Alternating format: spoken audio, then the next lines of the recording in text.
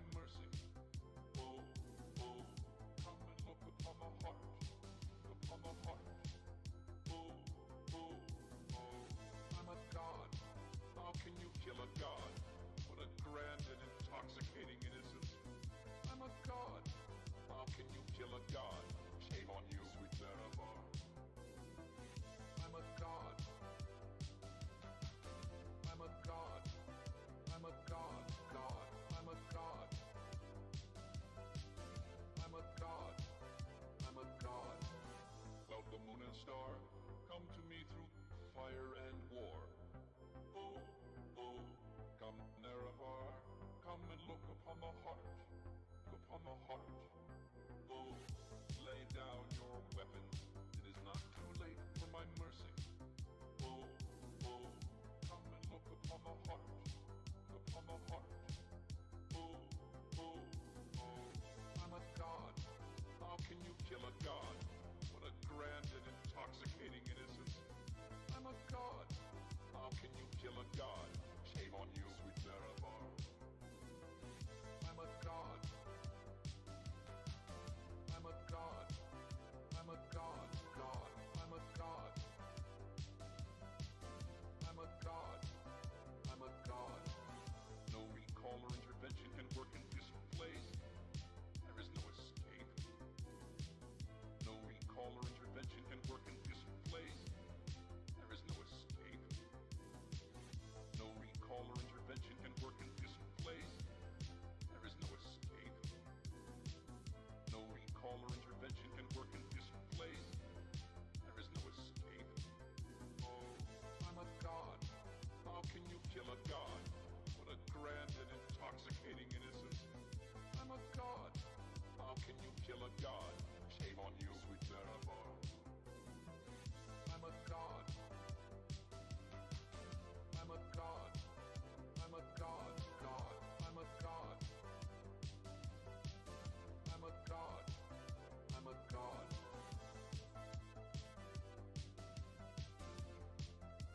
Morning, Pao. Morning. Don't mind me, just prepping things. Because this will be a lot of reading today. A whole lot of reading. It's more of a proofreading stream than an actual introduction.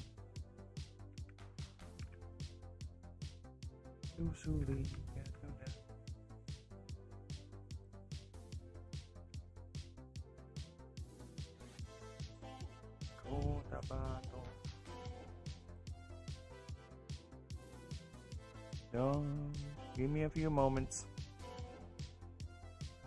Just setting things up. Well, the moon and star, come to me through fire and war. Oh, oh, come Nerevar, There you go. come and look upon the heart, upon the heart. Oh, lay down your weapons, it is not Oh, I too need late the for link. my mercy. The link. Oh, come and look upon the Post heart, all over the world. upon the heart. Oh, oh, oh, I'm a god. How can you kill a god? What a grand and intoxicating innocence. I'm a god. How can you kill a god? Shame on you, sweet Nerevar. It's not unusual to be loved by anyone. I'm a god. It's not unusual to be down with anyone. I see you about and about with anyone. Well, the moon and star, Unusual to see me cry. I wanna die. Nerevar, come and look It's not unusual to be out with any time. lay down your I weapons. see you out and about, it's such a crime. And you'll never find me up with anyone. It's not unusual, seems every day. Kill a god, No matter what they say, intoxicating innocence. this happens all the time. Shame on you, sweet Nerevar. What you wanna do? What you wanna do? I'm a god. Make this crazy love me now. I'm a god. I'm a god. No recall or intervention can work in this place. There is no escape. Do-do-do. No Unusual. There is no But escape, did anyone? no recall or intervention can bring this Unusual in place. things and with There is no anyone. escape, Just no say recall or without me. intervention can Change bring at this any in place. time. There is no escape. It's unusual. I'm a I've god. been in love How with can you you. kill a Oh, god? oh, The oh, grand and oh, intoxicating innocence. oh, I'm a oh, god. oh, How can you kill a god? oh. Shame on you, sweet Sarah. Alright. I'm a god. I'm a god. I'm a god. God. Alright, is that it? Is that me? I'm a god. I'm a god. Don't. Is that it? Is that me? Alright. Okay, I'm fine, I'm fine. I can hear myself. We're done. We're done. Last thing I want is to hear my voice. I'll be hearing enough of that once I get to recording the lore videos, so as long as I can get away with it, I'll get away from my voice. Alright.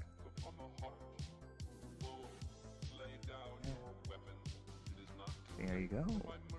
Hello, welcome. Welcome in, everyone. So we're back. Finally. This we had a little bit of delay with the blasted weather. You know, the fucking typhoon ravaged our area for how many days, right? And at the very, very tail end of the blasted thing, that's when it decided to fuck me over. Is it at the very tail end? It's just a southwest monsoon, okay? At the very tail end of it, it decided to fuck us over and topple down a tree, and it killed our internet for God knows how many days. A day and a half, roughly. So yeah, that's why I was not able to stream yesterday. And hello, Star Paranoia. Hello, welcome. I was just explaining my lack of streamage for the last few days because of the blasted rains and strong winds. So, lucky for me, our internet service provider is rather quick on the update. So, it's been repaired, although a bit haphazardly. So, I don't think that fix is gonna last long. But you know what? The important thing is our internet is back up.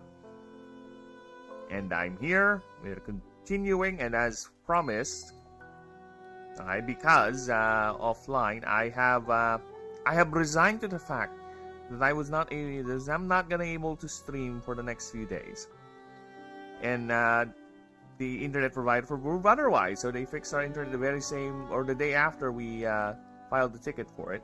But during that time, I worked on finishing up Donkey Hog's creature profile and working on Shruby Mummies. Right? I work on that offline. There it is. It's completed. See, everything is good. Everything's set up. Right? Even with the creature profile and the art. Look at that. 3 of them in a farm.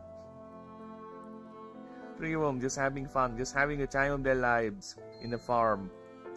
Where did you grow that Shruby Mummy? On a farm? Here's a top view of it. Alright, so you can see the beak. But yes. And oh yeah, here. I also started a bit on work on the last starter, which technically is mostly just a copy paste of Lucerius. I won't say much, but he is the Illuminate starter, the God starter, if you will. He's not gonna be acquirable the first run. You need to do things in the game to acquire him for your later runs. Alright. But yes, I'm working on that. There you go. So I even changed his passive actually. His passive is a bit underpowered. So considering all the other god passives we've made ever since we made them. So I changed it up a bit. I might even do further tweaks with it. I was raided by Steak! Hello! Hello, Raiders! Hello! Is that Steak or Steak?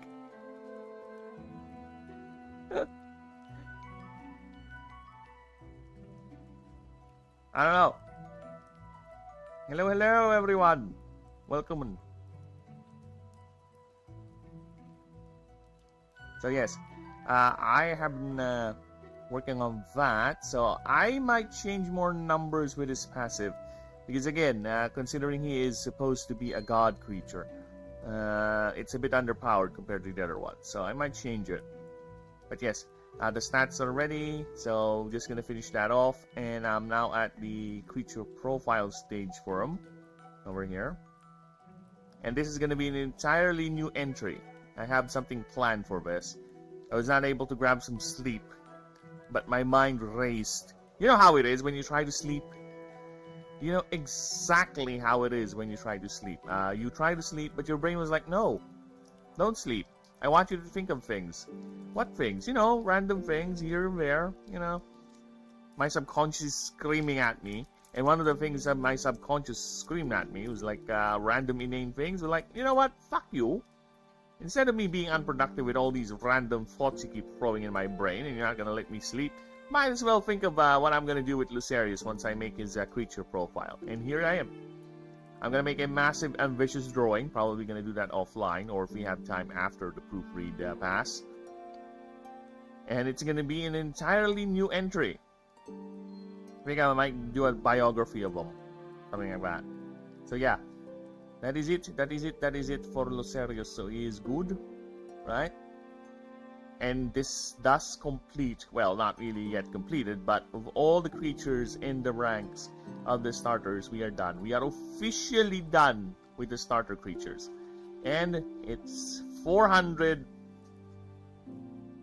Is that 437... Oh no, it's 43,712 words. All in all. Of 297 pages. Probably... flat 300 pages. So yeah, have fun everyone. This is a massive document and I don't know how it's gonna be in a PDF file, but rest assured it will all be accessible once I get the Discord up and running, which is slowly shaping up. See, already got things set up here. Got some of my friends to mod it for me. So yes, we are getting there. We are slowly getting there. Slow and steady wins the race. Okay. So yeah, I'll be working on this offline, but like I said, today we have a very simple task. A very, very simple task, which is proofreading, or rather, introducing to you guys the races, the character profiles. So we'll be going through the entire document here. I'll try to read it as skillful as I can, but we'll be going through the entire document doing a proofreading pass. So trying to see if we need to change anything, we need to adjust anything, or things, you know, sound a bit too unclear. So we'll do that. And of course, if anyone wants to have any questions or comments, just go ahead and ask. Again, I don't bite, as far as I'm concerned. I might. Maybe. Is music a bit too loud?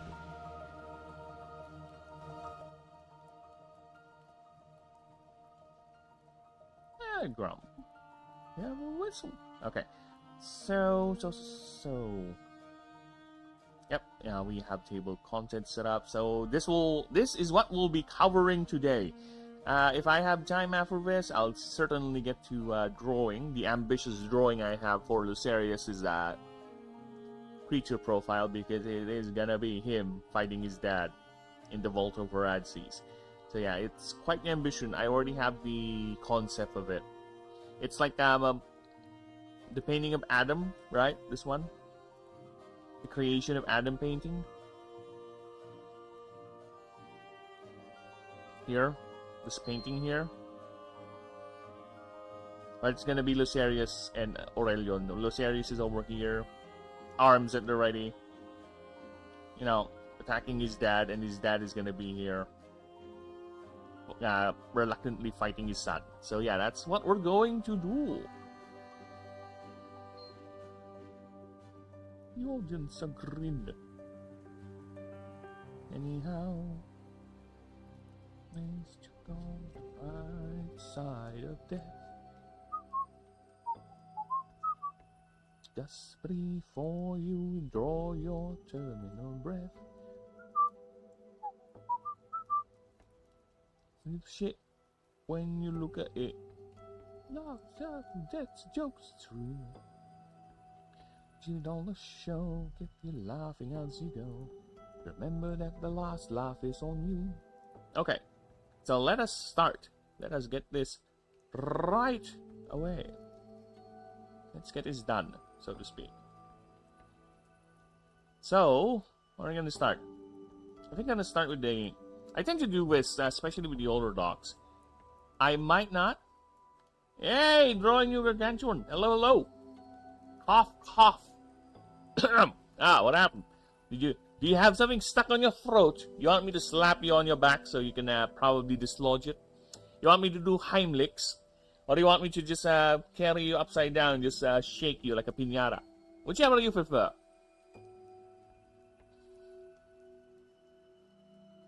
So yeah, so let's go ahead and start with the foreword here, because I don't even know if I call this a foreword, but I do this with every dog, technically.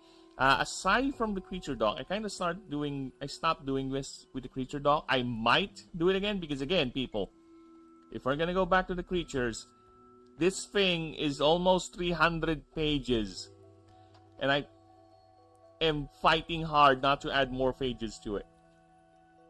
This thing is complete. Actually, there will be another page here. It's gonna be the links, the hyperlinks, so you can easily do this if we need to. Do that. See? Very nice. And if you change that to PDF, right, it's gonna be fine, because it's gonna open up a new page. There you go. See? Look at that. Convenience. So yes. There's a lot. I'm gonna go in and finalize this once I'm done with Lucerius, because he is indeed the last starter, the very, very last one. Alright. So today I played Chinese Plants vs Zombies, and it was one of those. Oh, I know what you mean. I seen it, but I am not too much enthused by it. I have downloaded Plants vs Zombies, the very, very OG version. And I've seen the Chinese Plants vs Zombies where you combine plants, right? And I was like, some of the combinations are interesting, but the aesthetics is not pulling me in. It's a lot of their art, a lot of their style stands out for me. And aesthetics, well, not really good graphics or anything, but there is a certain art style in Plants vs Zombies, and I think a lot of their additions kind of made it stand out. You can clearly tell it's not a part of the world or not a part of the game, so it kind of made me not want to play it. I know, right? I am weird with that, but consistency is a major thing for me. I am weird with consistency. Hello, Denisium. Hello, hello. And yeah, trust me, I have attempted to play a lot of Pokemon fan games, but there are just ideas and aesthetics that make me want to go, not really. Especially those Pokemon fan games that just want to make a game hard for hard's sake. It's like, you know what, to each their own, but for me personally, Pokemon has always been a chill game for me. And if you want to make an uber hard Pokemon game, you do you, man. More power to you. But I would prefer, because I do want some challenge every now and then, but not to the extent that every fight is gonna devolve into an uber boss fight style where I have to really commit too much brain power with every randy fight. For me, Pokemon is not like that. Right? Pokemon is a chill game. For this game, I think I'm gonna try to get a balance of hard enough and chill enough, where the difficulty is gonna be customizable, right? Even with the tabletop version, I'm gonna ask certain things with the players, what they want. Do you want the gods to actually behave like gods, where you have to convince them every time you bring them out to a fight that they don't want? That do you want to have the random events carry over your decisions? Where, for example, if there's a random event that progresses, because I plan to make random events progress, right? Do you want to have the random event progress regardless of what decision you took? Like, if you decided to botch that or you decided to fuck over that random event, do you want it to continue to the next where the NPC or the event remembers what you did? Or do you want to only continue to the next stage of the random event if you succeed the random event? So things like that, right? So I really like customizable difficulty in games. If a game were to show or give me a customizable slider for its difficulty, I was like, yes, baby. Give me this. Give me this. I like this. Where it's not just you adjust your enemy's HP or stats, it also adjusts certain behaviors in the game. Like, Baldur's Gate recently introduced this with an update of theirs where you can control certain aspects of the game when it comes to difficulty, which is very nice.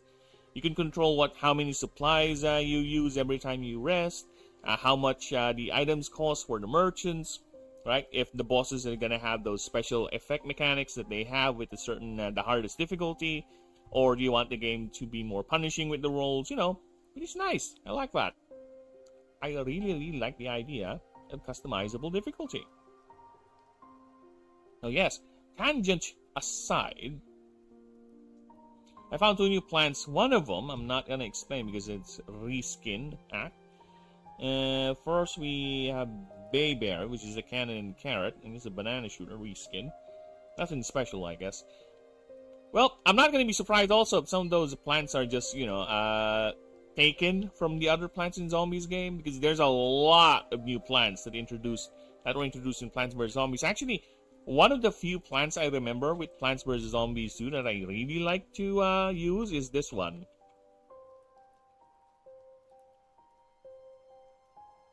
This one right here. The lightning reed.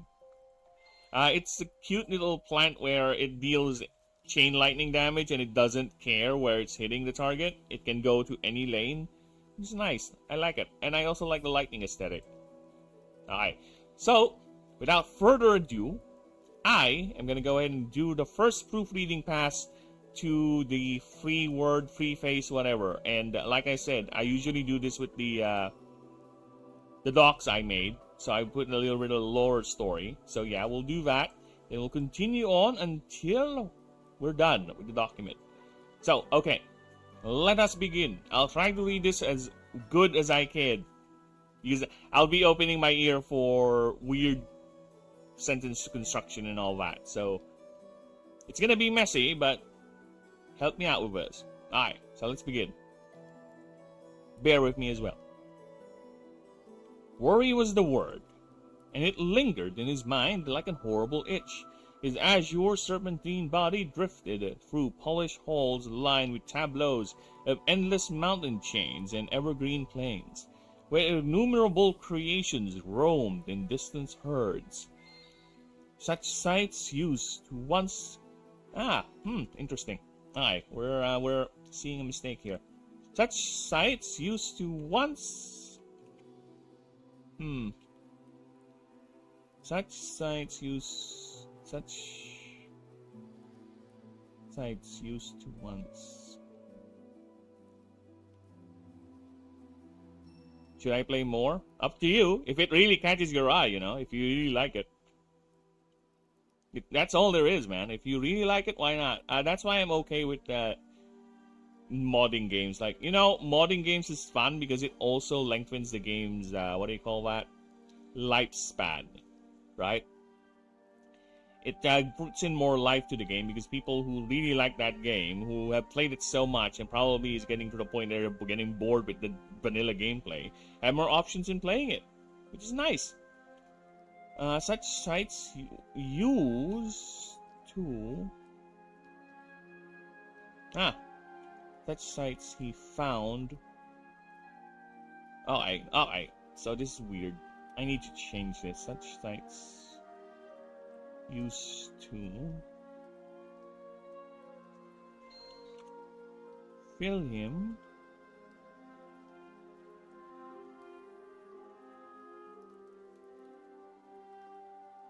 Okay, such sights used to he finds this relaxing, a reminder of times long gone and now buried by strife and crisis. Okay, I need to change this. This is odd. This should be one or two more sentences. This is odd.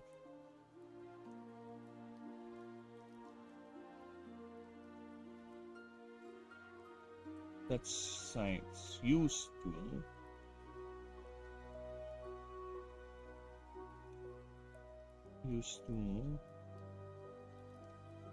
Kill him.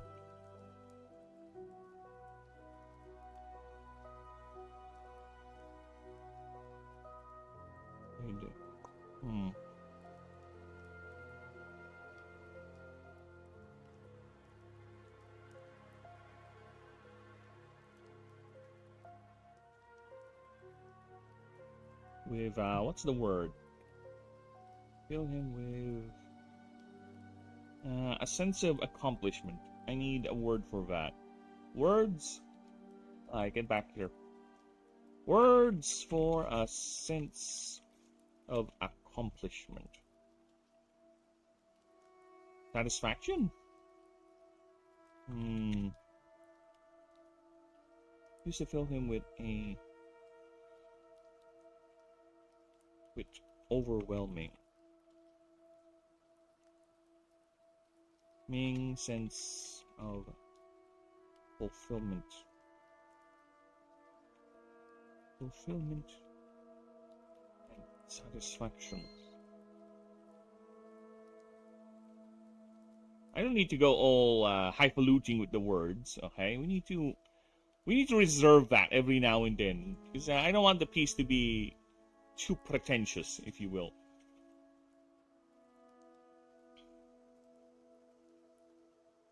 Yet, such relaxing thoughts are now a bitter reminder. Of times long gone and now buried by strife and crisis. Oh, that's better. Okay. Eventually, his twin tails flick, stiffening like legs ceasing their traverse. His small frame floating in the shadow of a massive golden door, 10 times his length. Okay, I got it. The massive golden door, 10 times his length, tail and all. Alright. Door's twin panels decorated by a figure all too familiar to him. 4 spike arches of golden light flank the figure on each side. Its disembodied arms, each one holding a 4-eyed shield and a silver rod, far too simplistic for the power it wields. Dominating the frame. Dominating the frame. Just below the figure are tendrils of golden light, snaking in all directions, almost engulfing his tiny blue form. "My Lord Gene Warden, your brother awaits you inside," the bowing servant said, voice as sweet as birdsong. "You're not going to join us, Chamak?" Red eyes dilating, tiny mouth unmoving, his words carried only by his arcana. Still bow, both red eyes never met. Their red eyes, actually. Still bow, you need to remove both. Their red eyes never met. Never meeting. Yeah, I think never meeting is fine. Never meeting, His Grace wishes to be such. His Grace wishes it to be such. Alright? There's no period here. Gotta put in that period because one of my weaknesses is punctuation marks. So yeah, I'm bad at that, unfortunately. His pointed snout nods, twin tails raise up, returning to their spiraling ways. With a playful jerk, his head lowers down, meeting the servant's submissive eyes. What must we be this solemn, light glinting on his red eyes, in his red eyes? "To see His Grace," Chamak whispers, as 10 round tentacles moved near imperceptible. The seneschal's polished clawed fingers delicately presses on glowing symbols, causing them to fade and activating the doors to open as silently. As silently as the servant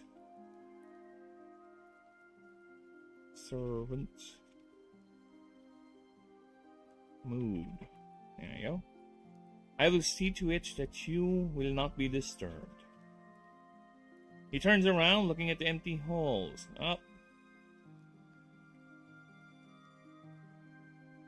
Alright, we need to clarify who did that.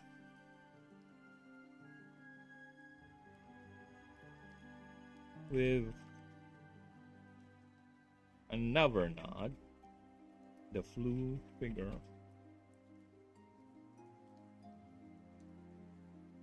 turns around, looking at the empty halls, then back and back, then back to the still bowing Shemak. There is no reason for a veil, he thought, but there goes that itch again, and again. Yet he again buries the feeling. Oh, there you go. Yet he buries the feeling once again as he floats past the already closing door of Shemak. What lay beyond is an empty room, angular and wide, with a great glass window as wide as the room, with a gentle sloping is the word, not slopping. Sloping floor, polished and pristine. So, is that not the word for sloping? I guess that is the word for sloping. Slope. Alright. Polished and pristine, still waiting for visitors that might never come again. And the view of the grand vista beyond. The sound of rustling trees and a low hum, like that of a lonely dirge coming from outside, let in by the room's auditory sensors. There a lone shape stands motionless at the very center of the room, sharp blue eyes reflecting in the mirror, looking at him as he approaches. Oh my god, what is this app icon screen? Literally SpongeBob shooter in this game now. Told you! I told you! They have a lot of weird additions in that game. Very weird. It's like, think of it this way. The makers of that game probably is like, oh, I want this. Oh, I want this. Oh, I want this. Which is fine. Again, it's your mod, right? But for me personally, everything still has to play around the aesthetic of whatever game you're modding. You can't just slap in any idea you want in it. It has to make sense. More, the figure said. Twice as tall as he. As the blue one. Well, while this figure floats. Oh, where? Okay, this. Okay, I get this. I get what I'm trying to say here. While this figure floats, this one. Okay. While the Gene Warden floats, this one stands on two single-tipped golden legs, its voice deep as to his softness. How many? The Gene Warden asked. I think we need to clarify that. The figure squints, activating a neural implant, making... that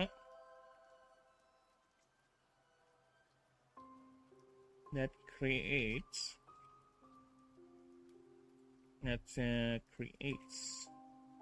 a projection hovering at eye level.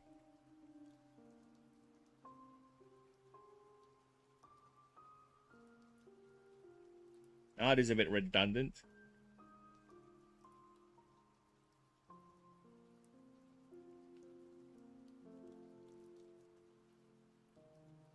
Hovering at eye level and projected. Yeah, okay. The data, I think. The stream of data rushes forth.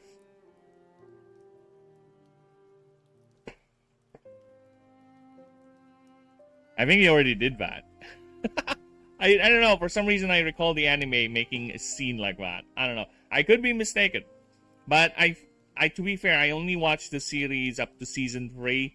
Then after that, when the series became it got flanderized hard, right? Where people who were making the seasons after 3 know the show is popular, but they don't know what made the show popular, right? So they just ran out of ideas and just did whatever, and just whatever they thought was popular or made the show work, just overdid it to an 11. It became too self-aware for it to be funny and smart anymore. Alright, and that's when I started losing interest with it. Ship class Accurus cargo freighter. Superficial damage on starboard hull, aft section 80% below optimal functionality. Passengers 1,000. Okay, need to put that in. There you go. 1,678, all elves, 56 crew. Captain Olin Lightholder. Too many, the figure replied, blue eyes blinking away the projection. Turning away from the egg-shaped vessel, landing in the valley below. Trees gently swaying even as gravitic anchors slowly lay the ship down.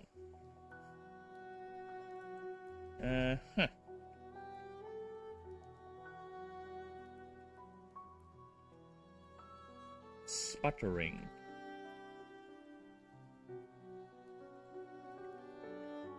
They had nowhere to go. Fortunately, they were able to slip through in between the assaults. Slip, the figure snaps back. More like let through. More feeble minds for the foe to feed on and gain egress. I think it should be... yeah, I get what you mean. Because, yeah, it was cut off. What happened to our elevator music? It changed. I am in the mood for some Hollow Knight today. So we are Hollow Knighting. I want the chill, melancholic Hollow Knight music. Because I am in a serious mood right now. We are doing serious proofreading. Despite the tangents and everything.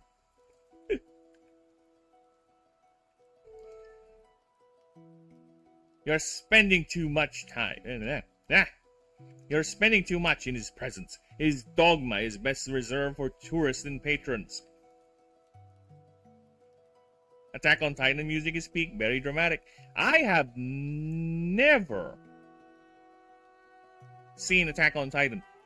When back when the show was actually very popular and people are recommending it to me, you know, again, I have very, very selective animatisms. And when I saw the aesthetic of the show, yeah, it has neat fights and everything and all that, but the whole idea of the Titans and, I don't know, something is off. It's not hooking me, right? And especially when it got to a point where apparently its ending is a bit controversial, right? Not only does its aesthetics and its main premise is not hooking me, and now I figured out, I heard that the ending is actually bad. It's like, nope, not gonna watch you, not really interested.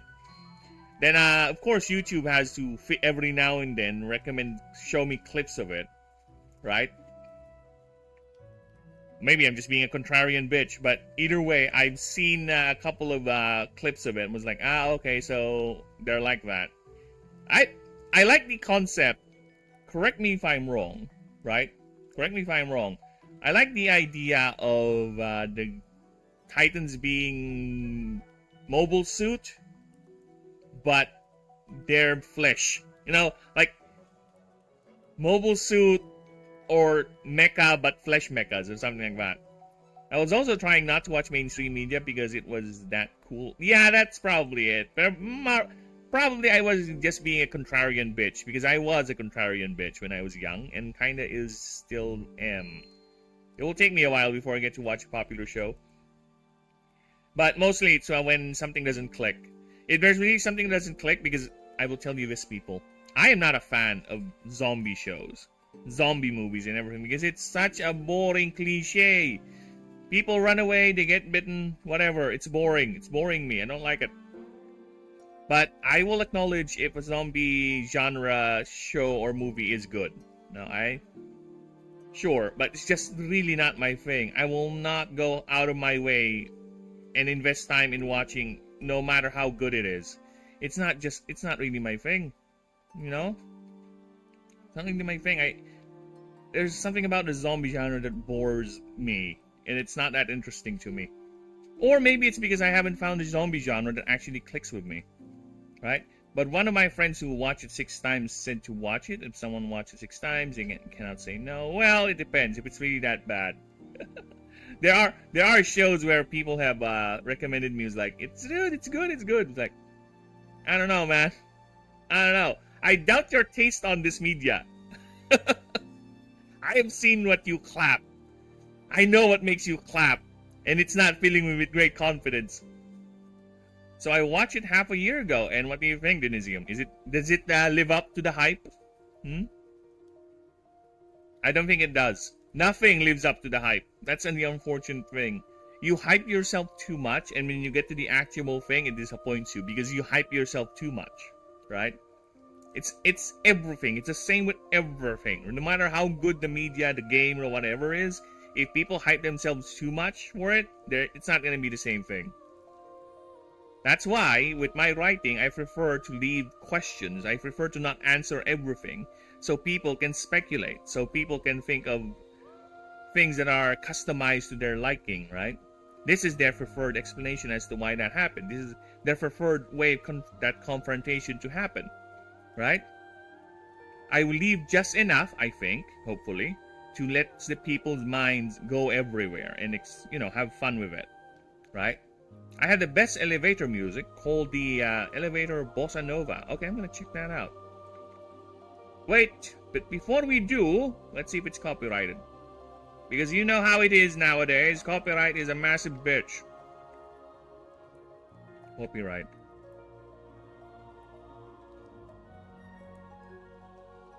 Oh, it's free to use. Okay. Okay, let's give it a shot. Let's see how it sounds.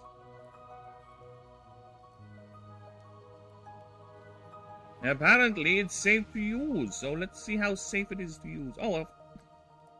Sorry, just saw my dashboard. Sorry about that. Let me turn off Hollow Knight real quick. I'm gonna turn off Hollow Knight. Where's Hollow Knight? Hi, silence. Let's see what this elevator music is all about. Oh my god, so many commercials. Fuck off.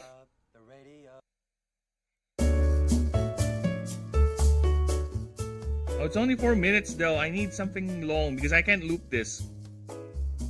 See, I can't loop this. So we need something. Yeah, we need this. Is there like a 10-hour version of this? Because I already like it.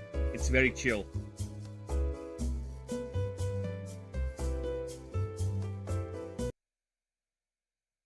One hour. There's a 10-hour one. Okay. There you go. That is our elevator music for today, as suggested by Gargantuan. Alright. So I'm gonna reduce its volume a bit, and I'm gonna grab a pee. I'll be right back. So all this talking is actually make me want to go pee-pee. With my pee-pee. Give me but a moment. It will not take too long. Let's put the BRB.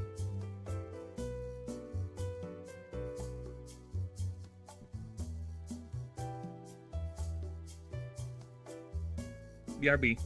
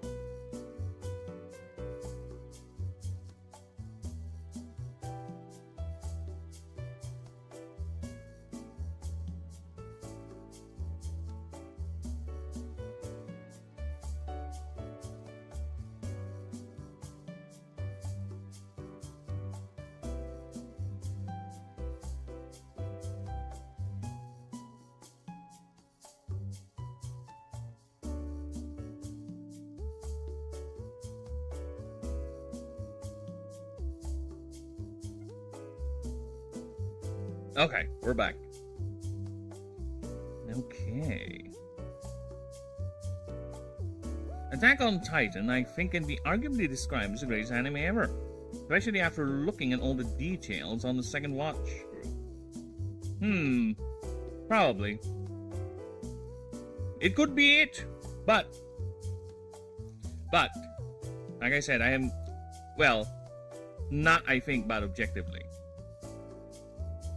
Ah, so you think it's objectively the best anime there is, huh? Well, if only my anime connoisseur or my anime delving friendos are here, then we can have a talk. But I cannot say anything personal about it. Because again, I saw clips of it, I've seen a bit of the story and was like, eh. Hey, back off, bot! You're ruining my chat. Whether you're just starting out or oh my god, this is what I hate. Shut up! No commercials. I am not sponsored in any way whatsoever by any of those companies. So yeah, I saw it. Again, there's a certain appeal that I'm looking for. There's a lot of, they said good, that's good anime. That when I saw, it's like it's not grabbing my attention, right? My friends only convinced me to watch Frieren because they're my friends. But it's, again, it's not something I would actually go and watch it for myself on my own. I haven't even seen season 2 yet. No. It's not, it's a very slow anime. The characters are likable enough. The story is very chill. But it's not something that I would, go out of my way to watch it. I might eventually get to it. Because currently, actually, I'm watching a Gundam series called Iron-Blooded Orphans. And it's fine. It's a your typical character journey anime. I do love the protagonist, though. The Deuteronomy, I guess the main protagonist is very chill. I like his matter of fact. I know he's emotionally immature. That's why he's like that with his behavior, right? I would say the one who has the most protagonist energy in that series is actually the secondary protagonist, his friend. That's the one that screams typical anime character for me, right? And of course, there's typical anime moments. But again, it's not as good as Thunderbolt or as good as MS. I would rank so far of all the anime, the Gundam anime I've watched, right? Number 1 would be Thunderbolt, then MS-8, then this, then Gundam Wing. Gundam G is very at the very bottom because, like I said, in terms of silliness, I would rank Gundam G at the very top, right? In terms of nostalgia, I would rank Gundam Wing at the very top. That's how we do it. This elevator music is the most YouTubers use, and I can see why, because again, it is very chill. And it's so chill, I think I'm gonna add it. You know what? I'm gonna do this. Alright, we're gonna show this. This is the collection of background music I use for the streams. Alright, so I'm gonna put it here. So it will be a part of it moving forward. See, I have a couple stored here. So this one is now going to be a part of it because I really do like it. It has a very, very chill vibe to it. Feeling is a good slice of life, but some of my friends didn't like it because it is really, really a slow anime. It really is. It's so slow that I don't recommend the wife watching it, to be honest. The other anime I recommended the wife watching was the Dandadan because that thing is fast. It's efficient with its episodes, with its writing, with its pacing. It's not fast enough to where you're gonna get confused as to what's happening. It's just fast enough where it doesn't waste its time.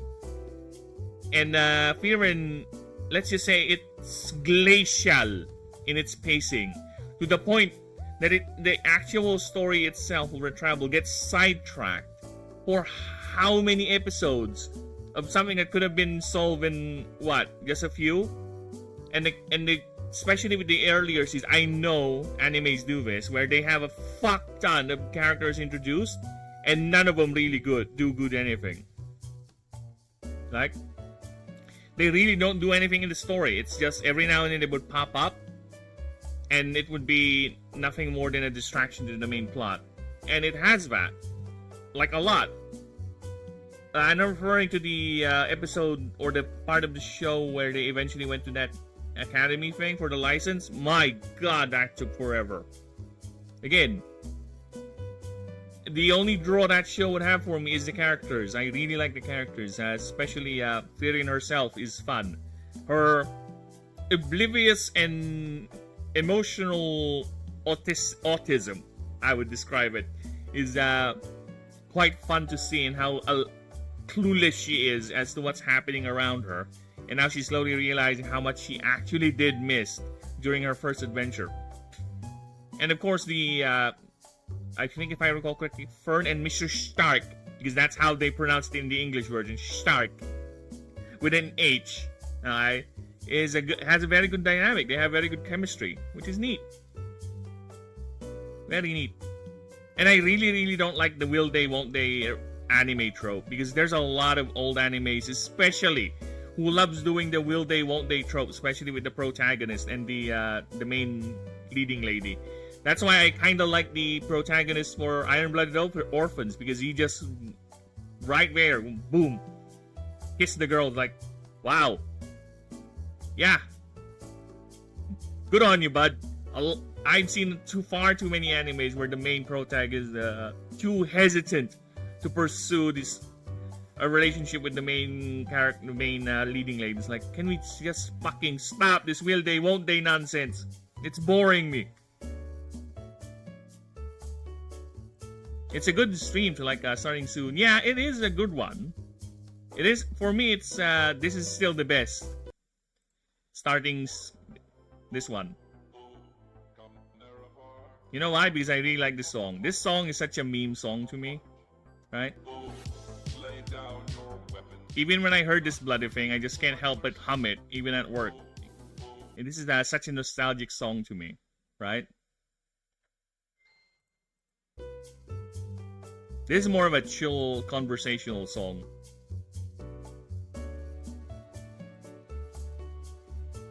Okay, so let us continue on. Where am I? They have nowhere to go. Fortunate they're able to slip through the in-between the assault. Slip! The figure snaps back. More like through. More feeble minds for the foe to feed on and gain egress. Craxilla suggested the same, yet we cannot turn them away. He pauses. As long as life clings, there is hope, he said as he floats by the figure, heads leveled at each other. You're spending too much in his presence. I think time would be... You're spending too much time in his presence. His dogma is best reserved for tourists and patrons. Red pupils twinkling as it stares at the cold blue eye. And the cold blue eyes of the figure opposite. His head tilts, eyelids squinting, mimicking a smile. You always find a way to complain with any task. At least it beats being in the war room every waking moment. In her arms and head drooping placidly. Once I handled guest and arranged parties. Now I deal refugees and fearful supplicants. Poor clawed arms clench. Crimson light flaring as power builds up. As arcane power.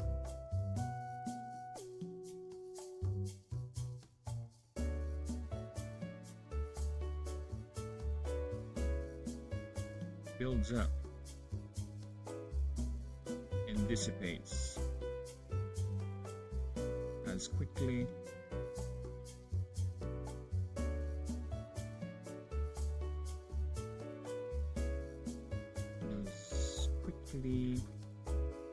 as it was channeled. There you go. Why fight this foe? We are masters of evolution. We must Okay. Again, another interruption. I'm not like an anime guy, but I watch some of them and see how interesting they are. Yeah, same here. I'm not really an anime guy myself. I grew up people watching a lot of anime.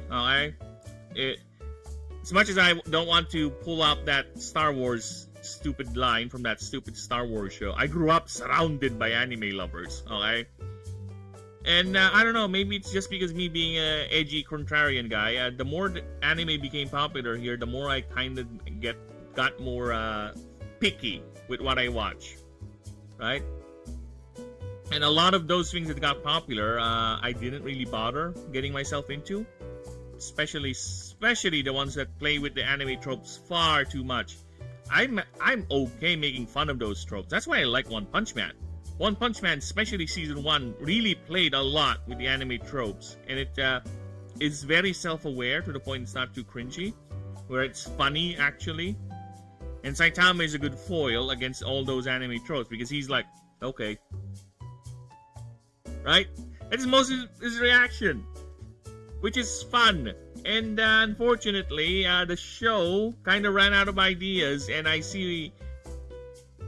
kind of ran out with gas with Saitama for things to do because he just can easily beat anything and everything, and that shtick of him one-punching everything and everything is gonna get boring, I guess. But for me, you can be a talented writer enough to pull that off on a consistent basis without it overstaying its welcome.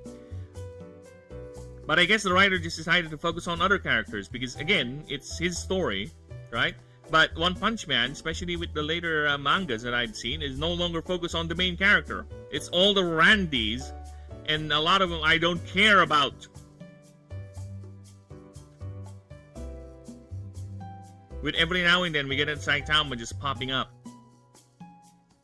Now it's more of a no longer a One Punch Man show. It's more of a one hero show, where it showcases the hero every now and then as part of its main plot.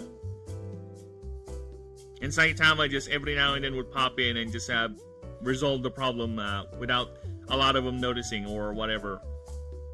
Again, it's his story, but I prefer to see a show where the title character is actually in the show.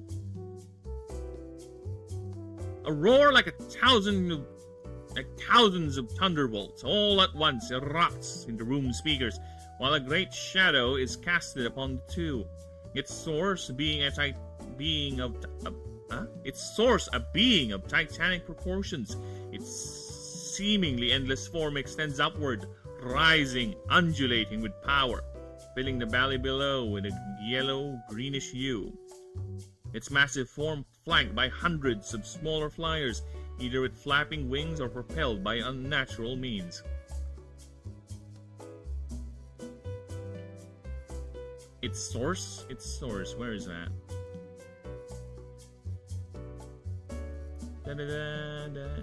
Oh yeah.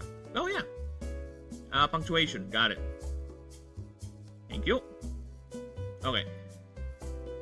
Archhalix is on the move. An attack must be coming from high orbit. Go! Father needs you in the war room, the figure said, now floating in its pose rigid, teardrop-like wings spread out, bolts of purple lightning arcing in between. He rises, matching. Okay, this he needs to be clarified. The Gene Warden rises, matching the figure's eyes. Meeting, rather. I think meeting would be meeting figure's eyes. Indeed, we must make sure the refugees are safe, he said before zooming towards the already opening doors. Halfway through, he hesitates. There's that itch again. He turns back towards the figure, now fully bathed in the aura of purple menace. In an aura of purple menace. Go! See to your duties. I will do what must be done. As flashes of a distant battle reflect in those cold blue eyes. There you go. Nice. Very nice little prologue, and for those who are aware of what the story is, they would know these two are actually Gabrielus and Lucerius, the two gods, and will be involved in a lot of the great events in the ancient era of the setting. But we shall not linger there for as long as I want to, because that is not our goal. Our goal is not to deep dive the story, but to get a proofreading pass so I can introduce the setting and everything. So yeah, let us continue. Yes, here's the page. So this is all what we're gonna go through today. This will be a lot of reading for me, and I can already feel my throat complaining about it. But you know what? It's fine.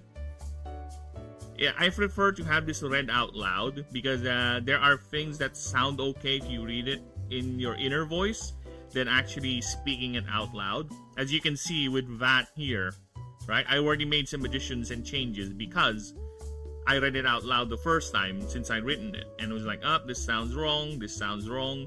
Because I can be quite weird also when reading certain things where if I read it especially in my inner voice, I tend to skip certain things and just fix certain things subconsciously to the point that I didn't even notice that I had it fixed in my brain. And it's actually written weird. So yeah. So good. So let us begin, of course, with what is the Animancer. And also look at that, I have some art. It's they're there to fill up the spaces, okay? Which is fine because, like I said, I told you this is why I like doing the drawings too, because I have a fuck ton of assets that I can use to help me put more flavor, if you will, to the rule books that we'll be making. So yeah.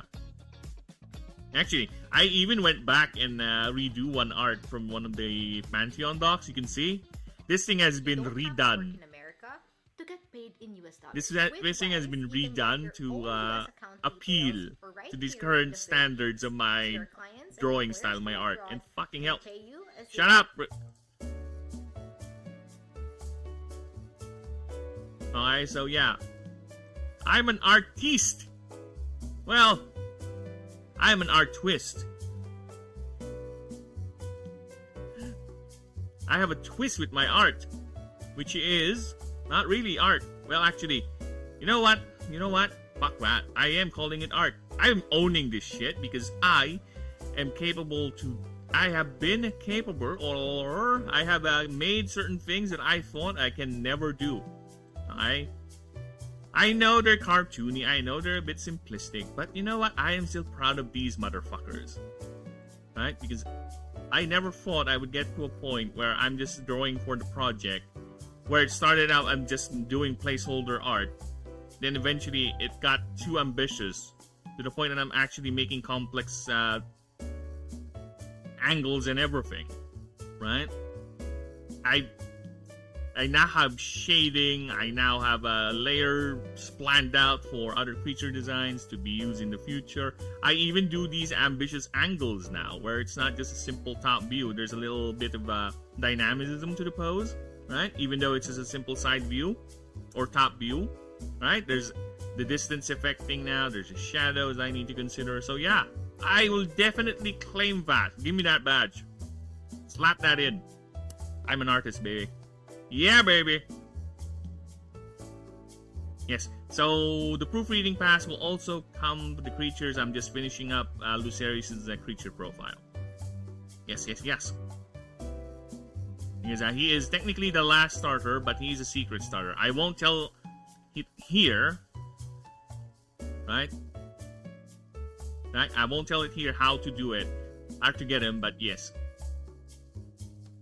You're gonna getting sidetracked that much. I love tangents. I can't help it. But yes, we are focusing. We are focusing now. Alright. I can do this in 5 hours, I think, hopefully. Welcome to this segment of the rules of this monster collection game called Ashen. This will feature all the current systems and rules as to what you, the Animancer, needs to learn on how to navigate their skill set. And what to expect when finally setting out there in the beautiful yet perilous world of Ashen. So yeah, good intro there. Nice art. First, what is an Animancer? Yes, I have changed it now. Since we now have character backgrounds, this, right? Wait, where? Oh, you want to be like Yoda? Got it. This used to be an Astari, but since I was given the very, very good idea to create character backgrounds, I have now changed it to Animancer. So this is now the blanket term for all characters who are bonded with creatures. So Astari is still in the game. Don't worry, we'll get to that. Oh, okay, got it. Got it. There you go. Save that. Got it. Okay. So yes, so yep. It is now an Animancer, that's what you're called. You're basically a spellcaster, a magician, a mage, focusing on the art of creature bonding. That is your discipline. So technically you are a spellcaster, you are a mage, it's just that your focus is on creature bonding. I think before yet is also Kama. Where is that? Oh, here. Beautiful yet.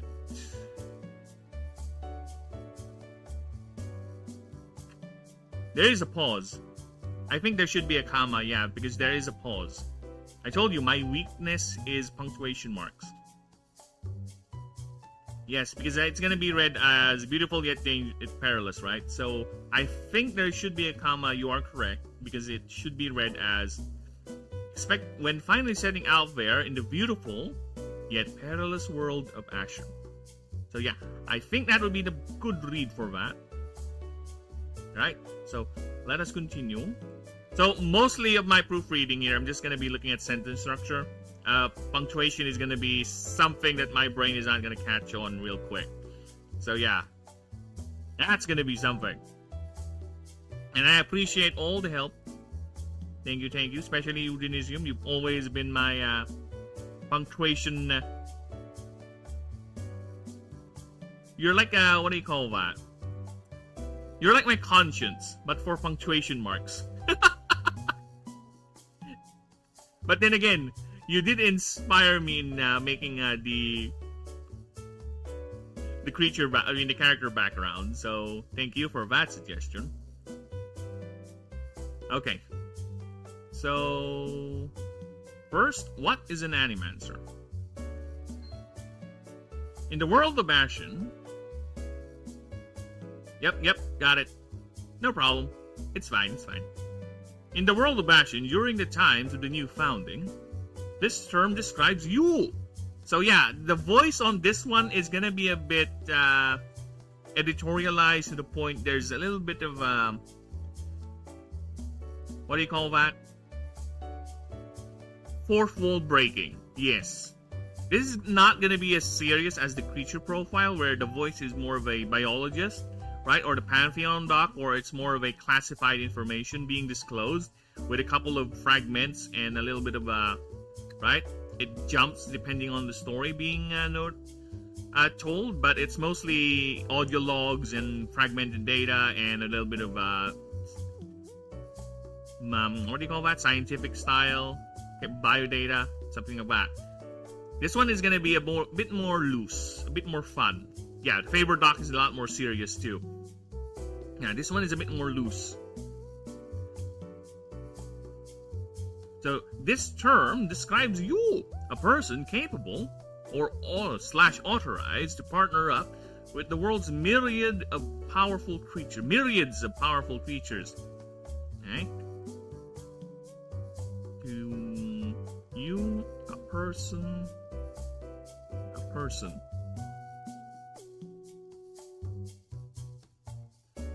There's literally 4 people watching the stream and no chat. Maybe some chat when I join, but yeah. Well, lurkers are a huge portion of any streamer's audience, and either way, I do appreciate everyone watching, because I never turned on the, I keep on saying I never turn on the, what do you call that? Viewer count, so I always assume there are people watching, and if there's 4 people, then good. Thank you. Appreciate you guys being here. You know what? Since I'm going on for an hour, I think. Yeah, let me just check the streams actually. Are we still good? We alive? Very, very good. Because yeah, I'm streaming 2 on Twitch, YouTube rather. I'm streaming vertical on YouTube and regular on YouTube and also on Twitch. I did try to set up a stream on Rumble, but Rumble is weird when it comes to its verification, so no dice there. It's not sending the OTP required for me to authorize streaming on Rumble, so yeah, whatever. Not really gonna break my back over that. If it doesn't want to, it doesn't want to. Not my problem. Your loss, Rumble. But yeah. Yeah, you noticed them and they immediately backed off. You jinxed it, Gargantuan. But yeah, then again, I really don't turn on the view count. It's not really my concern. If there's a lot of people watching, then either way, I do appreciate it. Thank you, thank you. But the funny thing is, I've said this before, the channel is growing quite substantially faster than when I was just streaming games. So, and I get people like you, Denisium, you, Gargantuan, stopping by every now and then, you know, chatting and making me do all sorts of weird tangents, which is fine. Alright, where were we? Ashen is capitalized. Okay, there are those who do this for their jobs, sport, companionship, even just for protection.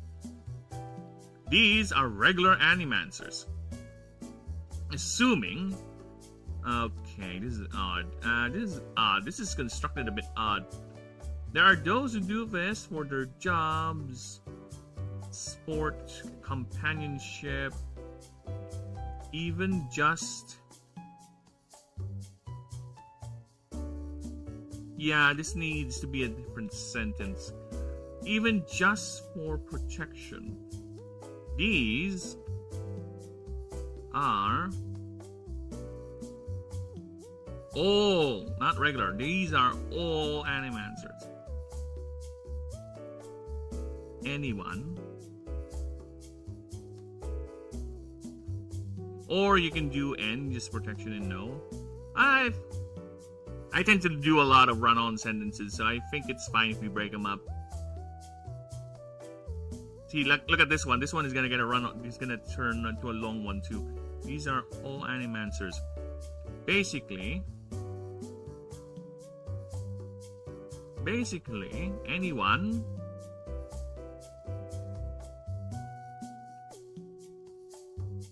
using creatures to perform tasks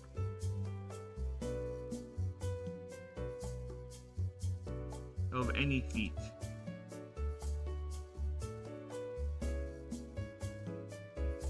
Voice to text always says an actual comma and not a word. Well, that's the thing, right? How do you do that with voice to text, man?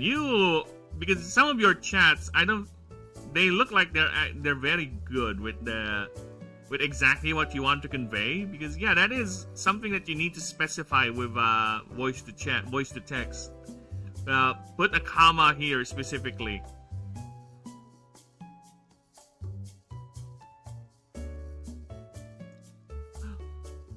Voice to text always says comma as an actual word.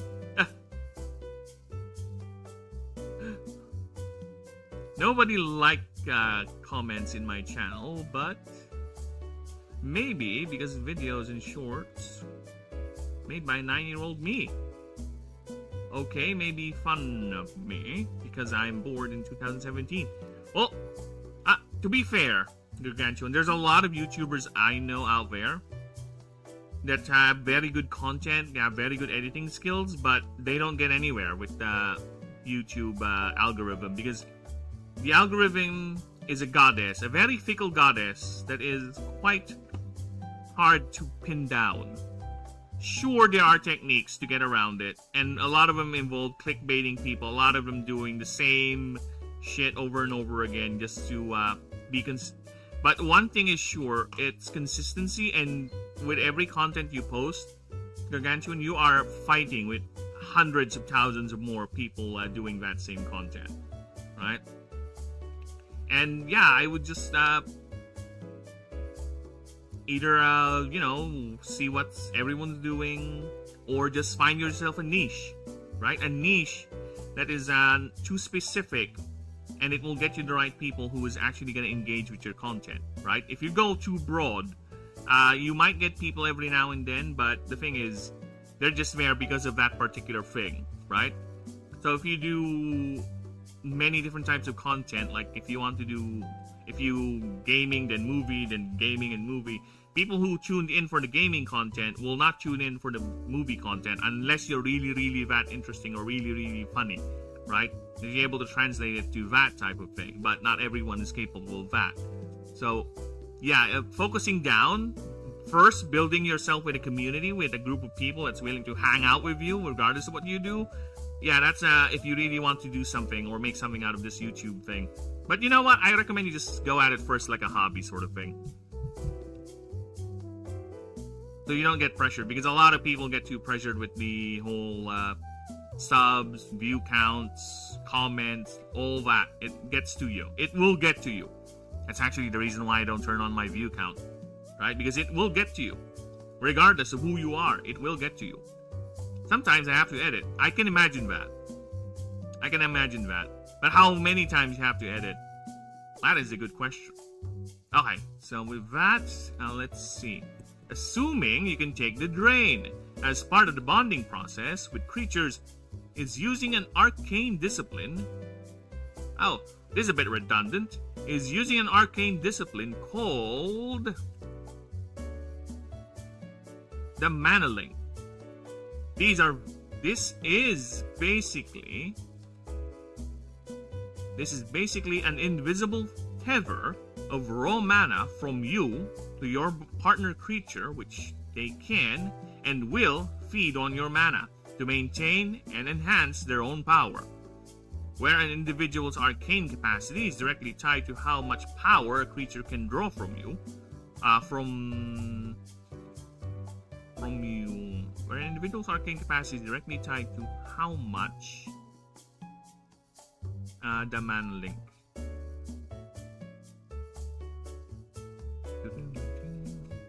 There you go. Feed and maintain to enhance their own power, where an individual's arcane capacity is directly tied to how much power a creature can draw from you. Is this okay if I use you? I think, or from that being, person, whatever, from that person. Because much where individuals arcane.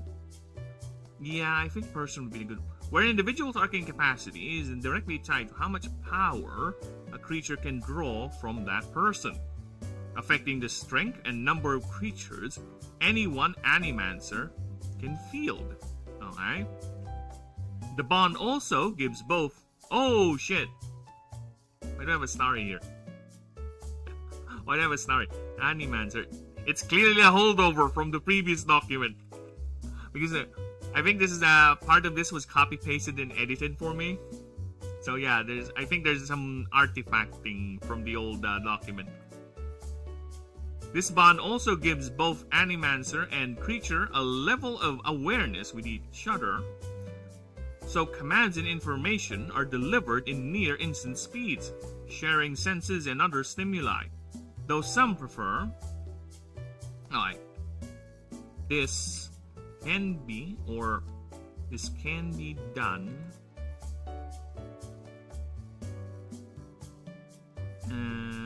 what's the word?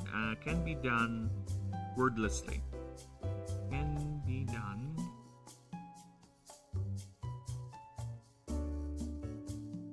wordlessly and just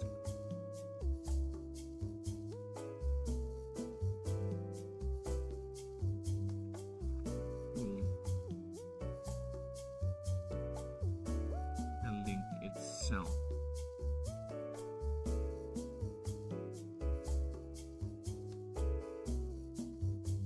the other stimuli, which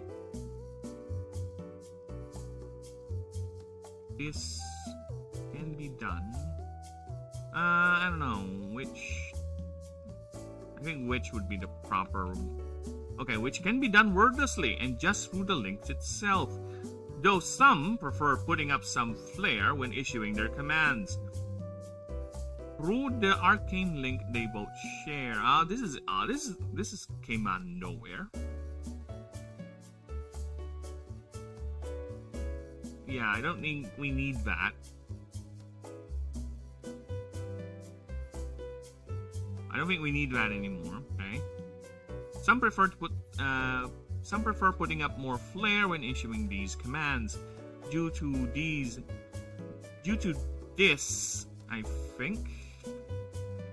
Due to this, bonded creatures have traits and skills their wild counterparts can only achieve in the safety via the bond, or not at all. Achieve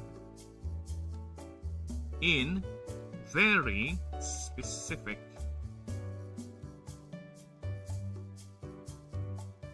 and rare circumstances.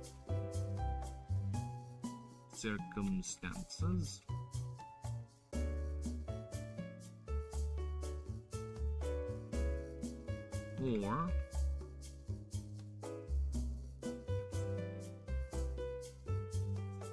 give up. Which can be done wordlessly and just through the link itself. Yeah, I think that's better. Which can be done. Oh no, this is British style. This is British style. I'm sorry. This is technically not wrong. As you can see, Word is not complaining about it. But I have just taken it to a point where I just put a comma before end every time I would use end. It's not wrong technically per se, but yeah, it is ill. It's ill. Hey, it's fine.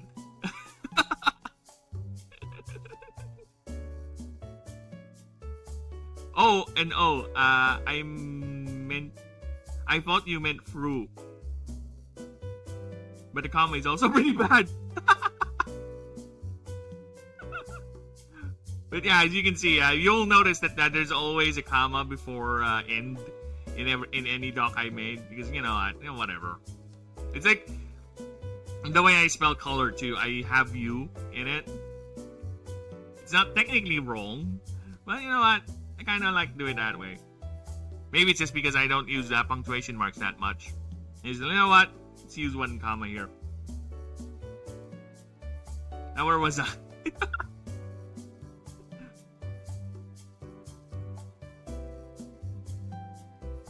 I don't read Japanese. Actually, you know what? YouTube has a auto-translate feature now. See? On my end, this thing should be translated. See? Lol, Chinese Exton. See? On my end, it's been translated. Or rather, on YouTube, if I go to my YouTube stream, it's translated. But here on my Streamlabs, it's not. It's appearing whatever. It shouldn't be in any way in every single one, because otherwise it's just two separate objectives. There's no comma in those objectives between one, which in case here, through the link itself, doesn't mean anything. Yeah, rule, but I'll keep it. You have to deal with the ew. You have to deal with the O with the end. Because if I stop doing that, it's not gonna be consistent, and my tisms is which consistency. Alright, so I have to be consistent with that. I have to commit in doing it every time. It's gonna be ew, but I accept the ew. Though putting some more flair into putang ina. Though some prefer putting up more flair when issuing these commands. Here's another thing. I think this is something I need to. Is this right? Is through and through, are they the same words? By that I mean this spelling. This is Fru, right? Hello, Gourmet. Hello, hello. Welcome. So this is Fru. And there's another word called Fru. I think they're the same, right? Right? Fru versus Fru. Okay, so it's more slangy. So I think then it depends upon the voice of how I'm writing, right? So if I'm just gonna go ahead and it's more loose, it's more chill, then I would go with THRU, the shorthand, right? But if it's more formal documents, it has to be the longer version. So yeah, okay, got it. That's what we're gonna do. Since this is more of a chill version, I think it's fine if we just use the shorter version. Translate. What about the Chinese accident? No! Hey, what about that Chinese accident? What about that Chinese accident? There's a lot of Chinese accidents going on. That country is being battered by storms and explosions and fires. Which ones? Like, on a weekly basis, there's like 3 or 4 more that happens. You just don't see it because you know how it is. They're much more focused on maintaining their image than actually doing something about it. Which is a sign of an ineffective and very insecure government. And that's all I'll say because this is not a political channel. We don't do politics here. Only the politics of the world. Due to this... Oh, look at this guy. It's complaining. Due to these? Why these? Due to these, bonded creatures have traits and skills their wild counterparts can only achieve in very specific and rare circumstances.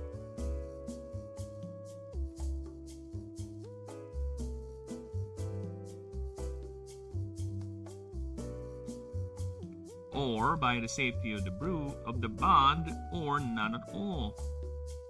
Due to these? Why is it these? That's odd. Hello, Pao. Well, Pao is here. Yeah, he's lurking. I think he's currently studying because he is a study slave. He's planning to become an architect. So most of the time, he's actually knee deep, or actually neck deep in studying.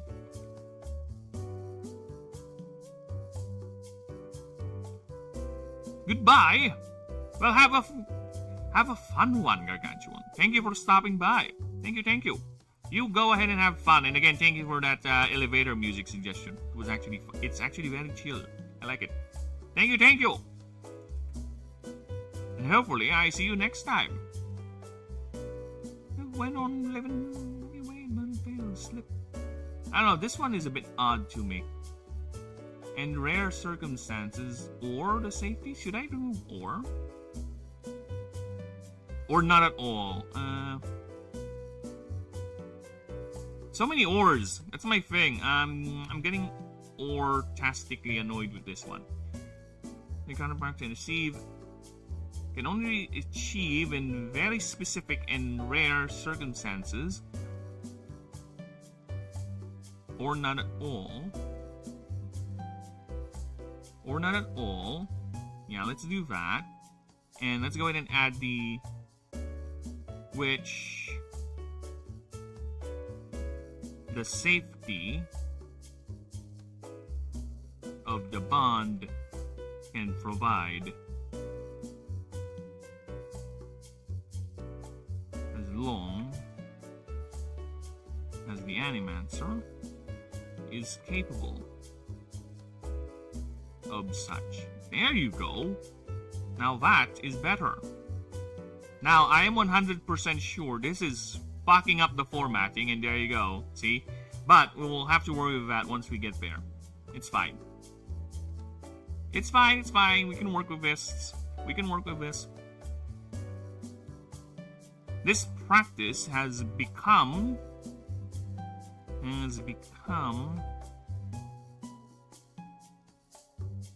so widespread it has now shadowed the other schools of Arcana.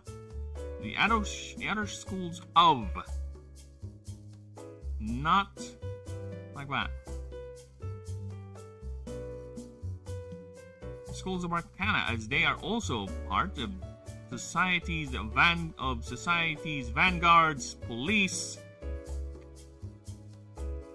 soldiers, elite agents of the Justiciar, and foremost of them are the elite Astari, named after the ancient race that ruled the world 1,000 years ago. Okay, is this the right timeline? Technically, it is correct, actually, because even though the Auric dynasty fell 1,500 years ago and was replaced by the Cosmic Order of the Betrayer, technically it's still the Astari Empire because he is still an Astari. So yeah, I think the math is okay, at least for the timeline. Even though it's roughly 1,051 years after the fall, or the official changing of the time or the dating system.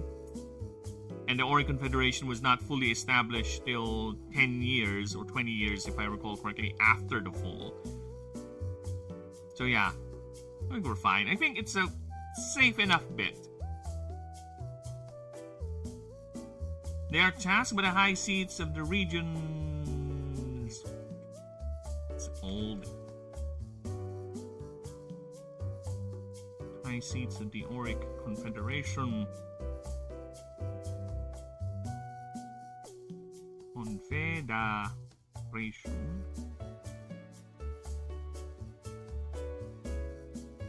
Confederation to act as protectors and guardians of the world.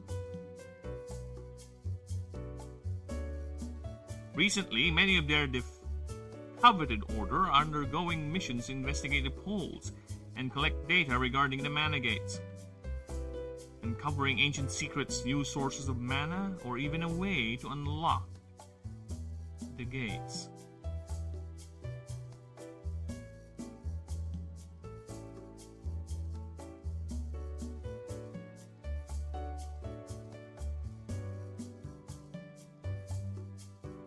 For they all live. Yet they all live.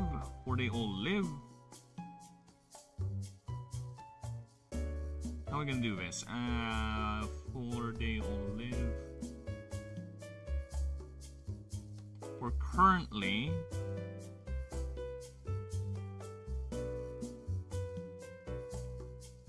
for in the current year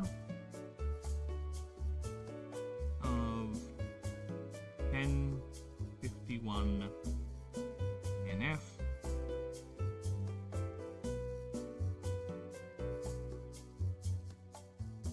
it is a world. It is a world which once had an abundance of near limitless supply of mana, the magical substance used to power magic and technology. Magic should be Britishized. There should be a K there. Fuck off. However, due to events of the old founding, roughly 1,600 years ago, due to events at the beginning of the old founding, at the beginning, what the fuck? Yeah, what happened? What happened? Did I do something wrong? Or you're cringing out with all the commas? It ain't no magic.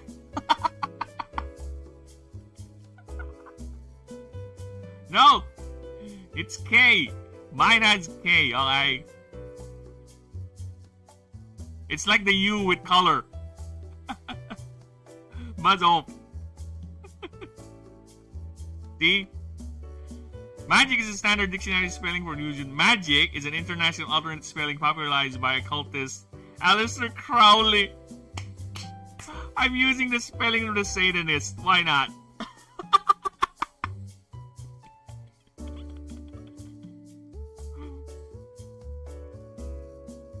I have chosen to use the one with the K. I've chosen the one. The spelling that Aleister Crowley is using. Granted, I might change it. Because he is quite the, how should I say it? Eccentric figure. Okay.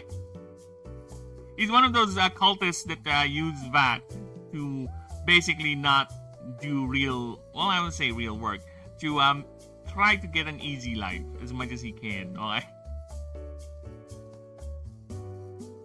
Oh my god, yes. I use the K spelling. It's like the U in color and armor.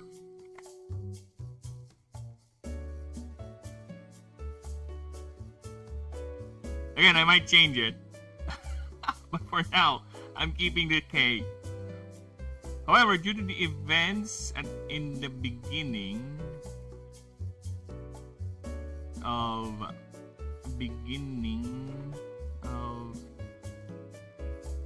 the old founding era,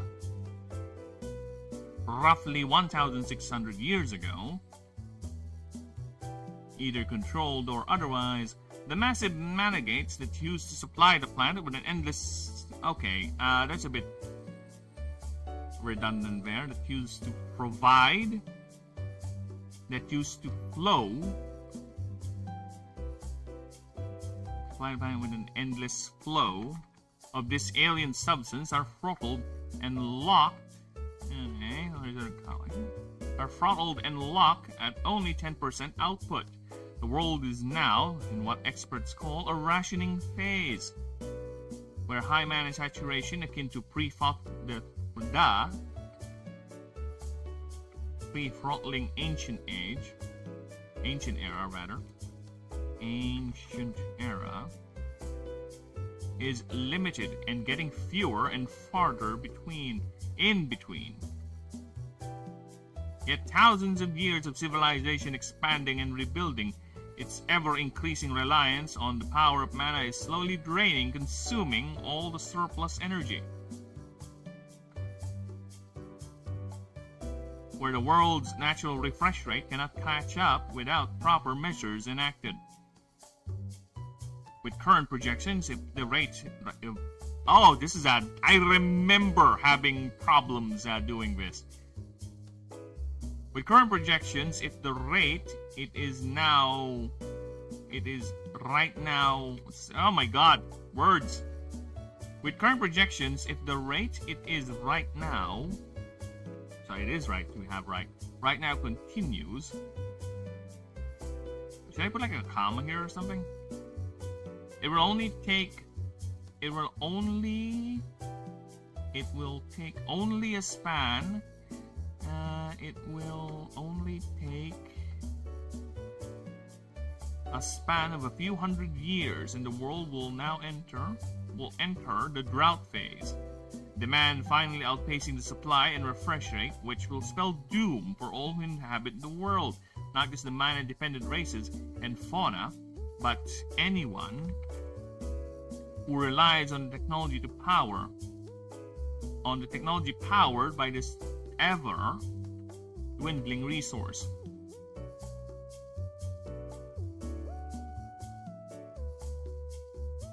Oh, fuck off.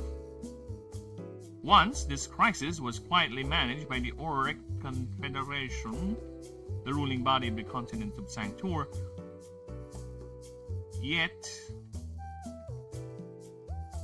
I think they should be capitalized. Yet slowly and inexorably, the public opinion changed from skeptical to ambivalent and now to curious investigations, as even unsanctioned animancers, or rather independent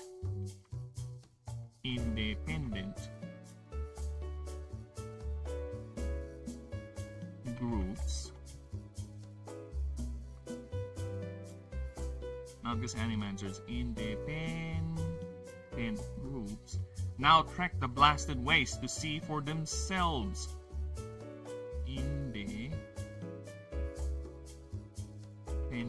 There you go. Independent groups now trek the blasted waste to see for themselves. Others seek treasured opportunities for a new life, and even as simple as adventure. So, it's all up to you. It's all up to you how you will tackle and explore this world. After all, a few hundred years is still far, right? Maybe participate in some sport and daring every now and then. Alright, so I think we're fine with that. But I think it's kind of abrupt. The swing, right?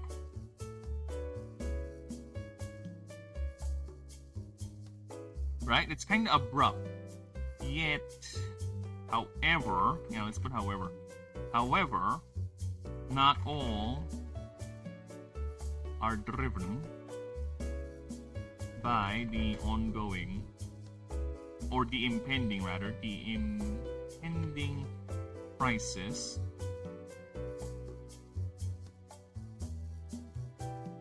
for others. Seek treasures, new opportunities for new life, and even as simple as adventure. So it's all up to you how you will tackle and explore this world. After all, a few hundred years is still far, right? Maybe participate in some sport and daring do every now and then. Okay, but that's enough about lore. For now, here is what makes you, you. The breaking of the voice, fucking hell. For lack of a better term, here is your character sheet.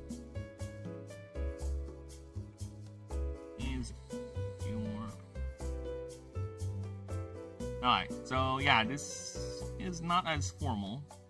And that is annoying because I don't want this spilling here to this page. So I need to move it up. There. Since I don't want that spilling over. It's either I'm going to reduce the font or just gonna kill the paragraph. Alright. So let's see what we got here. So yeah, this is basically a simple human character sheet here. 10, 12 slots, slats, words, trinket slots.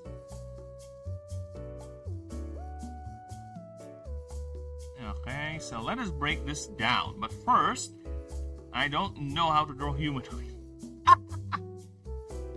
Fuck you with the self-aware nonsense.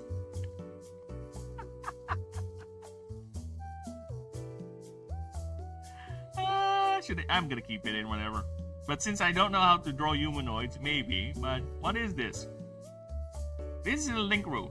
A very expensive piece of arcane technology. It provides a direct link to you and the Azure Citadel if you're on a Starry or just TCR. For anyone else, the world, for everyone else, the world has numerous sites. Oh, what the fuck? How is this not flagged with the red squiggly? Is there an actual word that's sty? I guess pigsty, right? But that's not how you spell pigsty. It's STY.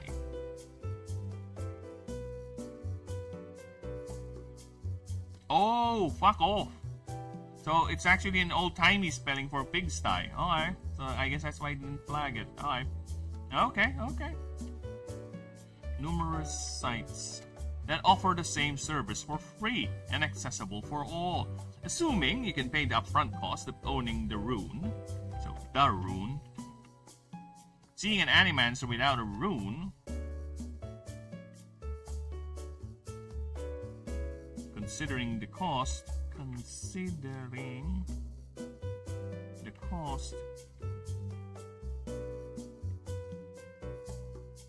seeing an animancer without a rune and their partner besides them is not that uncommon.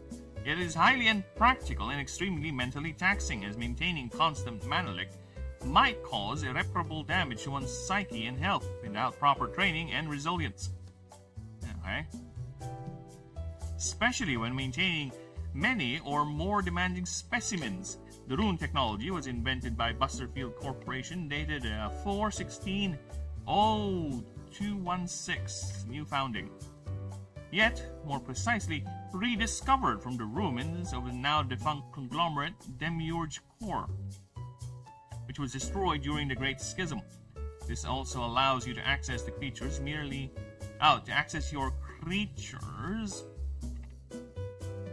with merely a mental command from any of the storage facilities.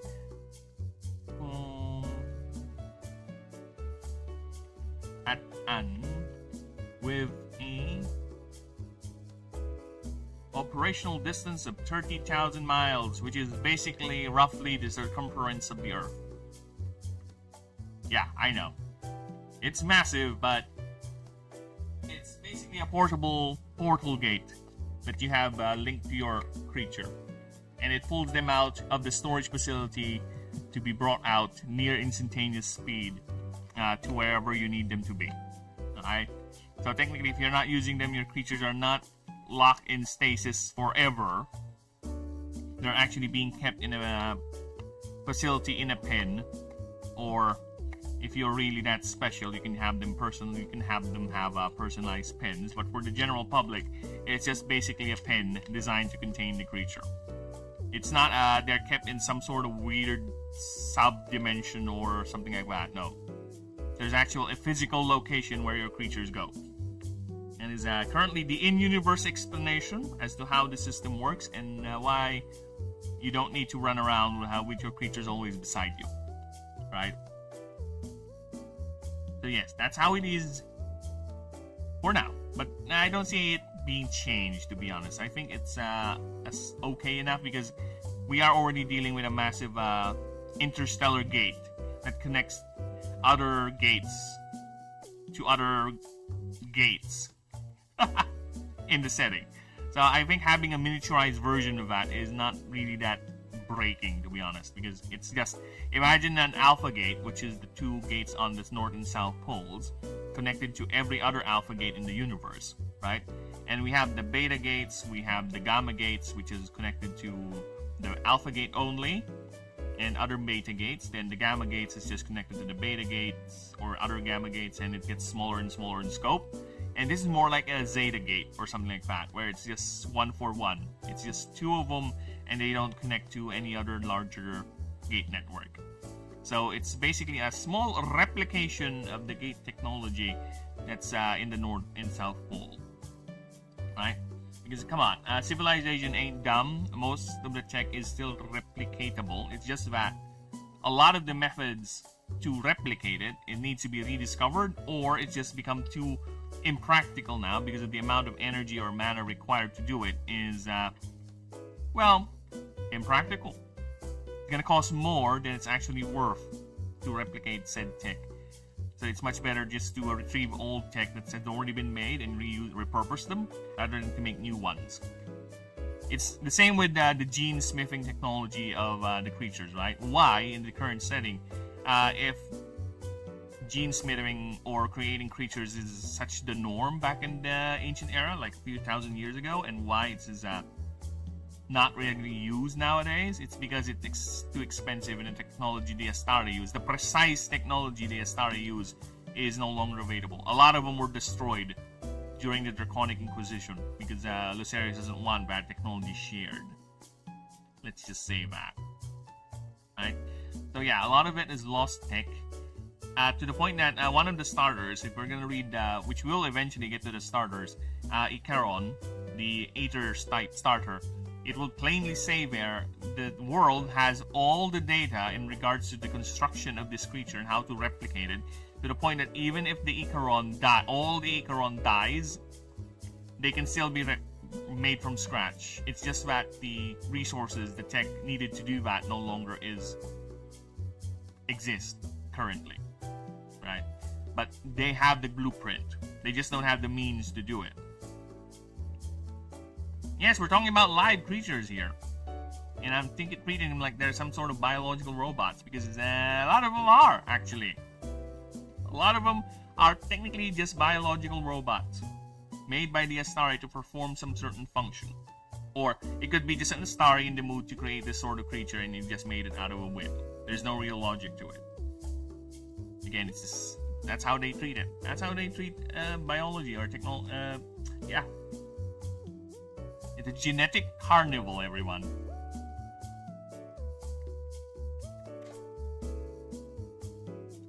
Gonna go? No problem. Anne's happy. I won't hold the door. But You have a good one, Denisium. Thank you for stopping by, and thank you for the corrections. You have a good one, brother. Take care. See you on the next one. I will continue doing this until I'm done. I don't know how long, but yeah. See you next time, brother. So where were we?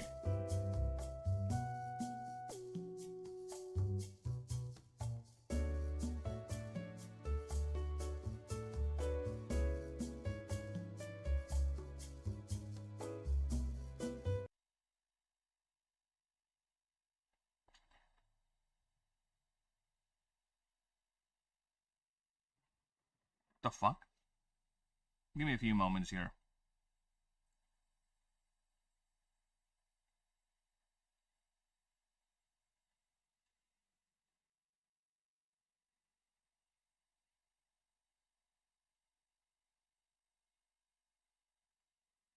Oh, that's odd.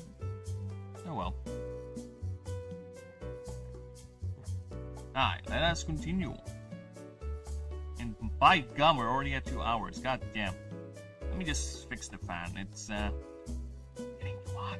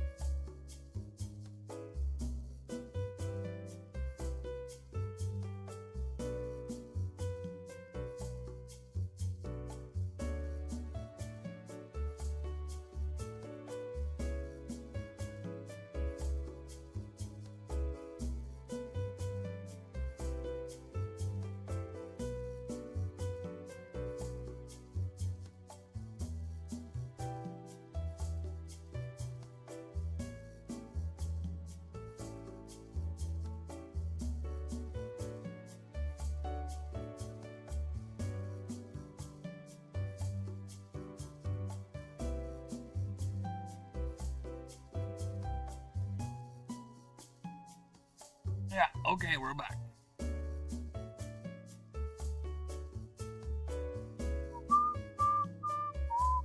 Okay, now let us continue. Character statistics and or stats. Okay, the sentient races of Ashen, each with their own unique and special adaptation to the world.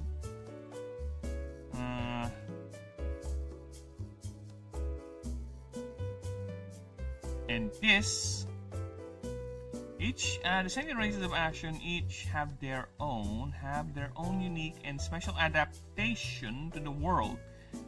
This is even more magnified in an individual level. These are the stats. These are the stats. Oh my god, talk about run-on sentences.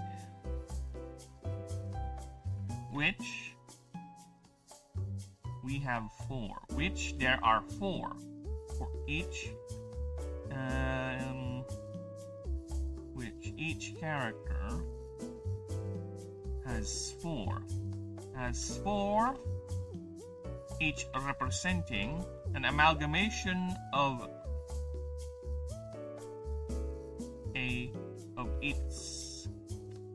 its respective representation. Okay, with that in mind, let's start with strength. There you go. Okay, so oh my god, fuck off. Oh.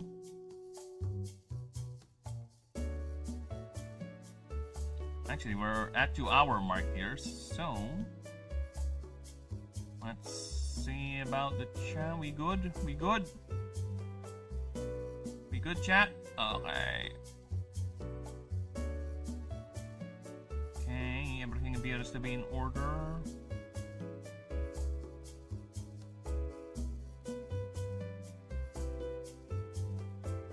Very good.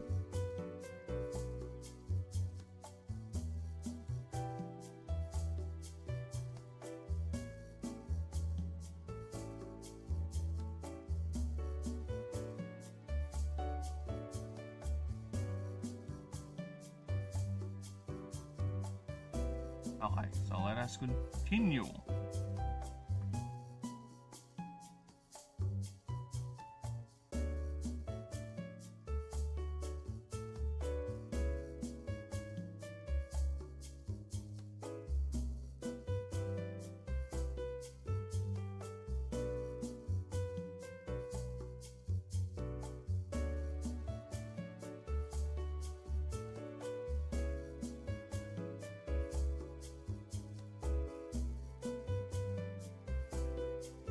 Sorry, just checking on things.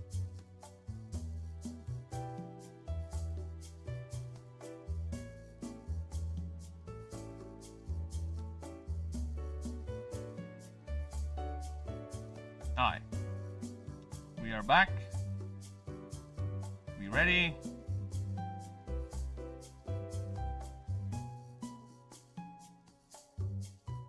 Hi. So let's start off with strength. What is strength? What does strength do in the game? It is simple. Strength is a representation of this character's ability to project might, not just physical, but through other means like intimidation and sheer force of will. Sheer force of will. It's one's ability to take in hardship and laugh at it. These are the traits suited for headstrong, forceful, and stubborn people. Races like the dwarves and oprix have this in spades. Have this innately and in spades. These individuals don't just solve problems with their fists, but are not outside or incapable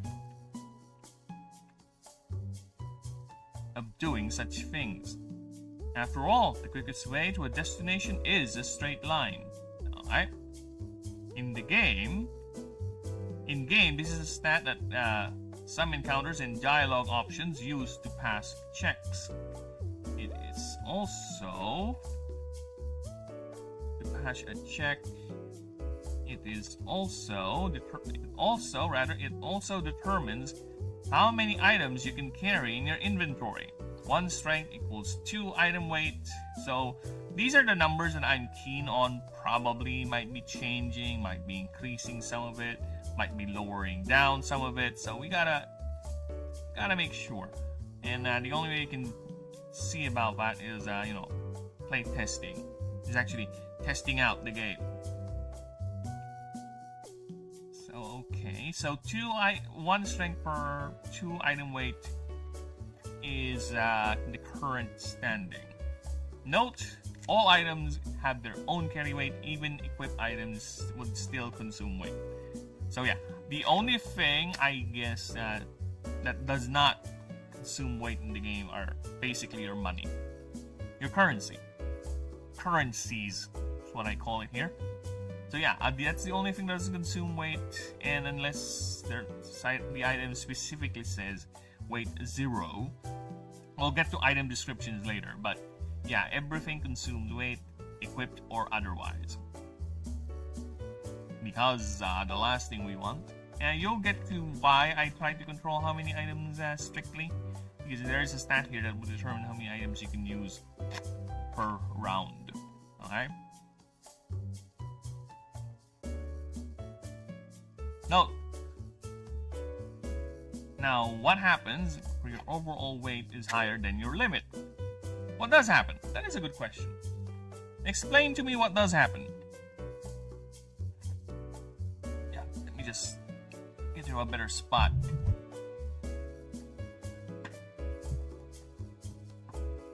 Alright. You get into a state called over-encumbered, where basically your character will have to rely on their other skills to get around. So over-encumbered is kind of a challenging thing for me here, because how can I achieve this idea of over-encumbrance when there's technically no speed for movement? because you move by nodes, so one node is one movement, and there's no real speed to it. You don't have meters. You know, it's like where it's in other tabletop games that have characters move around. They have speed like inches, 6 inches I think is for Warhammer. That's your typical speed, right? And I don't know, just an example, right? If they're getting over encumbered, they get reduced speed like half instead of the regular speed, you know, stuff like that.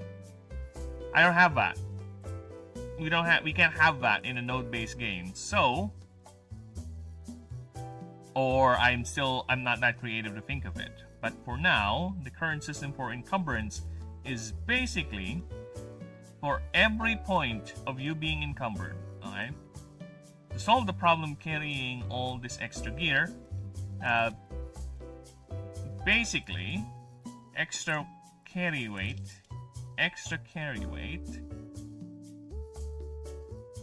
beyond your limit takes -3 to other stats, ingenuity, wits, or arcane, per, I should be clear with that, per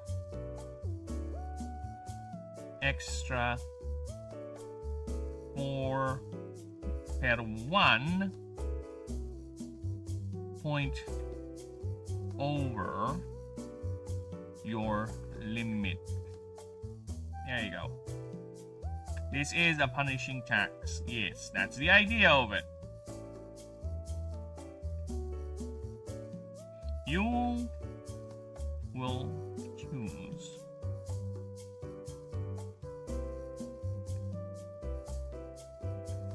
how this is distributed. So, I think this is clear enough, right?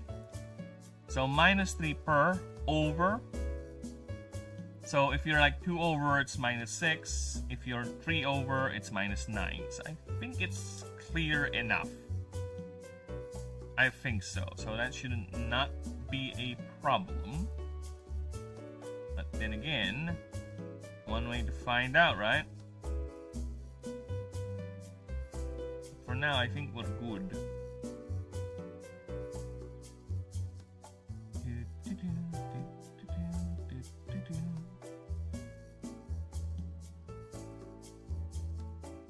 Sorry, just checking the streams.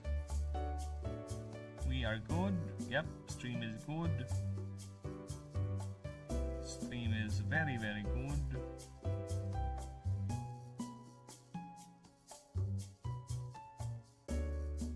Yep, we're very much in the up and up. Alright.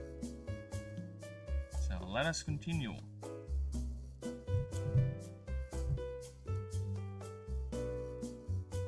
So yeah, that's the idea. I think it's clear enough.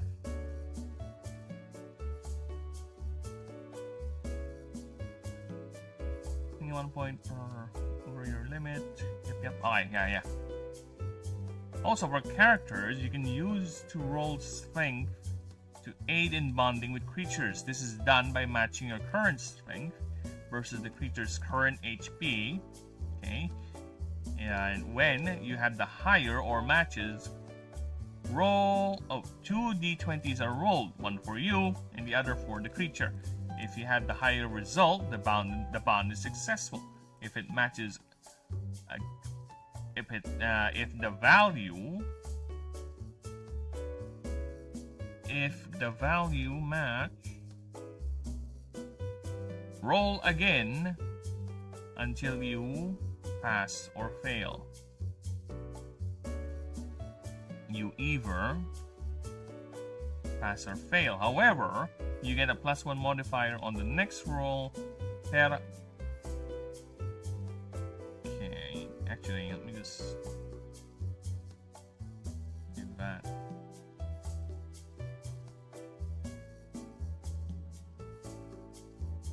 Okay.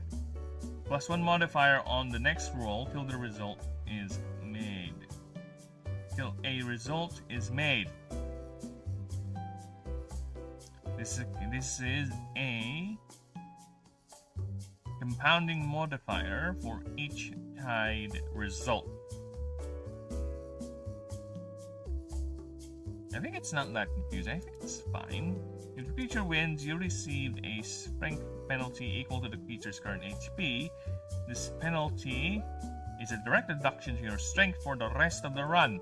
You get 4 strength per node. Let's just simplify this.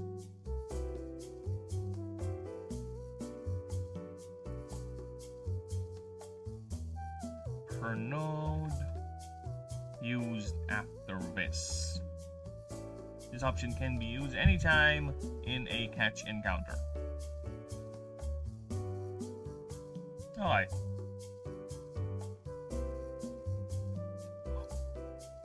Okay, that simplifies it a lot, which is fine because I'll just have to copy paste this and change the words. Right? For the others, because you'll see why. I think that's for now. It's good. Alright, next up. Wits is what's next. Okay, what is wits? Someone wielding... Huh.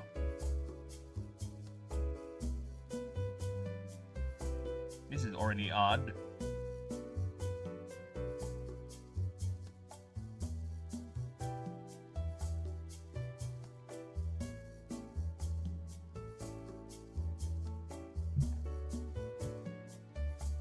Someone wielding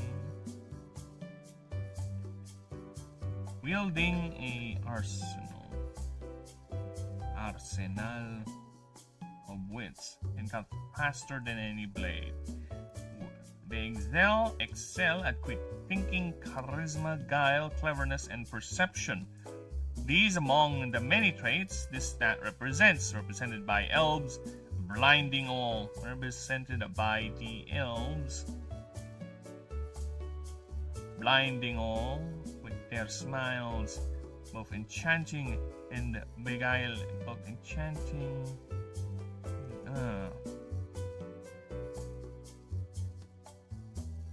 enchantingly beguiling the occult, enchanting, and there should be an end here, and beguiling the uncultured,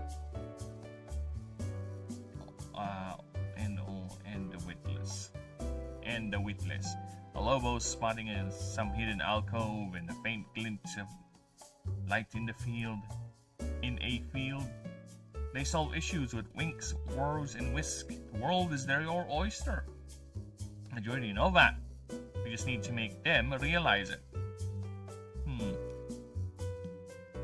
Traits this stat represented by the elves. Like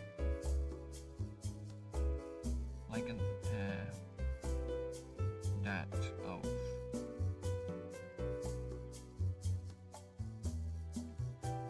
of the elves, blinding all with their smiles, both enchanting and beguiling, the uncultured and the witless. A lobo spotting some hidden alcove by a faint glint of light in the field. They solve issues with winks, words, and whisk. The world is your oyster, but you already know that. You just need to make them realize it. So yeah, I think that's fine. Yeah, I think that's fine enough. So good. Ow! Shit. That is not a fun sound. Alright, so where were we? In game, this is the stat that some encounters and dialogue options. In dialogue options, use to pass a check, while the other free stats can be used to check objectives like doors, terminals, or boulders. However, if you want the best loot, the easiest rolls with wits lets you access those safely. You want access to the best loot.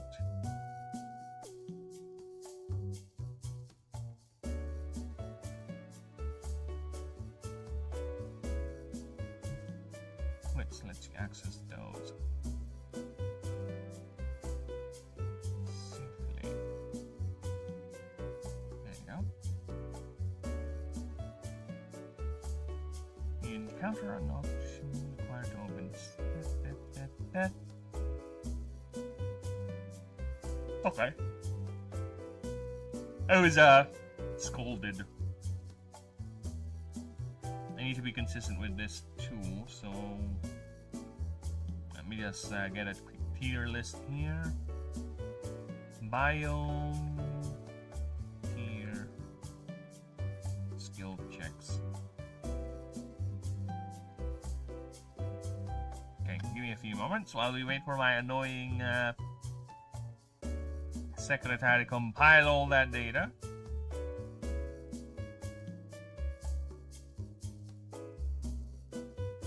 Alright, so...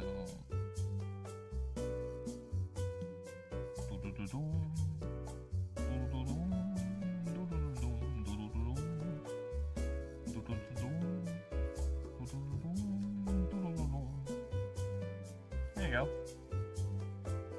I think that's better.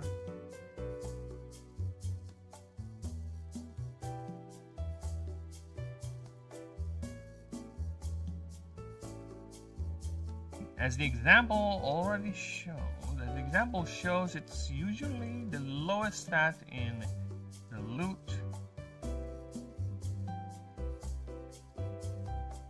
box requirement in a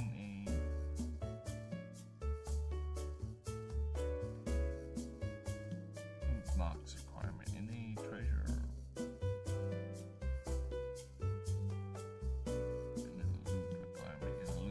Requirement. Alright. Also, if your wit stat is 20 points,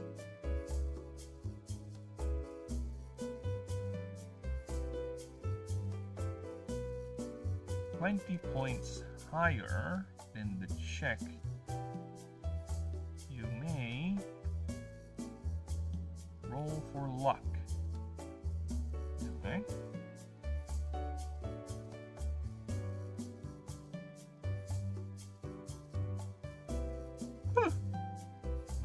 God, I'm sleepy.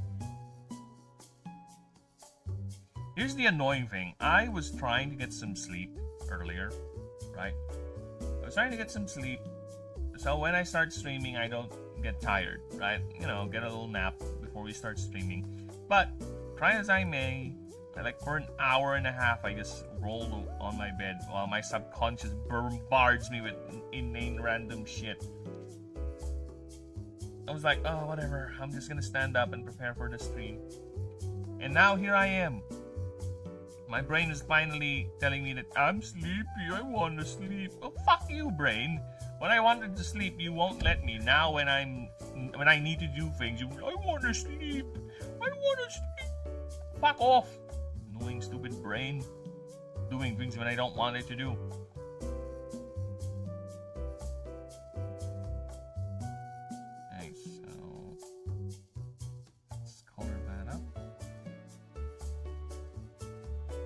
Where was I?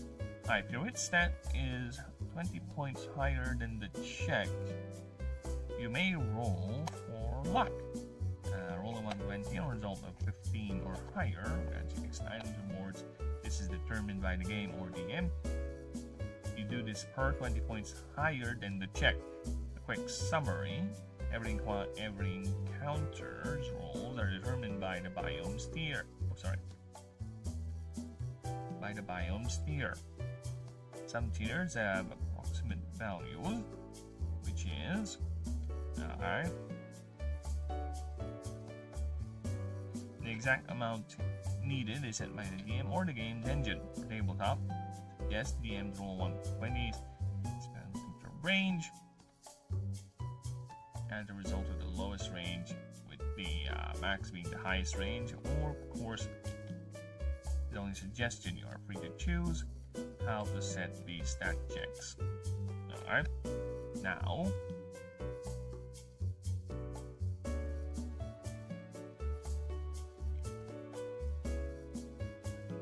oh, fuck off. I hate that. I hate that. My brain's like, oh, time to sleep. No! Can you not see I'm doing something? Why are you forcing me to go to Sleepy Sleep Land when I wanted to go to Sleepy Sleep Land? You're all... No, you will not sleep. You will be awake. I should keep you awake. Well, fuck off. Now when I wanted to do things like... Sleep. must rest your brain. How annoying that is. Very much so. Very, very much so. Alright, where were we? Also, for characters, you can choose to roll wits to aid bonding with creatures. Alright. This is a simple solution. We grab this, right? Put that here. And turn all the red for strength into wits. Yeah, because it's basically the same thing.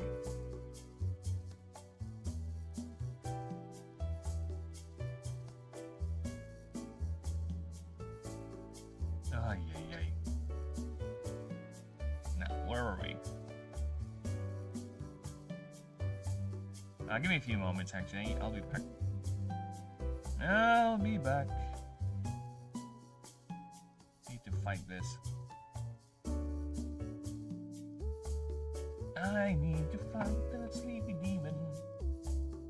Where are we?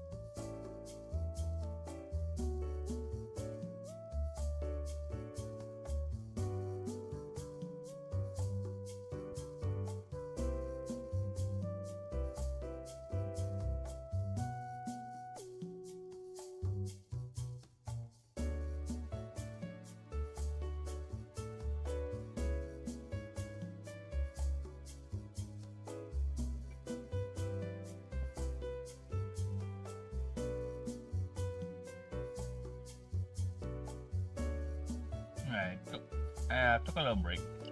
Ate some crackers. Maybe that should solve Sleepy Demon. For now, it ain't helping. The blasted Sleepy Demon is a powerful enemy. We'll just have to work with it. Power through, so to speak. But yes.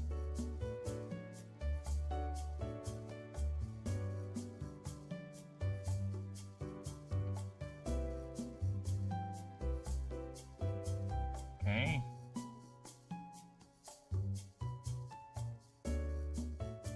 Changing that.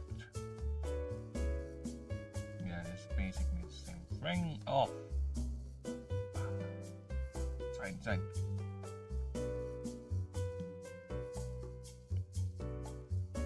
Should be green, but you know what? It's fine. It's fine. But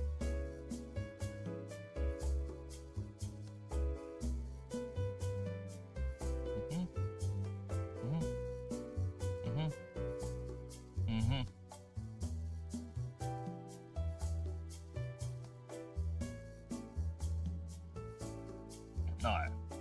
Ingenuity. What is this? Well, put it simply, the mind is our eternal bastion. Stidmolder. Recalling the prefix of Mr. Lelix. Inventiveness, creativity, cleverness, and knowledge. This is what characters that dwell in this stat exhibit the most. Phrases that exemplify this are humanity, which did not survive but thrived in a world filled with creatures that can level cities. They invented and inspired most of the modern conveniences modern Ashen enjoy. Capitalize. Smart shield walls protecting settlements and spectators in the games. A recall system that saved many animancers and travelers alike.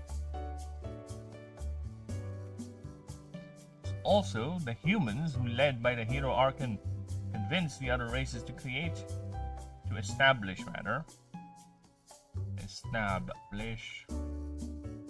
the Auric Confederation and the formation of the 17 high seats. 17 high seats, which now oversees most of the world's affairs. Most. Okay. Another are the Espers, or the is apparently. Though a reclusive, withdrawn and isolated race, their cities hold the largest collection of libraries and collected knowledge. Excuse me. All from the mundane to the mind-shattering, advanced physics and astrology, study of mana manipulation are not mutually exclusive, for each is a building block that powers both the mind and civilization itself, creating even the act of creating anything from nothing.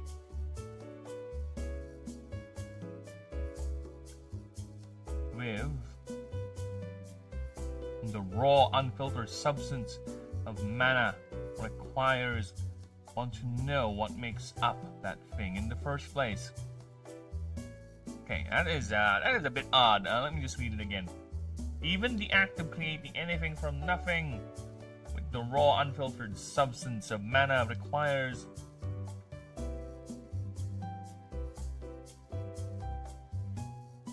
four. For the act of creating anything from nothing using just the raw, unfiltered substance of mana requires one to know what makes up that thing in the first place.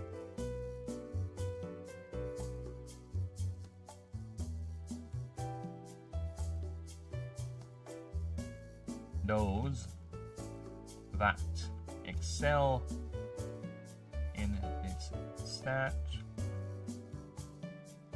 are able to squeeze every opportunity into an advantage. Flesh is inconsistent, beauty truly ephemeral, but the mind is infinite. Alright, let's reread that again, just to make sure. Another is the Espers, though a reclusive, withdrawn, and isolated race. Their cities host the largest collection of libraries and collected knowledge, all from the mundane to the mind-shattering. And the largest collection of libraries and collected knowledge in the mortal world. In the mortal. With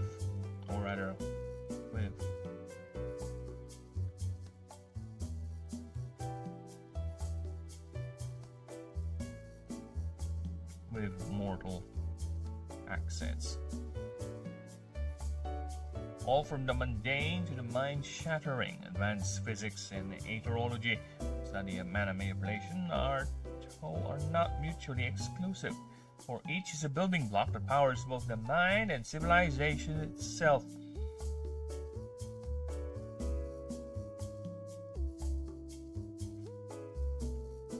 I don't think we need 4 there. Each is the building block that powers both the mind and the civilization itself. For the act of creating anything from nothing using the raw, unfiltered substance of mana requires one to know what makes up that thing in the first place. Those that excel in this stat are able to squeeze every opportunity into an advantage. Flesh is consistent, beauty truly ephemeral, but the mind is infinite. I think that's better. Yeah, I would say so. That is indeed better. So that is a fine.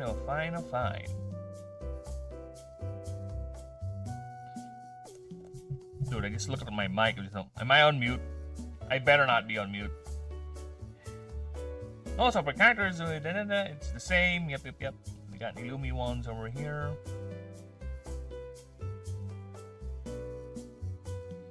There you go. That's for Arcane.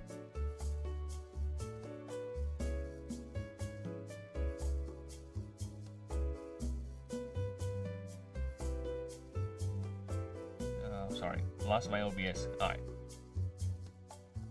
Arcane, the next stat in our line.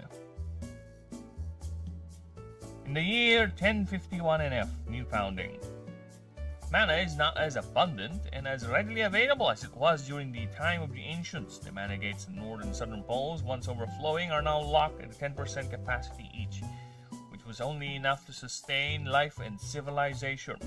It was done by the god Aurelian as a final act to protect the world from the horrors of the void, roughly 1600 years ago.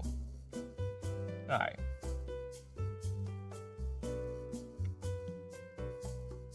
Okay. Now, roughly 16,000, or rather 1600 years ago, years later, the area around the gates is a ruined, nonsensical wilderness and biomes that do not make physical sense. A bit redundant, actually. I already said it's nonsensical.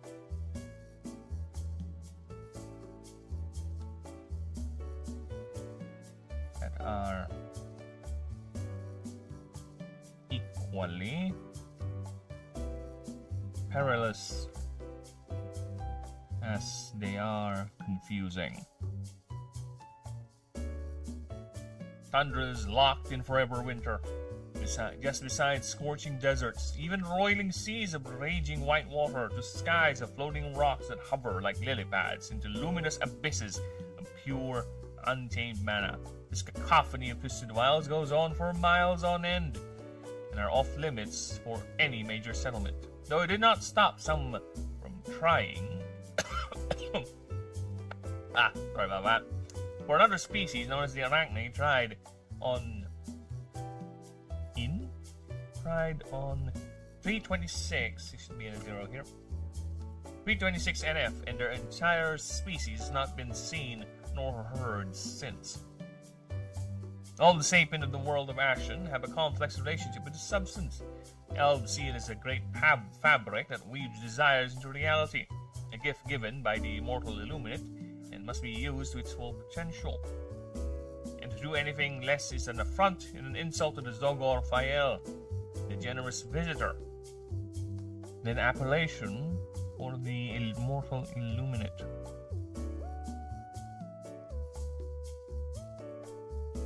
There you go.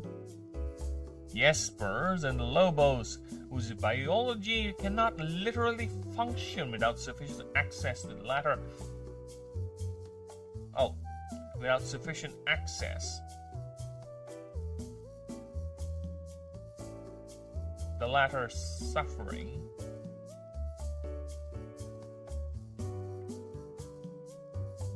The latter suffering very fatal consequences. Changelings, though superficial compared to the others, see it as an integral part of their culture as well, for they claim that their ability to shift their forms and gain new experiences is what separates them from the creatures of Ashen, for their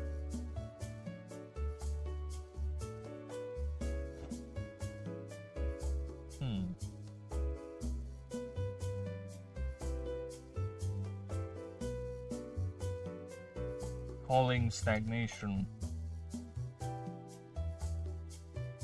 as the death of sentience. For there have been cases of changelings turning feral due to being deprived of new stimuli. The dwarves see it like anything else, a resource to use and profit from.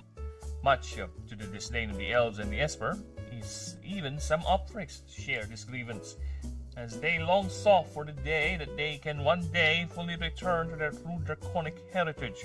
All humanity stands as the great mediator. They see it as both a resource and a divine gift, a blessing and a curse, for this is the same reason why the world is now an isolated ball floating in a dark and seemingly hostile space.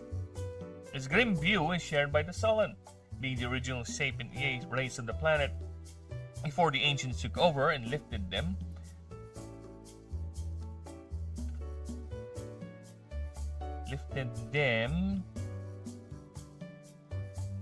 Lifted them up into their most devout servants since the beginning of the old founding 1,600 years ago.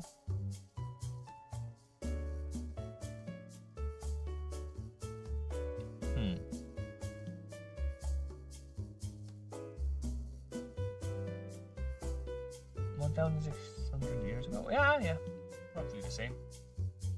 They rejected the harnessing of the substance, however. Harnessing the substance completely.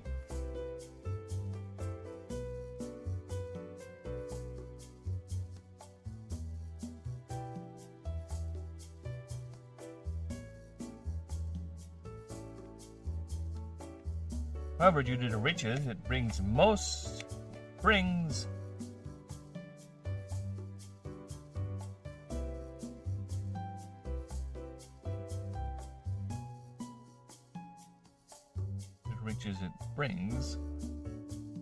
families have reluctantly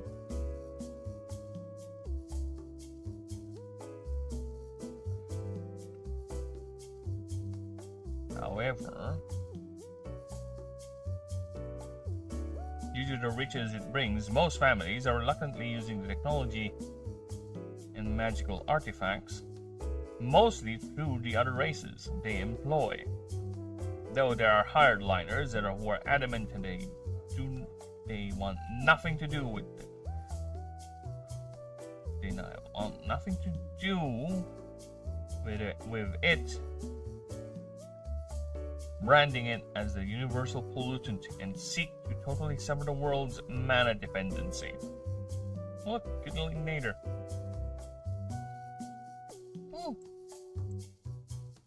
Alright.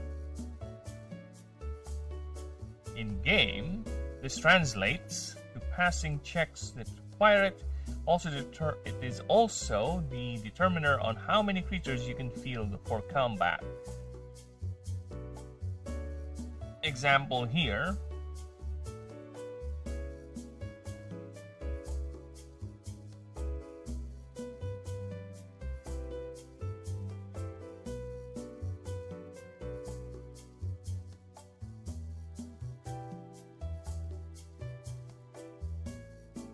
Pupikin is a swarmer and voltaic type. This little handful has an MD stat of 4 and...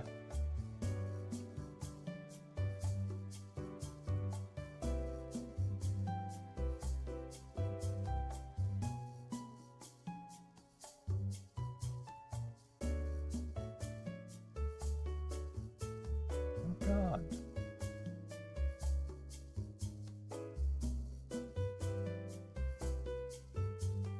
Let's just italicize all that. Alright. This little handful has an MD of 4. MD stat of 4. And you are a level 1 human. With an arcane of 8. So simple math. Pupikin takes 4 of your 8, leaving you with extra 4. There you go. Hello! Hello, Gourmet. Welcome back. Welcome back. I see you're now color yellow, as per my multi-chat. You were green earlier, now you're yellow. Now you're yellow. You see? You were green before, now you're yellow.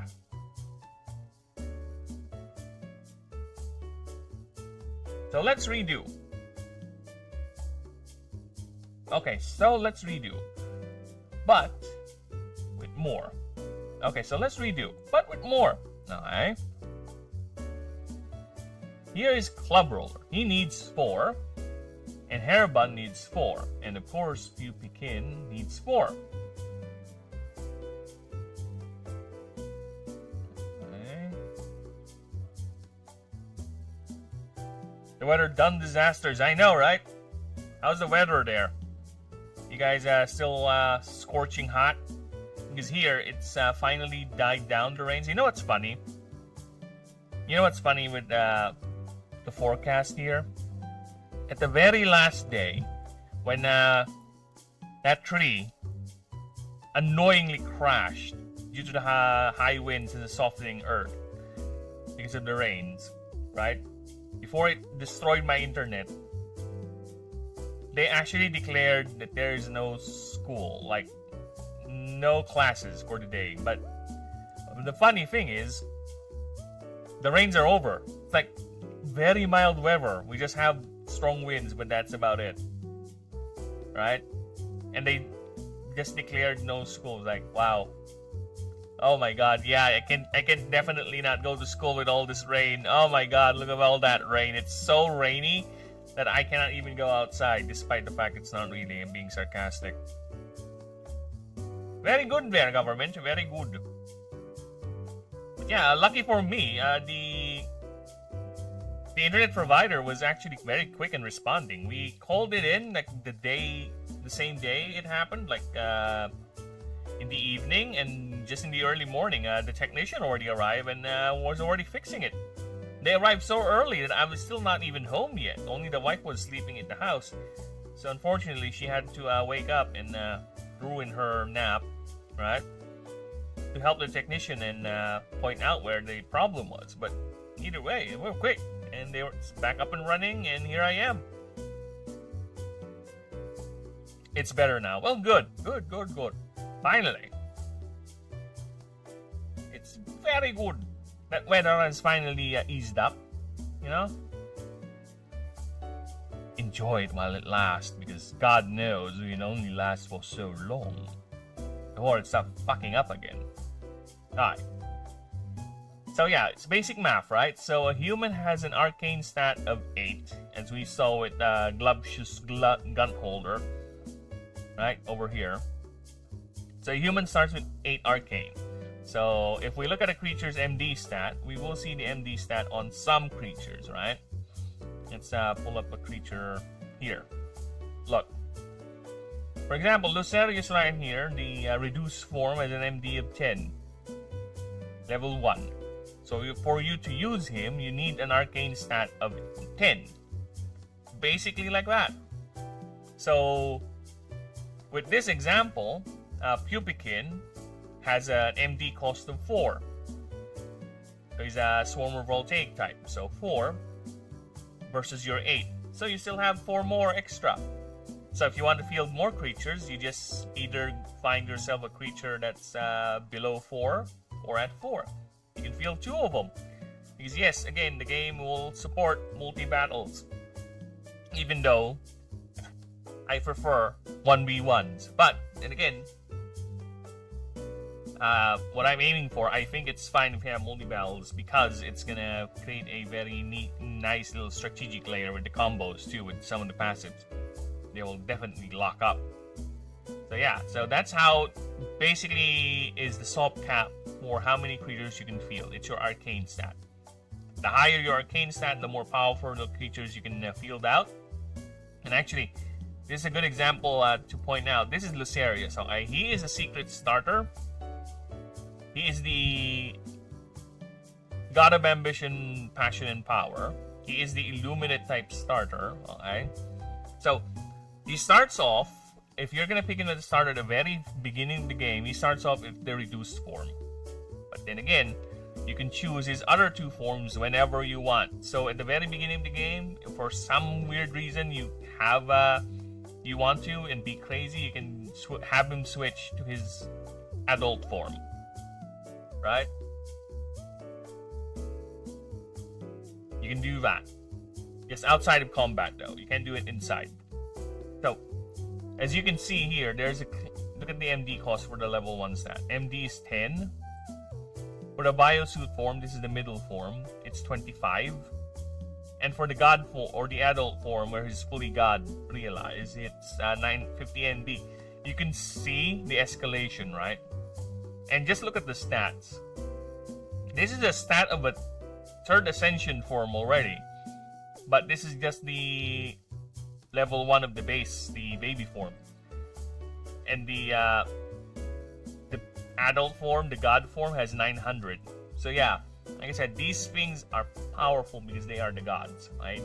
They don't fuck around, unlike with ordinary creatures. Alright? So that's the disparity of level, and that's why we have the MD cost to gate that. That's the balancing. Most of the balancing is coming from the MD cost.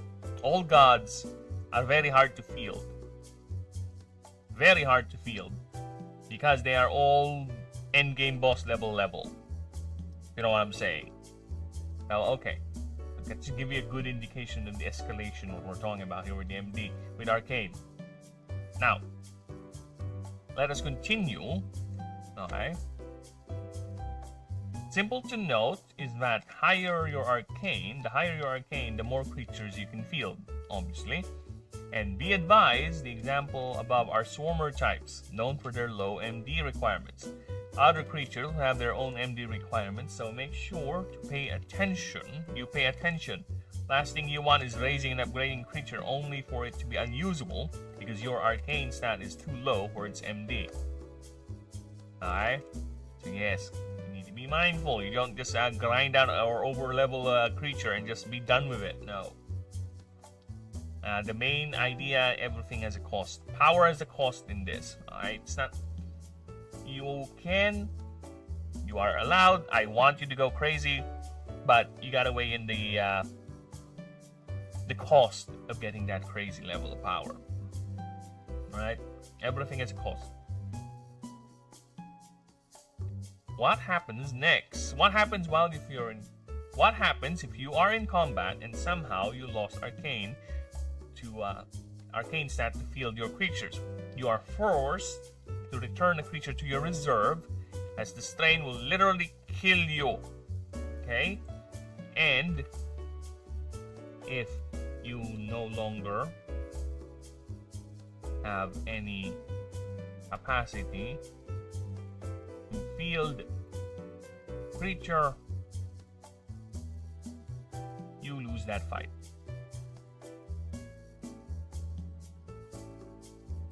You lose that fight. There you go.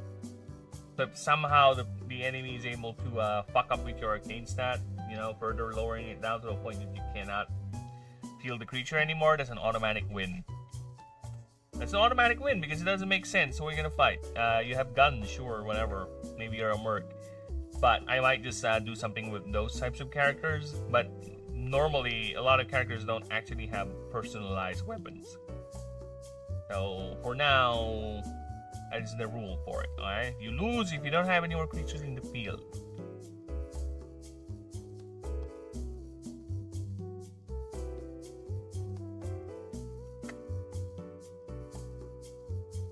what happens? Also, for characters that have surplus arcane, you can purchase the key item called Channeling Matrix. Oh, this is fun. This item will allow you to channel your arcane into raw stat boost for a chosen creature for the rest of the combat, at the expense of having no access to that arcane for the rest of that combat encounter.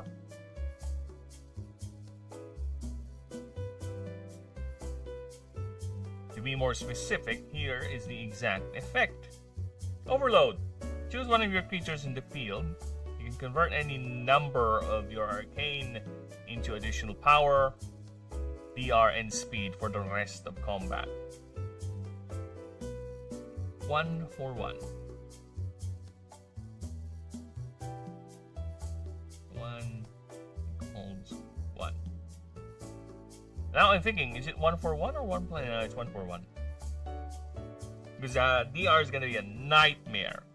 Okay? You can literally make a wall out of this if you want to. So I'd rather not.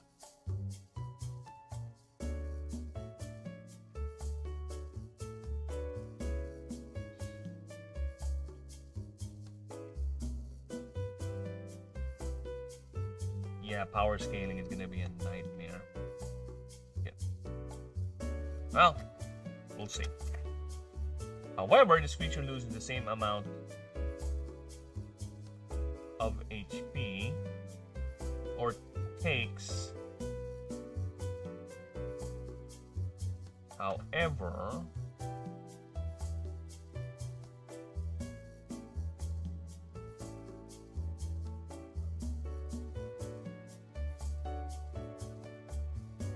takes damage.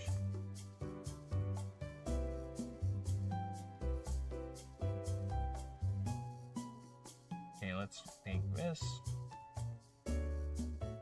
Takes piercing damage.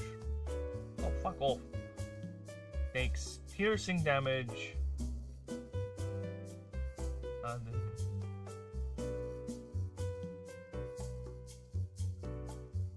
Via the same amount for each of its turns. For each, not offer, for each of its turns.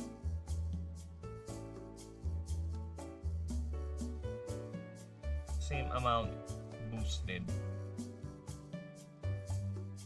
There you go. Alright, that's better now. Alright. So that's Arcane. It is the most crucial stat for building your team. And much like any other stat in the game, there are more than one way to acquire. Yeah, much like any other stat in the game, there is more. There are more than one way to acquire even more. Perks, consumable items, gear, and then even some creatures help you in this. Alright. I think that's fine. Very, very good. So next up, the playable races. Currently there are 8. I did explain on the other stream there I have plans for a couple more. At least there's 2 currently pending. But for now there are currently 8 playable races in the game. And there is no human drawing because I can't draw humans for shit. So tough luck for me. Alright, so let's see what we got here. World of Ashen, just not. Hey. Is that a hey? Ah, the hey. I said a hey. Where was I? World of Ashen not just plays host for near endless myriads of creatures, it also cradled and adopted its own collection of sentient races, each one bringing their own unique traits to bear, and you, as the player, can choose one of each. Here is an overview for the current playable races. Okay, so you have the humans.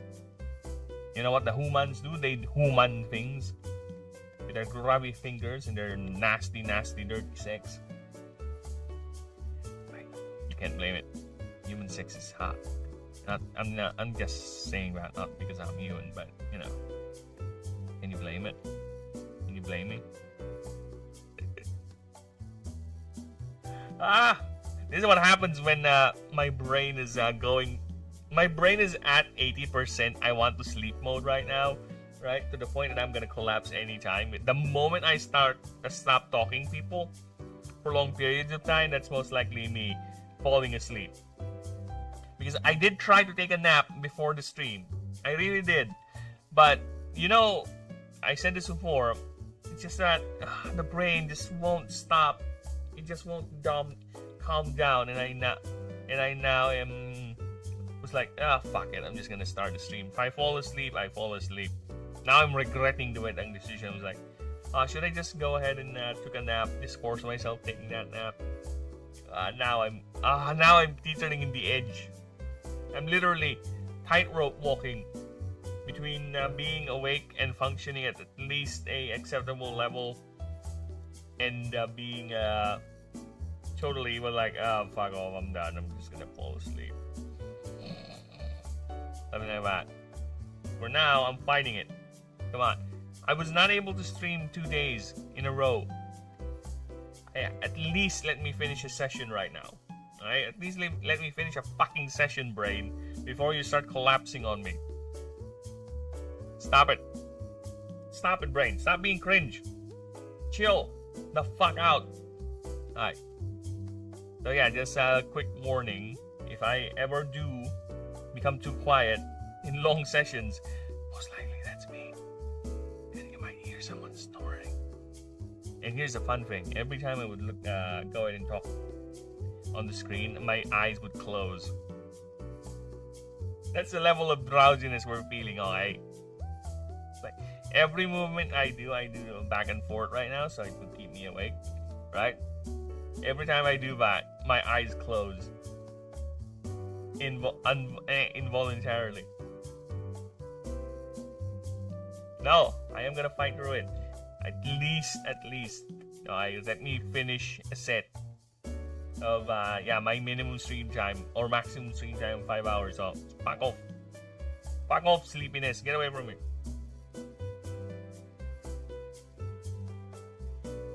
Shit. I'm losing. Alright, let's continue.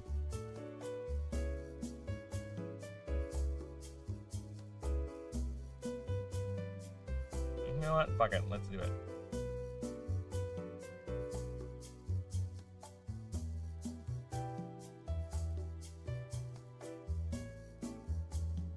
I'm gonna sing. Maybe that'll help. Every town above and Preda live a stranger one fine day. No folks around him didn't have too much to say. One dared to ask his businessman, one dared to make the trip. Stranger there among them had a big iron on his hip. Big iron on his head. Lonely in the morning when he looked into the town. Riding from the south side, slowly looking all around.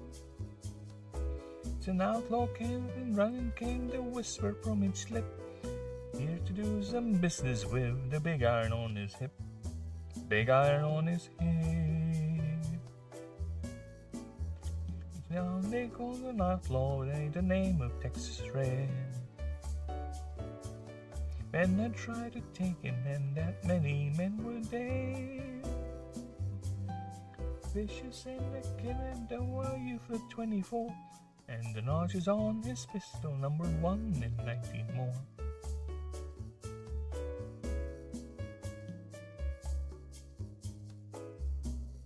Very plain to folks around. An Arizona Ranger wouldn't be too long in town. The guy like an outlaw back alive or maybe dead. It didn't matter, it was after Texas Red. Oh my god, it's not working. Then before the story was relayed to Texas Red, the outlaw didn't worry and the tide went forward there. 20 men had tried to quill, 20 men had laid to slip. Would be the ranger with the big iron on his hip.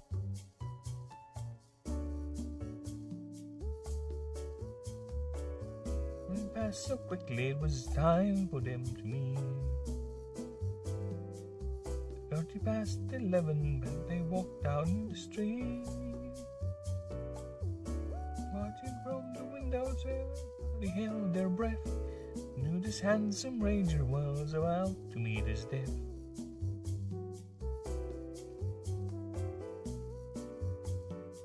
40 feet between them, they could stop to make their play.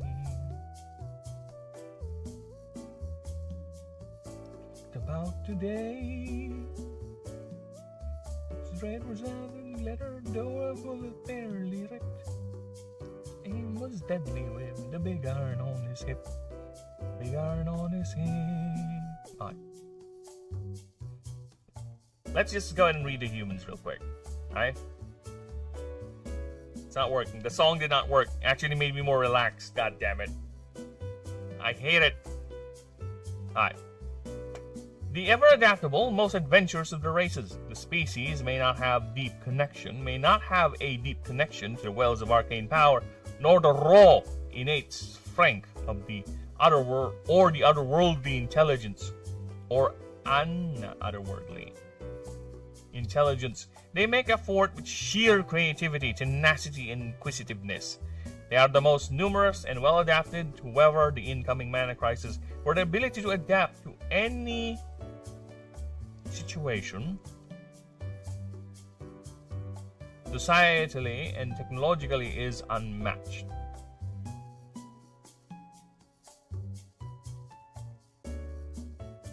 Okay.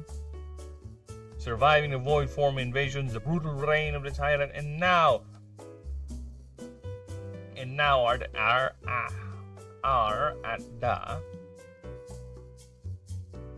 spearhead of most of the expeditions into the blasted waste. This fire and willingness to throw themselves into the front of danger has never been more apparent during the time the Cosmic Order, when it was a human who brought down the betrayer. Human known as the Great Hero and founder of our Confederation, Ashen. He led the rebellion, ending the age of the old founding and began the new founding. Most humans can still trace their history, linking to many of the dwarven clans as they came to the planet along with their employers. Ever since humanity has radiated, and most formed their own cultures and civilizations. The once purely employee-employer relationship has nowadays evolved into an I told you, the brain. Half percentage. Fuck off, I hate it. The once purely employer-employee relationship has nowadays evolved into who can outdeal the other.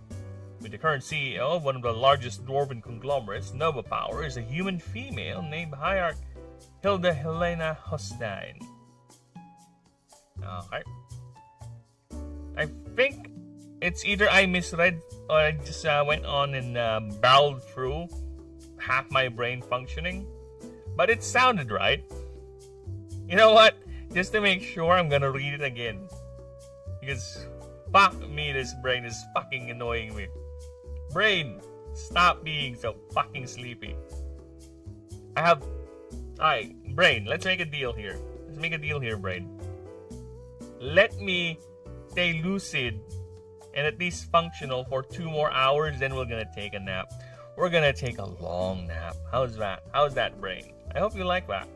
Alright, brain? You agree with that? Alright? You good? I think the brain likes it, but you know what? You have no choice, brain, because I am me. You're my brain. Alright? Actually, the more I say about it, I want a drink. I'll be right back. I want to grab a drink. Anything, something sweet, or I don't know, anything to keep this brain from collapsing into the realm of sleepy land. BRB.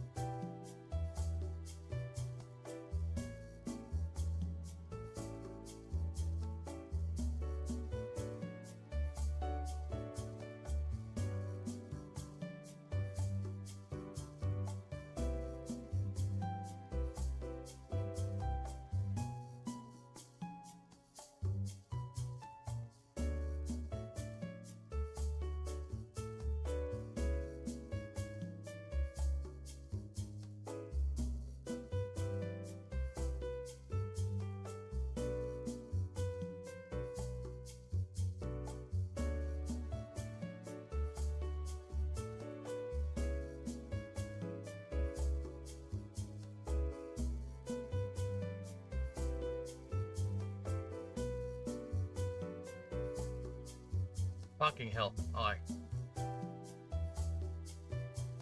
Ah.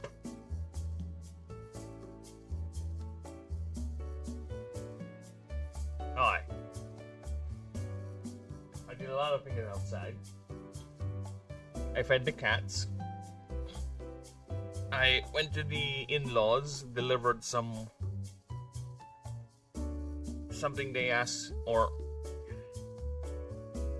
one of my wife's nieces asked for to be printed. Left it there. Hopefully that stimulation should be enough to remind my brain that I should be active at this time. The time for sleep will come later. Not right now, alright? We'll see how long that lasts before I eventually slumber back in. Slide back in. Alright, so let's see. Okay. How we doing, everyone?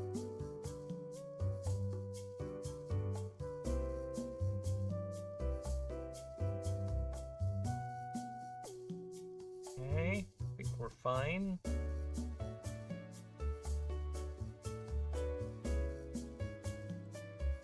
Alright, let's continue.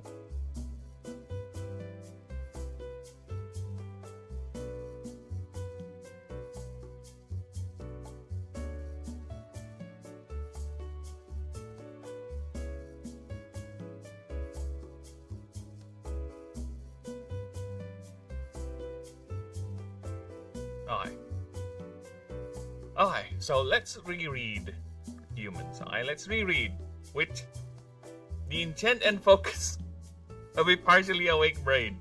Alright, Humans. The ever adaptable and most adventurous of the races, the species. Though, see, already seeing improvement.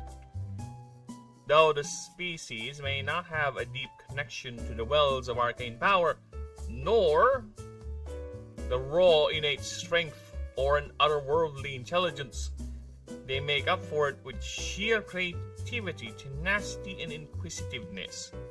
They are the most numerous and well adapted to weather the incoming mana crisis, for their ability to adapt to any situation societally and technologically is unmatched. Surviving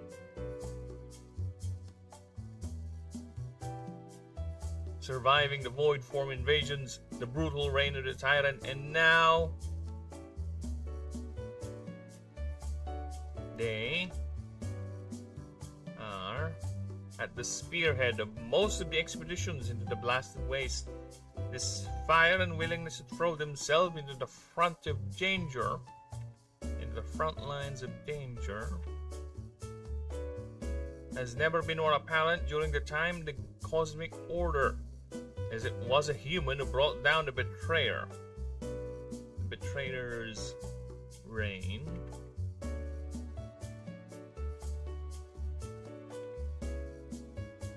Human known as the Great Hero, founder of the Oricon Federation, Arcan. He led the rebellion, ending the age of the old founding and begun the new, and thus began the new founding. There you go. See? Already better. Most humans can trace their history, linking to many of the dwarven clans, as they came to the planet along with their employers. Ever since then, humanity has radiated and most had formed their own cultures and civilizations. Once purely employer-employee relationship, nowadays has evolved into who can outdeal the other. With the current CEO of one of the largest dwarven conglomerates, Nova Power, is a human female named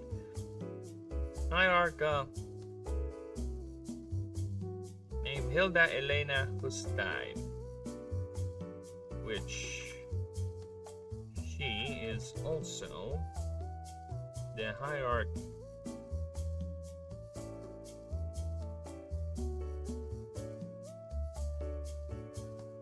of the country of Babylon. you go. Aha! See? See? See the power of me just walking a few steps. That's what you get. The power of walking a few steps and getting the brain, you know, functioning at least. Partially functioning.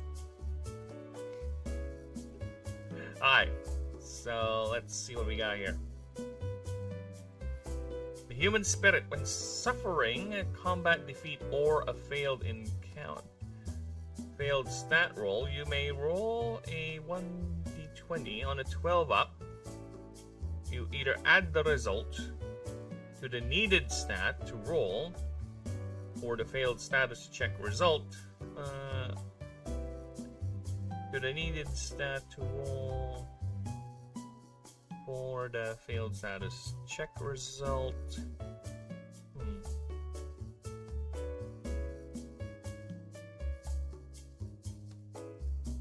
As for combat defeats, revive and heal creature to percent equivalent to the result of the roll. This can be used once per scenario or combat.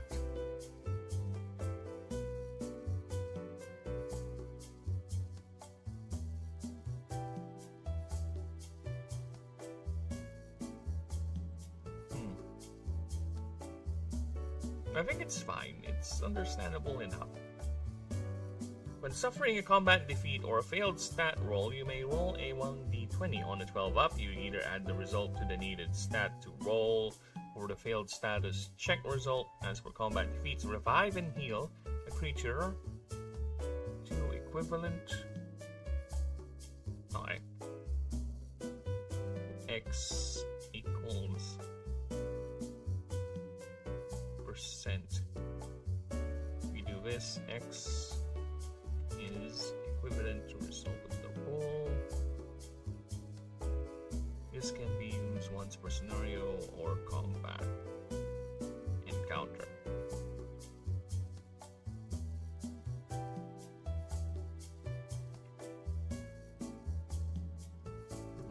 Okay. I think that's better. I think that's way better, to be honest.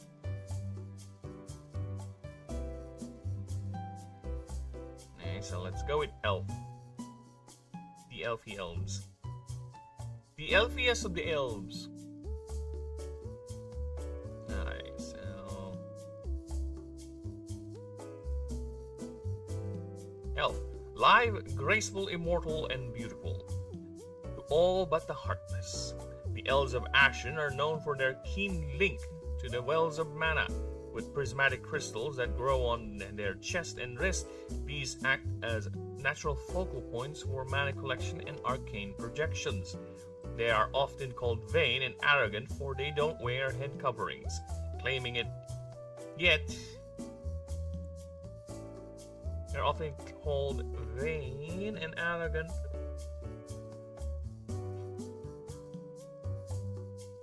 for they don't wear head coverings.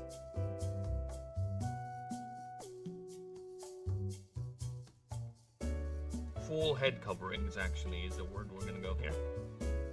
Full head coverings. Or they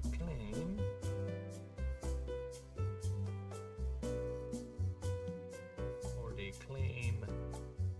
It dulls their senses and reduces their connection to the wells, for which they feel empty and hollow. Some even report feeling extreme discomfort to the point of pain.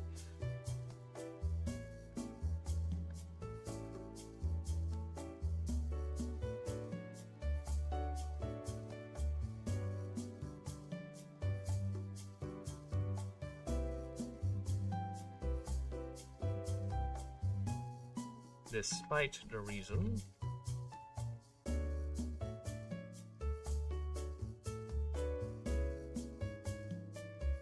despite the biological reason,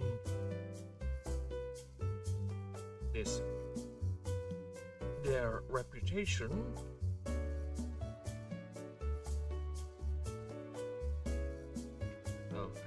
arrogance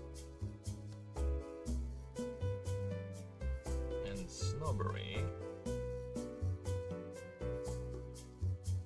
is not without merit.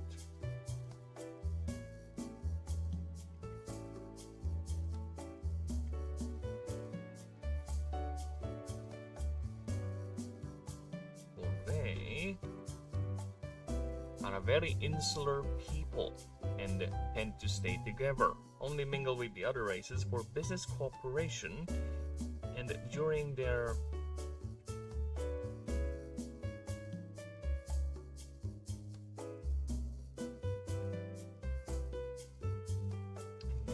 many outreach missions.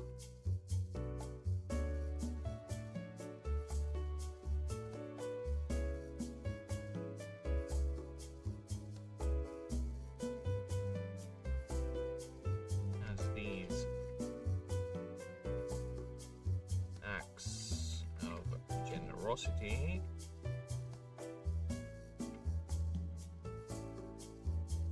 exacerbate.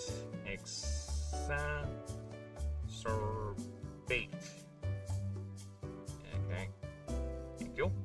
Exacerbate the already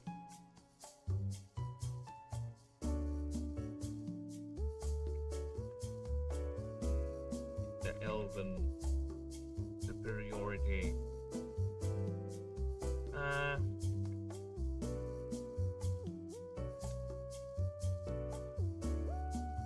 Other words for arrogance or holier than thou.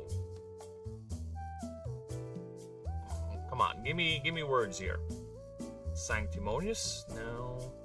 Self-righteousness, piggish, smug. Elven. Dude, I saw a word that I want. It was like, what is it? I forgot already. Hubris. In imperiousness. Or elven hubris.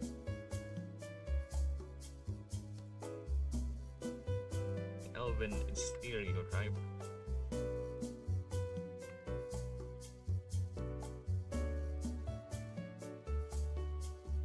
From hubris.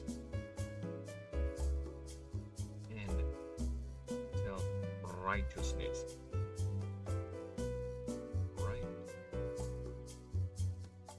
Righteousness. There you go. Aha!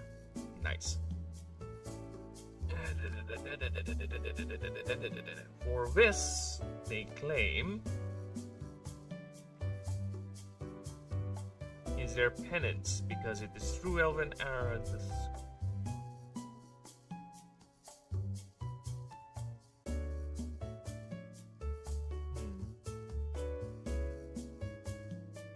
Elven arrogance in which a great betrayer is able to topple the rule of Lord Aurelian.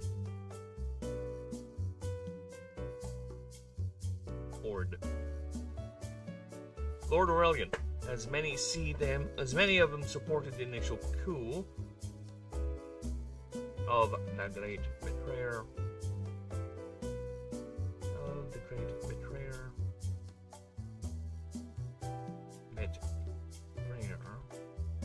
Serious.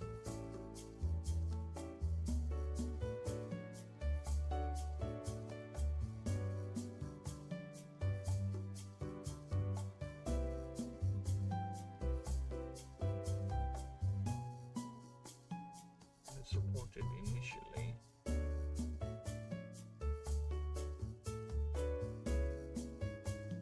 Betrayal is serious, yet the disillusion came shortly after and finally turned when Ralph, the High Druid Green Sea, revealed that the betrayer has been using their most manifested individual as folder for his experiments with the Void. However, in the recent years of the New Founding era, their withdrawn nature is slowly becoming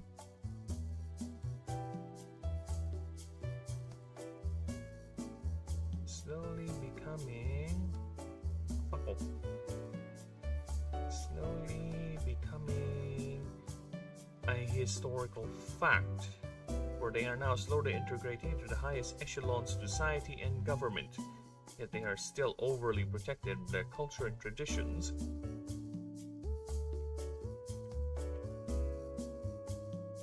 As like many of the non-natives of Ashen, they were refugees who sought asylum in Ashen during the events of the Void Form Cataclysm 2,000 years ago. While some still follow their ancestral religion called Illuminism, a religion centering around the worship of the immortal Illuminate, this practice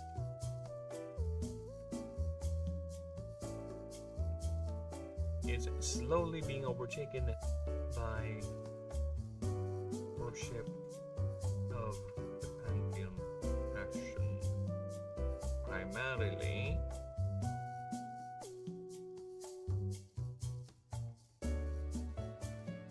that of Yaldash,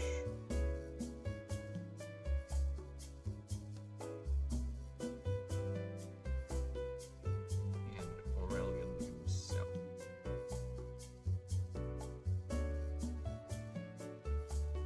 There you go.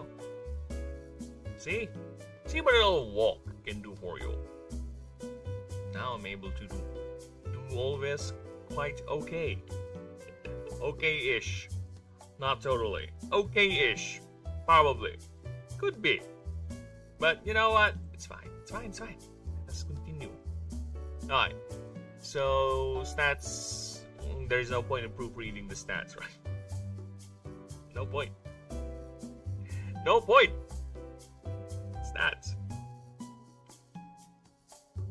We need to do are these. Alright, so let's see what we got here. Oh, my neck. Ooh. Maybe I should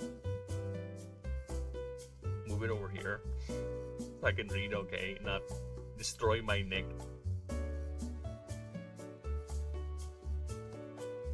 Alden's Grace. You may roll 1d20 to heal. On a 10 up, heal after successful use. Successful use. There should be once per your creature's turn. There you go. You may roll 1d20 on a 10 up, heal a chosen creature percent plus X. No, not X, not percent plus X. Equals, actually. Hey, Ninja! Hello, brother! How we do? This is my first stream where I am very, very sleepy. I'm just powering through it. No, actually, I'm lying. I am so fucking sleepy right now. I just want to do a stream, get this to 5 hours, so at least I am able to make up for the 2 days that I was not able to stream because of the weather. And my internet getting destroyed. Alright.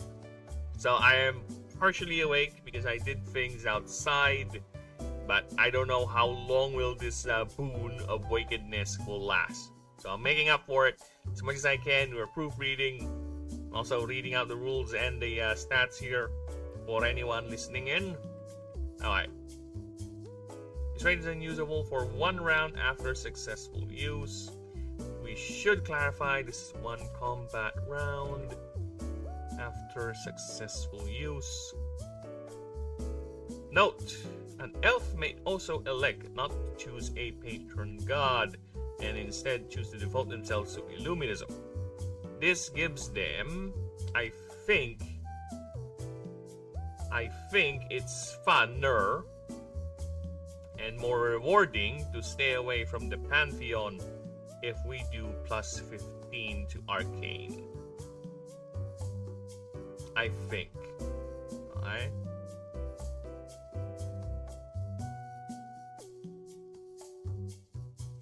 Because technically they can still interact with the favor system as long as they don't take any Pantheon point or any dead card. Well, technically it's using a Pantheon point. So yeah, they can still curry favor with the gods of Ashen, but as long, or rather they can still do the god missions, but as long as they don't curry favor, right? They don't use any of the plus ranks. So yeah, they're gonna be foregoing the passive capstones. No, not really, because once you get to rank 8, doesn't matter. You will get the passive with. Okay, I need to clarify that, because it means if you get to rank 8, you have to use a passive a point to get the god rank, to get the god capstone passive, which is not my intention. Oh yeah, oh my god, the favor doc. How many times I have to rewrite that fucking thing? Oh well, it's fine. It's fine. It's fine. Alright, so I'll have to be clear on that. And actually, the more I think about it, I think it's fine. Hopefully next time I'll stop by, you'll be speaking English. Hey, I am speaking English. You. Gotta go. You came here and insult my English speaking skills. I'm gonna slap you. I'm gonna slap you with my sausage, you fuck. Fuck off.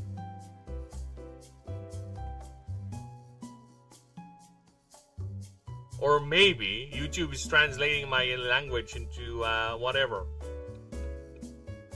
Do you have the captions on and it's doing something weird? Is that what's going on?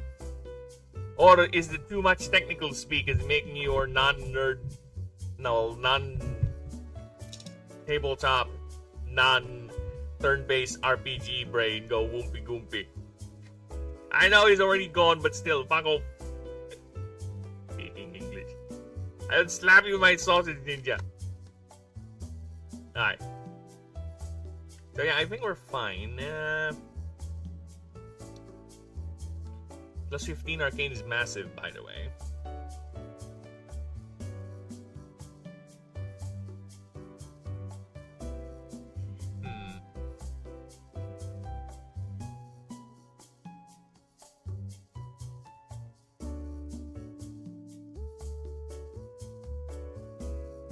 It was more of an insult about the insane technical speak you're doing, see?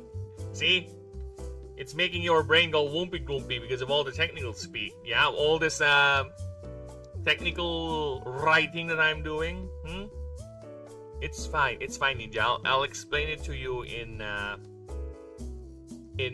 terms you can understand. Bigger numbers means better. There you go. Oh my god. Thank you for waking me up.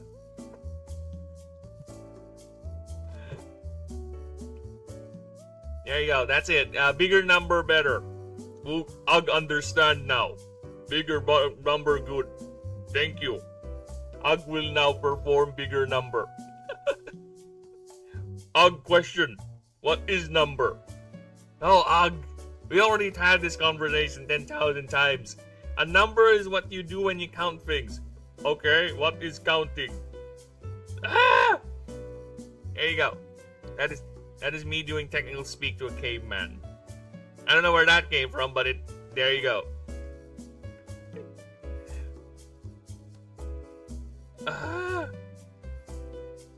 Dude, my neck hurts. Where am I? Note, an elf may also elect not to choose a patron god, but instead choose to devote themselves into Illuminism. And this gives them plus 15. I think it's fine if I do plus 15, because again, this is them not participating to the favor dog. And now I am thinking whether I should keep that idea of as long as you don't take the rank 8, right? Pantheon point, you're gonna lose the bonus, or you don't have the capstone perk.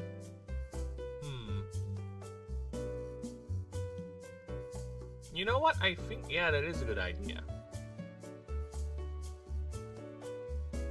I think that is a good idea. Yeah, if you don't have the level 8, yeah, I'm gonna go ahead and make clarification statement on that. You know what? I'm gonna do it right now. I am gonna do it right now. Where's the favor system? Alright. Alright, so let's see here. Let me think here. No, I think it's fine. I think it's fine if they get the capstone perk because there is the flat bonus, right? So yeah, I think we're fine. We're fine. So this is the only thing you're gonna get, right? But technically you can still participate with the mission, right? You can still participate with the missions. You can still get this, but you cannot get this. Because technically, a god can give you their favor, their blessing, even if you don't worship them, right? Even if you don't have active worship with them. So, okay. We're fine. We are fine. So I'll just, but I think I need to clarify that. Not really, because this is... Oh, I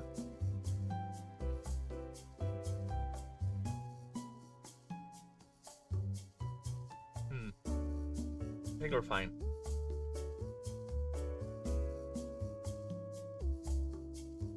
Alright. So plus 15 I think is too much. Maybe plus... We're gonna go plus 15. You can immediately wield the Lucerius form. The biosuit form, actually. But to be fair, you are gonna lose a lot of bonuses from the favors, and this is gonna... You will be locked out to all of that. But then again, plus 15 I think is too much. Maybe let's just go with plus 10. Yeah, let's go with plus 10. Plus 10 arcane. Plus 15 is a lot of bullshit. It is already a lot. Imagine start of the game, you can feel like how many creatures you can actually go ahead and if you're like an outsider elf, you can go ahead and get yourself a nice Thor choice, right? Or a Dondania. Yeah, that's already a lot. So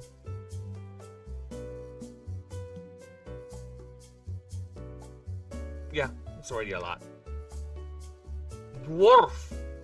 Let's see what the dwarves have to say. Let's see what they have to offer us. Alright, dwarves. Fire, industry, and commerce. The stout and venerable race believes that everything can be overcome with a little bit of elbow grease and the unrelenting power of commerce. Okay? With a little bit of elbow grease, the unrelenting power of commerce, and the hammer of craftsmanship. Though humanity has a creativity, but none of the sentient races can match dwarven industry. Their cities and holds are resource-hungry metropolises brimming with brimming with factories. Brimming with manufactoriums. Manufacturing complexes. Clean or otherwise. They believe that progress does not wait for no one, and it better be them to grab it before anyone else does.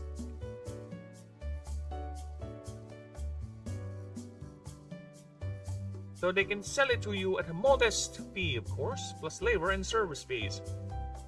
Much like the humans and the elves, the ancient dwarven clans are also not native to Ashen. Instead, they were hired by the god of industry Horadses for his construction projects and their ability to maintain facilities, the ceaseless drive to create, and most importantly, to follow contracts to the letter.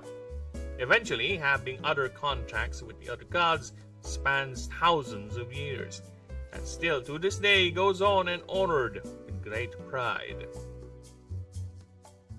and gusto. Not to mention, a lot of these contacts grant immense wealth, even those that are basically maintaining ancient infrastructure. However, much like the elves, they got much like the elves, they got stranded and eventually lost their home system during the void forms during the fall of the Golden Age, or rather to the fall of the Ancient Era.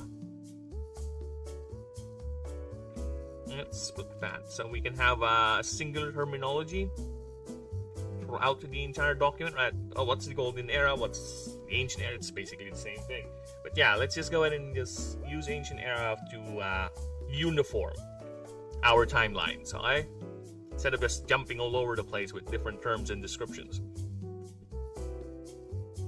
Dwarven physiology, with the tallest standing at 4.5 feet, heavily muscular and bearded frames for males. Dwarven physiology is described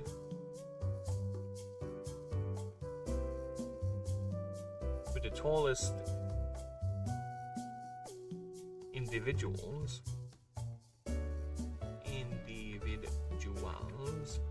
standing at 4.5 feet tall with heavily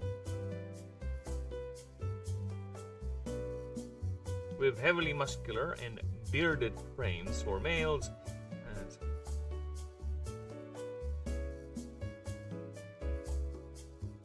and a slightly smaller frame for females, and a slightly less stockier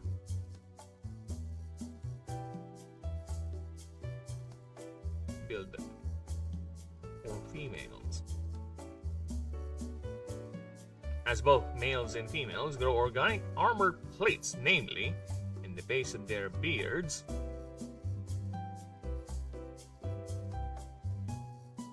while females grow smaller growths on their cheeks. Both gender grow these plates on their brows, wrist, and just below the abdominal area. Pubic hair, but armor plating. I know. Dwarves love very, very rough sex. Those platings would smash at each other, literally. Grinding stone.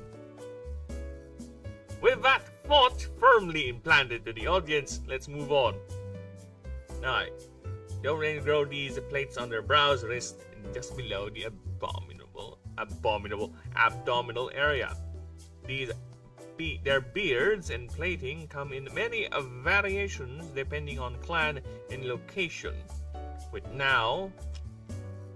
a now native Ashen native variation called Bluebeards, which are the most mana-sensitive of their race. Surviving the collapse of several empires, their corporations endure as they continue to churn out products and inventions which are more likely to fail than function. But as long as there is a market, there is profit to be made and exploited.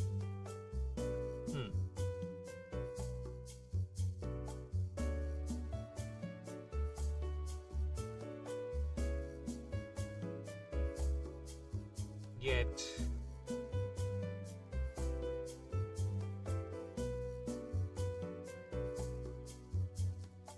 as factories continue to churn,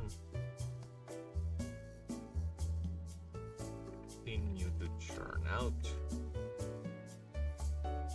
or as long as there is a market, there is profit to be made and exploited.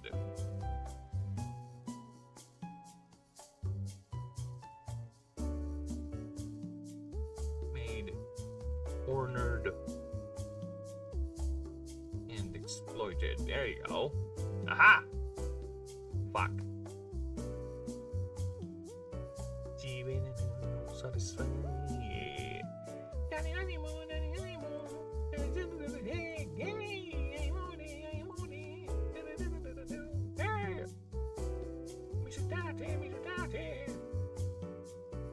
One punch.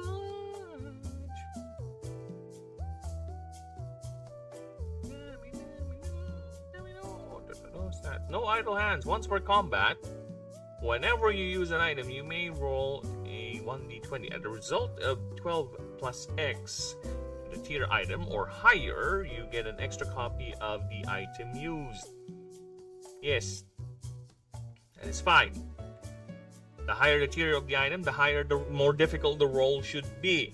Because it is a very, very broken chance to replicate an item. Imagine using a tier 5 item that's basically super hard to acquire and you have to burn it to save your team. If you do this for free and you get a copy, then what's the point? You just have it permanently. So yeah, I think having it to be hard to pull off with more complex and more powerful designs is okay. Alright? Next. When starting a dwarf, you can opt out of bits of this racial trait. Now, why is it capitalized?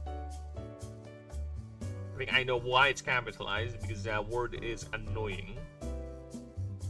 This racial trait, and instead choose Bluebeard. Plus 3 arcane, minus 3 strength.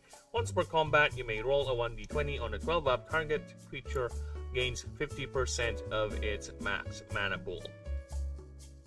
So basically, you can heal your creature's mana. Woo! Okay, quick burst.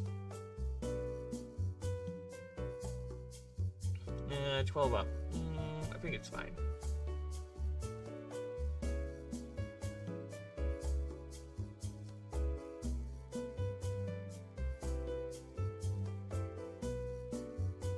Yeah, you know what? Let's do that. Let's do that. Let us do that. Since the elves can be reused anytime. Well, technically a turn after successful use. For the dwarves, let's do this. Once for combat. This ability cannot be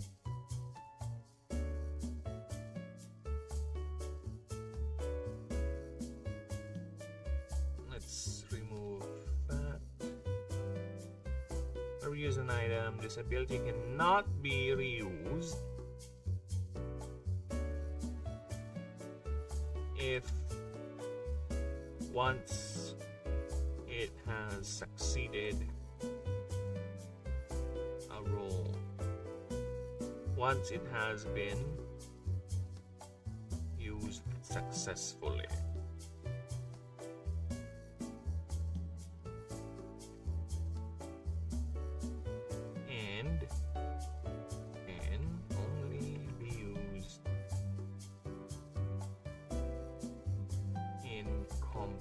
Encounters. There you go.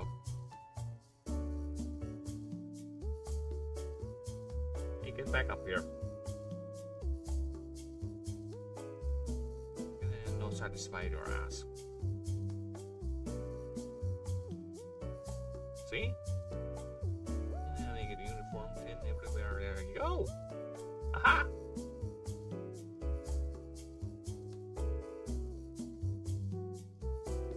Nice. Alright.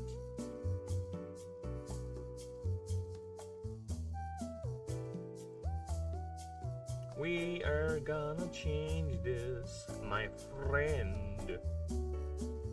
We'll keep on fighting till the end. We are the champions. The champions.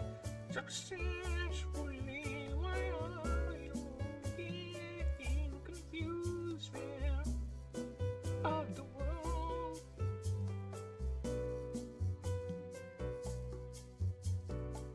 And curtain calls, and fortune goes along with it. I got it all, but it's no bed of roses, no pleasure cruise.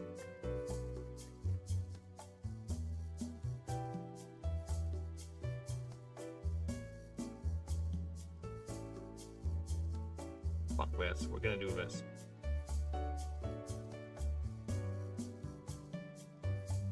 Almost heaven, West Virginia, Blue Ridge Mountains, Shenandoah River. Life was all there, older than the trees, younger than the mountains, blowing like the breeze. Country roads take me home to the place I belong, West Virginia. Mountain mama, take me home. Country road. No memories gather around her. Mindless ladies, stranger to blue water. A bit dusty, ring on the sky.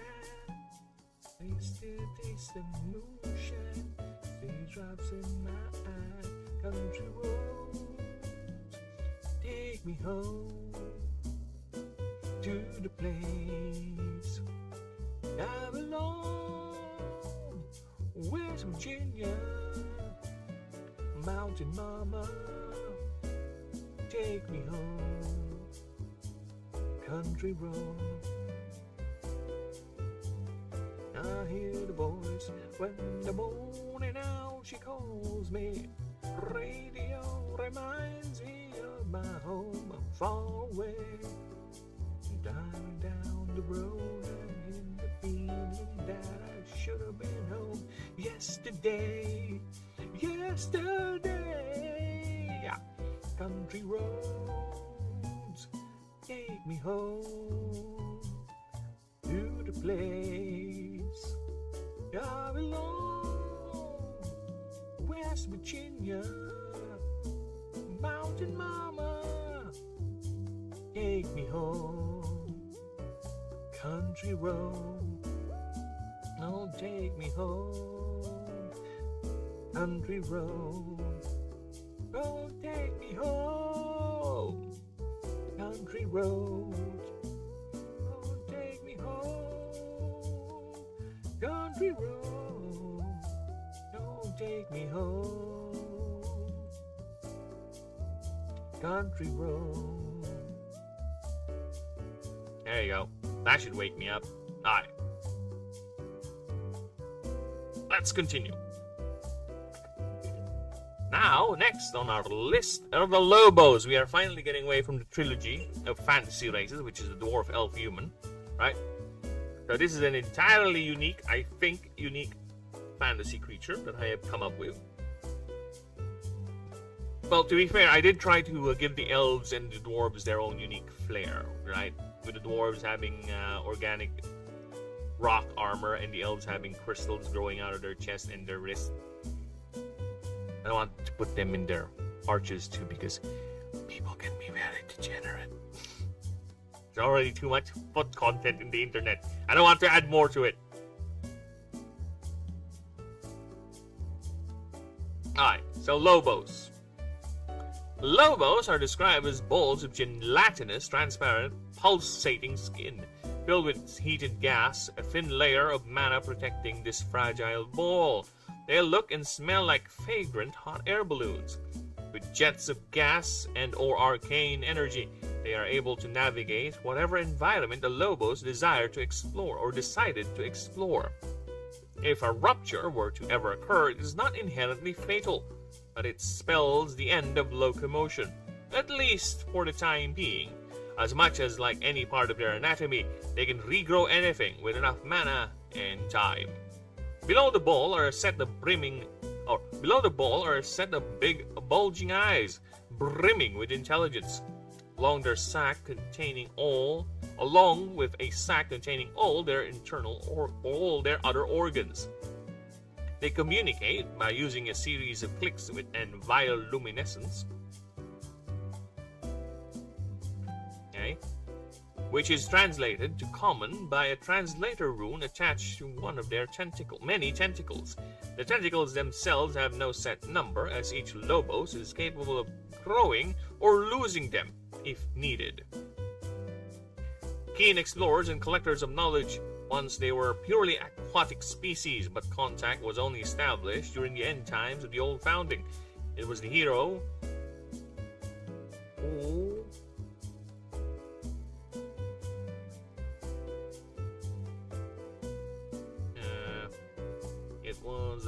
Arcane, which was initially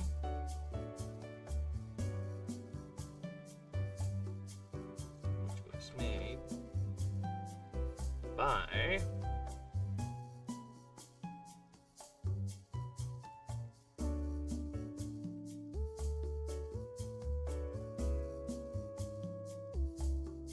The hero Arkan, who did so as during a daring escape from a failed raid, his ship was sunk, and it was the Lobos who rescued him. Having hid themselves all this time, the race was also not a native.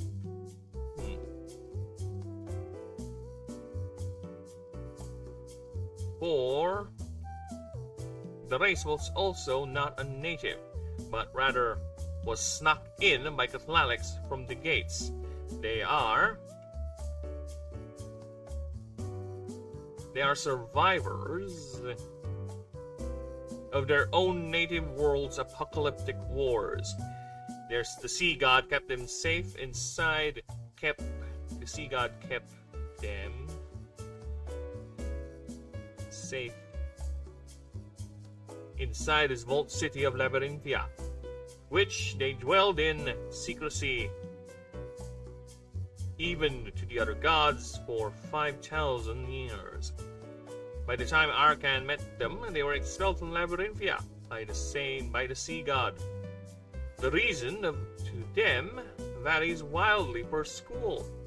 Some stating it was for security reasons, as the Vault City is now the prime target during the Great Schism, civil war 1600 years ago involving the gods.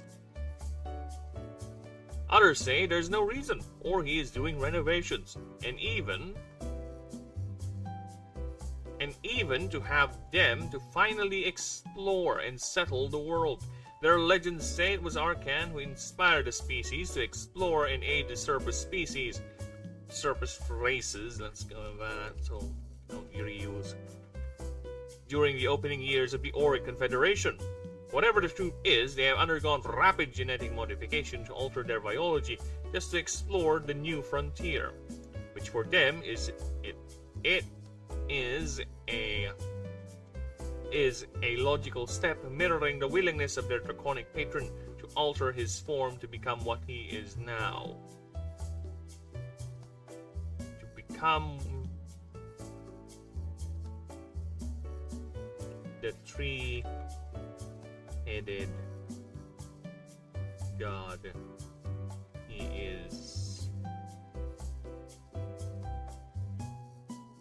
is now. This has been seen as a species testament to their hunger for knowledge. This has been seen as the species testament and willingness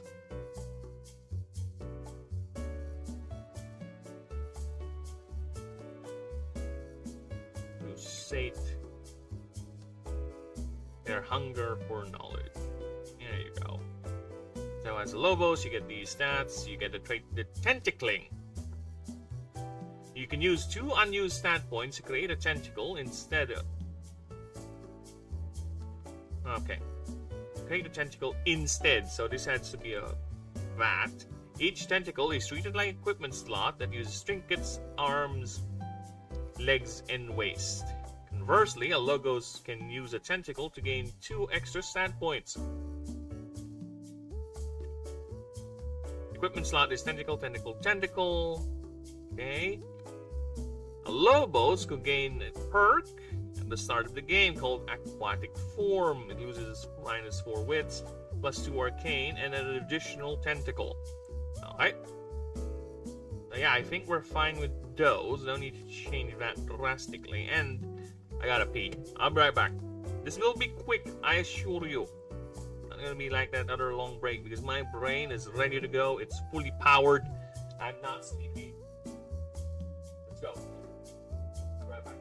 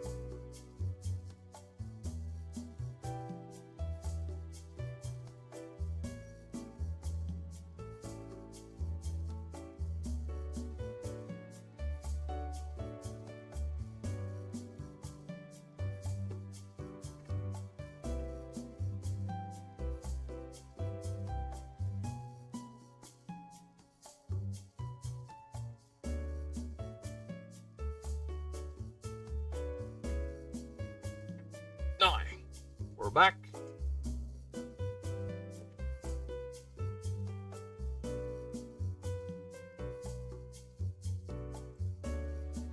Alright.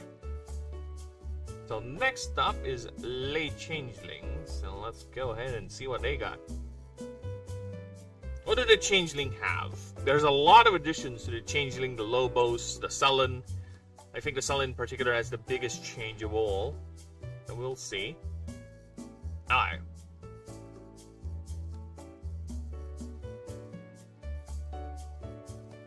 I have returned, and hello!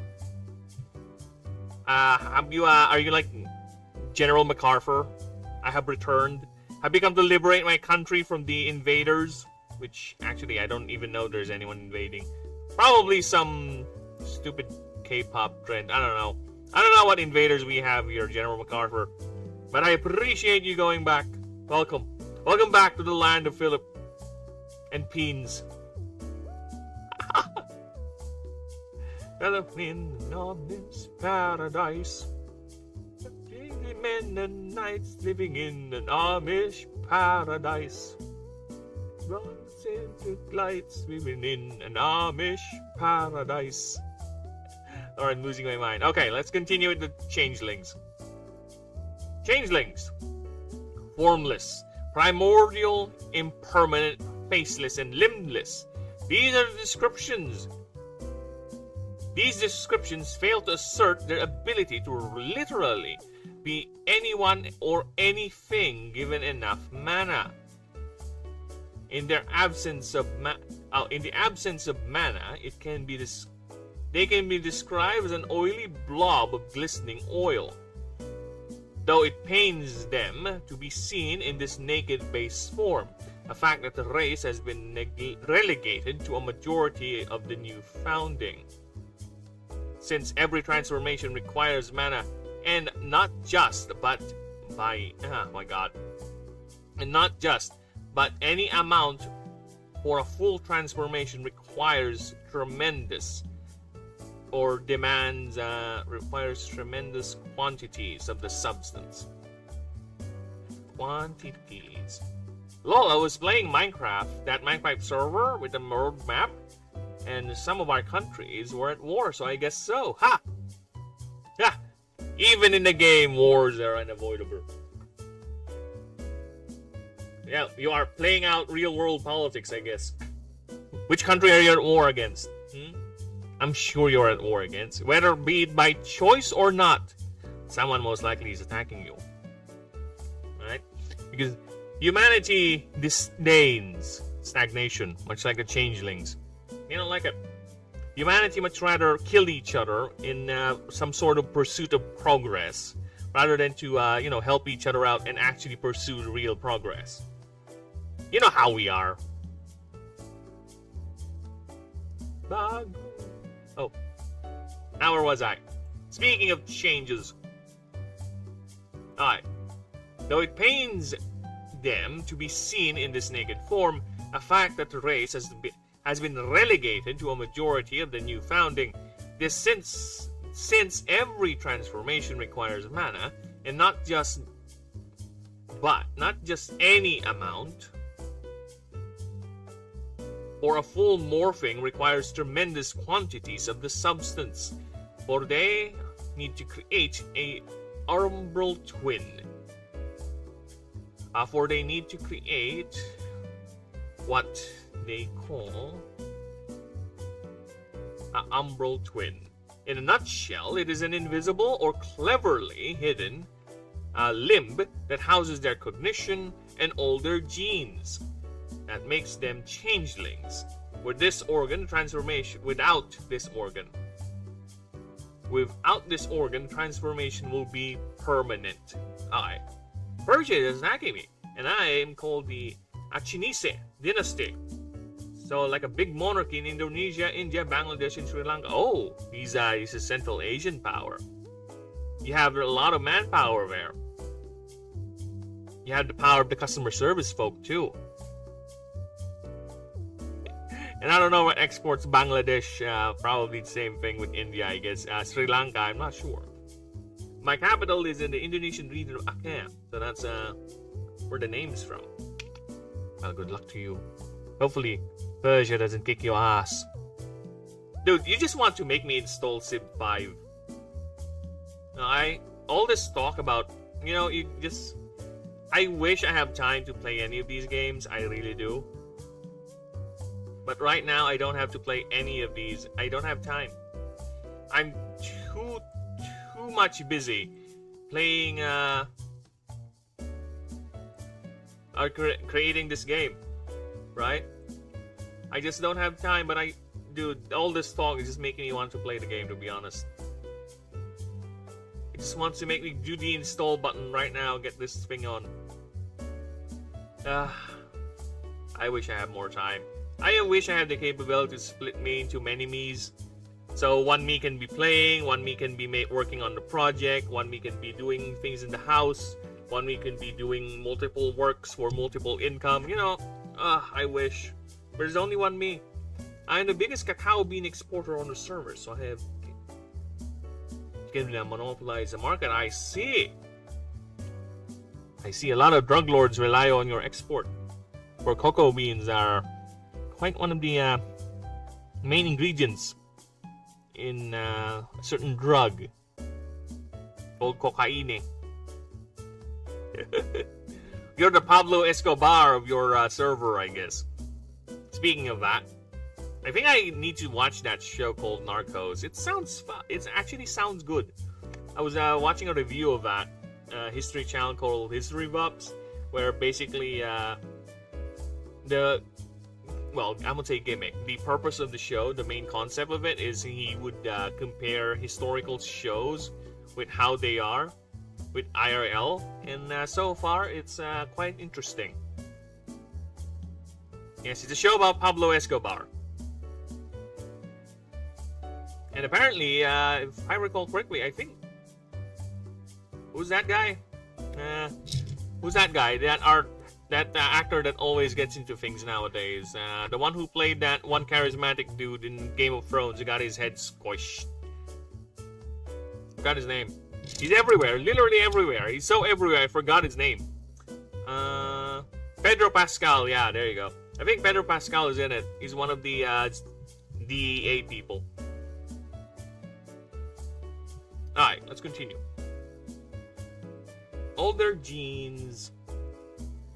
This shadow limb is the reason why they cannot maintain or risk doing full transformations nowadays, as mana saturation fluctuates and is erratic as ever. Should be just one word. Turning areas into dead zones as quickly as the shifting of the wind. The more civilized or populated a location, the less mana is available for them to channel, or more reliable for them to maintain it. Though there are always exceptions, some individuals seem to adapt by not bothering to hide the umbral twin. Besides, from the naming convention of the prefix currently known as, or CKA, many morph changelings are seen with a large and very visible umbral twin. Oh, what's this? There is already a Grand Columbia player that owns most of Central and Northern South Africa, so no Pablo for me. Well, you can always take the Pablo from him, become the new Pablo, right? Go. What is South America and a good portion of Northern South America, but another part of your territory, right? It's no different. It's land. You can handle that land. You can do it. You have the means. Monopolize it. Own all the cocoa. All of it. Well, you already do that, but, take it all. Want more cocoa. Fill the world with nothing but your cocoa. Yes, listen to me. I am your conscience. You know what you want. I'm just affirming what you want. You want that land. Hey, it's yours. Where was I? Which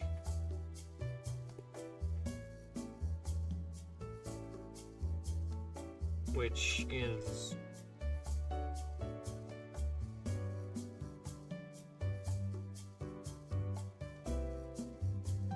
which can be described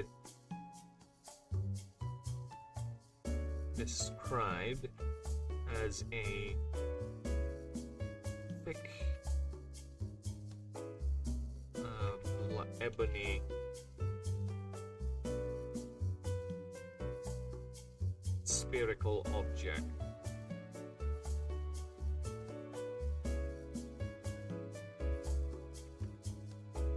On their body or floating besides them. While others do half transformations,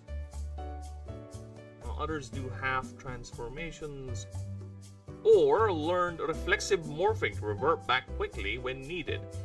Yet all these are just temporary fixes, for as long as the drought progresses, they will inevitably lose this ability entirely. This, however, is the main reason why changelings are so keen on explorations these days, to find a new mana-rich haven for their kind to inhabit, which is why they were given the Valley of Miracles on 10 and you found 10 NF in the first place.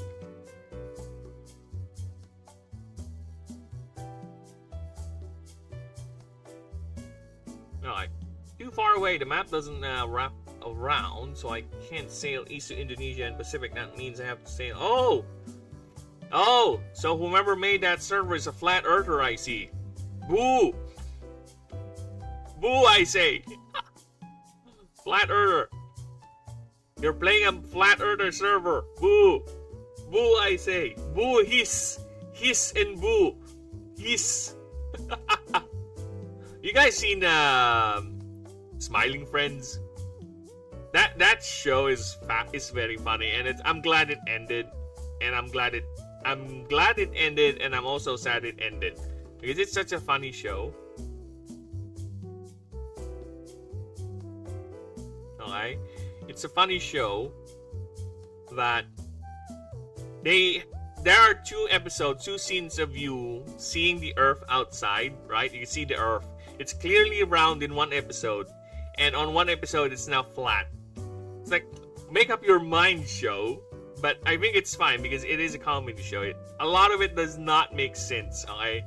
There's literally a place there, or a country, a city, that's just internet garbage. Nonsensical garbage. I made a server and I believe it's round. Good for you. Dude, it's like a joke. Sorry, I want to play around with that idea for a bit, okay? I don't want to be mean or anything, but I want to play around the idea where in your world it's reversed, right? The flat Earth is the norm. People believe and know the world is flat, but you are basically the flat earther of your world.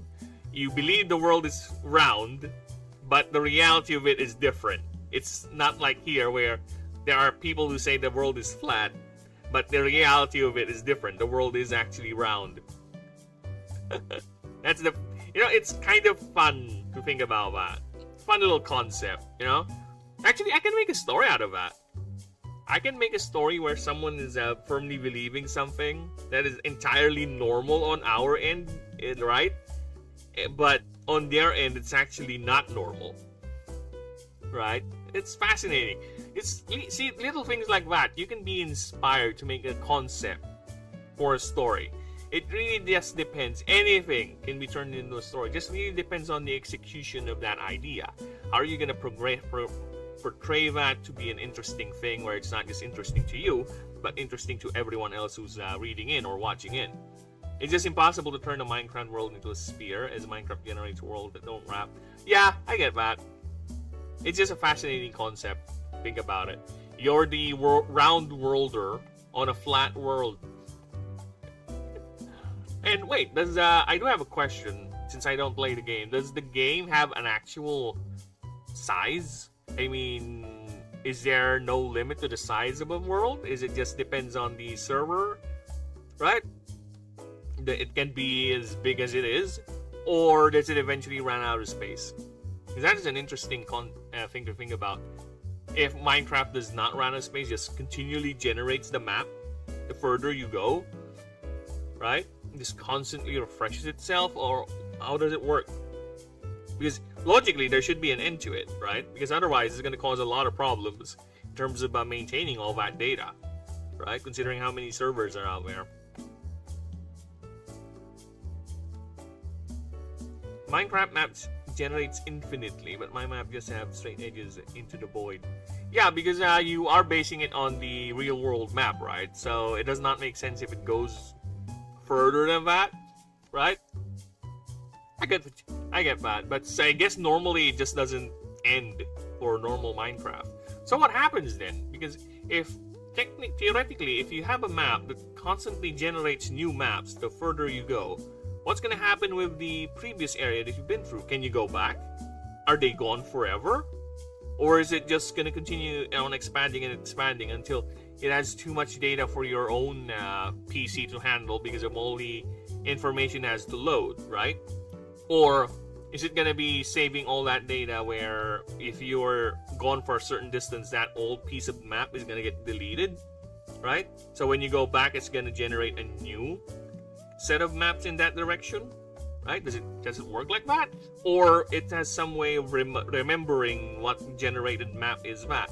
It's in that spot. Because what happens if you build a base in this side of the map and you just decided to go very far off, so far, what happens to that base? Does it get destroyed or does it stay there? Somehow you can get over back. So yeah, that is generally interesting to me. Just a question how it works.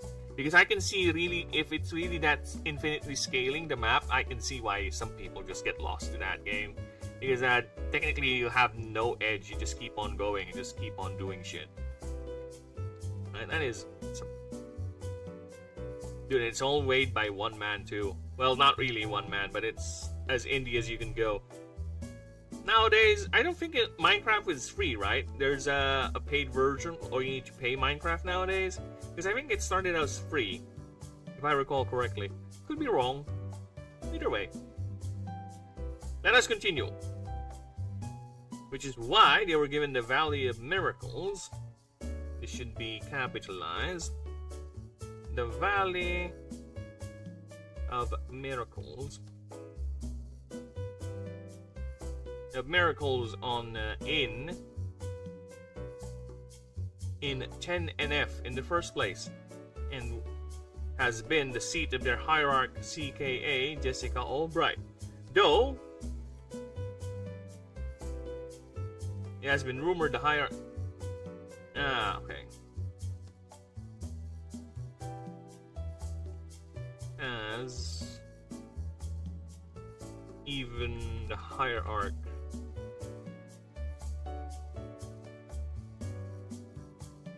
herself is not affected,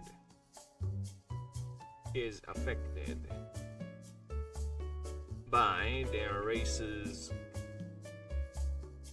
ongoing existential crisis. Or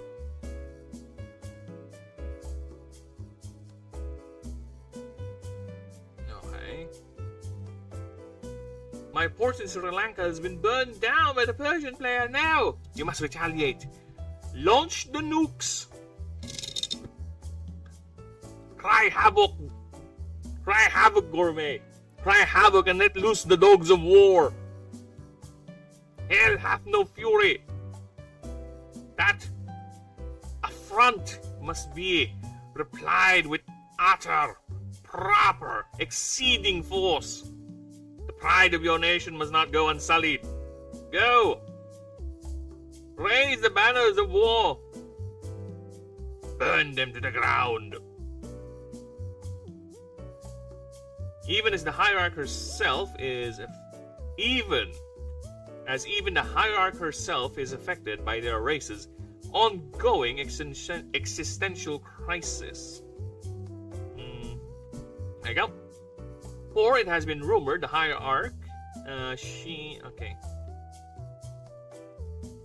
Where it's been rumored she has let go of her umbral twin and is now stuck as a human female forever. A fact she neither denies nor confirms nor denies. Regardless, the country itself is now undergoing its own drought caused by generations of growth and tourism, making the refuge less and less accommodating. For changelings do not like the idea of stagnation. They see it as the death of sentience. They move from one sensation to another. They are ravenous in finding new experiences. They are quick to learn and quicker to get bored. And even though they can no longer take full form of any creature or race as easily as they once did, they're still capable of mimicking parts, legs, heads, limbs, etc.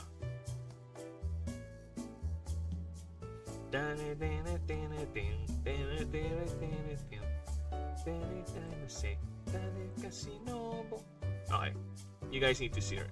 You guys played, anyone here who's watching currently who played Hollow Knight Silk Song, I'm sure you guys are gonna appreciate this. I appreciated this. I'm sure you guys will. So, let's have you guys hear it. We have a bunch of mods like Create mod, which lets you hack planes and factories and stuff. So I'm gonna try out my TNT plane and drop down a TNT. Yes, nuke 'em. Nuke 'em! Remove them. I want those pixels be evaporating by the time you send your next chat. I want them to be all in flames. Where was I?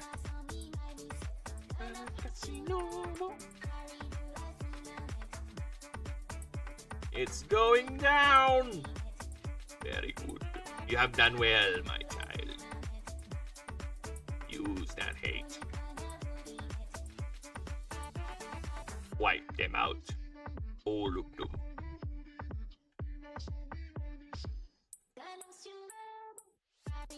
Now, what's the next song after this? Oh shit, I'm gonna get that copyrighted for that.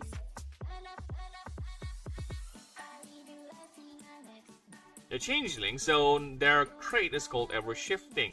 Changelings start with 20 points that they can redistribute anytime outside of combat or any encounter. A player can spend 4 points to gain an equipment slot or a trinket slot. Any extra to gain any equipment slot or a trinket slot. Any extra points gained increase this pool by the same number. Level up moves, items, etc. Temporary points gained from other effects and abilities do not increase this pool. Any points applied by this trait to a stat is considered permanent point of that stat. Okay. And I'm gonna kill that because the next song is actually copyrighted, so can't use that. He's never gonna see it coming. The fact that I'm fighting you. The fact I'm fighting a huge battle. 1 a.m., huh? Why not? You know, think of it this way. War. All is fair in love and war. Look, when you caught your enemies not fighting back, that's the best way to fight back. When they're unprepared, when they're unaware, that's when you strike. Or that's when they'll realize that you do not give a fuck. That you are willing to do what needs to be win while they waste their times doing what? Sleeping? Being complacent? Let them eat their arrogance. Sorry, I'm enjoying that fucking monologue. Fuck off.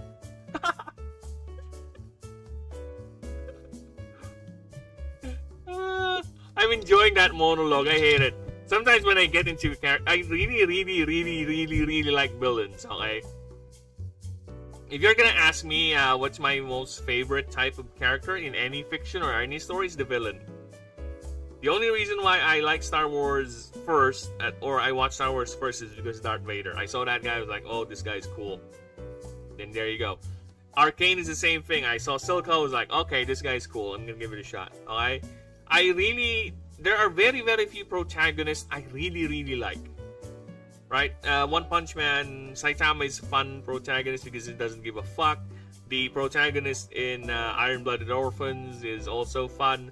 But a lot of protagonists, especially in anime, are just boring. They're just the same stereotype. Can we... You're all boring. The villains are much more interesting than the protagonist, okay? I love villains. What can I say? It's just two of us on the server. Server's gonna come back tomorrow. Being so confused. Yes, that's how you do it. Let them see their country burning. They're gonna be like, what the fuck happened here? Last time I checked, I had a whole country to my name. Now it's just wrecks everywhere. Destroyed, ruined. Saitama is a brilliant protagonist. Luffy is boring as fuck. I know someone who's gonna disagree with you on that. And yeah, he's not here. But yes, I know someone. He's a very huge fan of One Piece, to the point that he actually hosts One Piece Discord parties where people can watch One Piece with him on our Discord. Yeah, he's gonna disagree hard on that.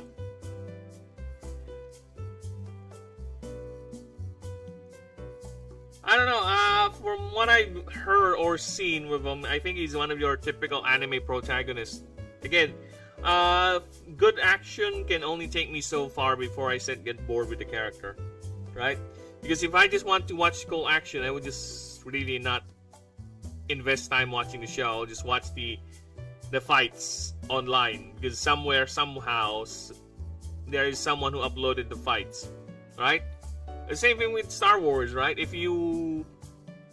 Star Wars, Disney, Marvel, or whatever stupid shit, if there's a cool scene you want to see, just look for the cool scene. It's there. You don't need to invest your fucking time watching that stupid show, right? In fact, I know people would just skip the dialogue and just go straight to the action scenes because that's all they care of. And they will call that piece of media good because all they saw is the action scenes. Like, dude, I love One Piece, but sometimes I don't want the villain to beat him. It's always like that because you know he's gonna win. Again, the best thing you can do is make the fights interesting. Equipment slots, torso, equipment slot 1. At the start of the game, a player might opt into getting this perk, Visible Twin. Plus 10 modifier to character's ever-shifting pool. However, when committing crimes or doing any dialogue check, this character gets a minus 15 modifier. So I think we're fine with that. Okay, so next up in the list are the Oppricks. Hatakuri is a good example of a villain I prefer to Luffy because he managed to turn a useless power, Mochi summoning, into a beast of a power matching Luffy, while Luffy has the god fruit like that.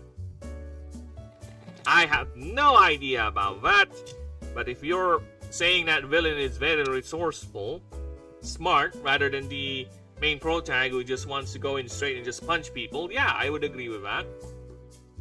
But having no further context, I will just take your word for it and assume that's what you mean. Because I am an assuming assumer. You would see me every now and then. I think I've told this before on stream. Me and the wife, when we walk outside, sometimes when I see couples or other people just going about their business, I would actually make up stories as to what's going on with that. Why that guy has that expression on his face. Why these two couples are doing that with one another. Like, oh, they're having a fight.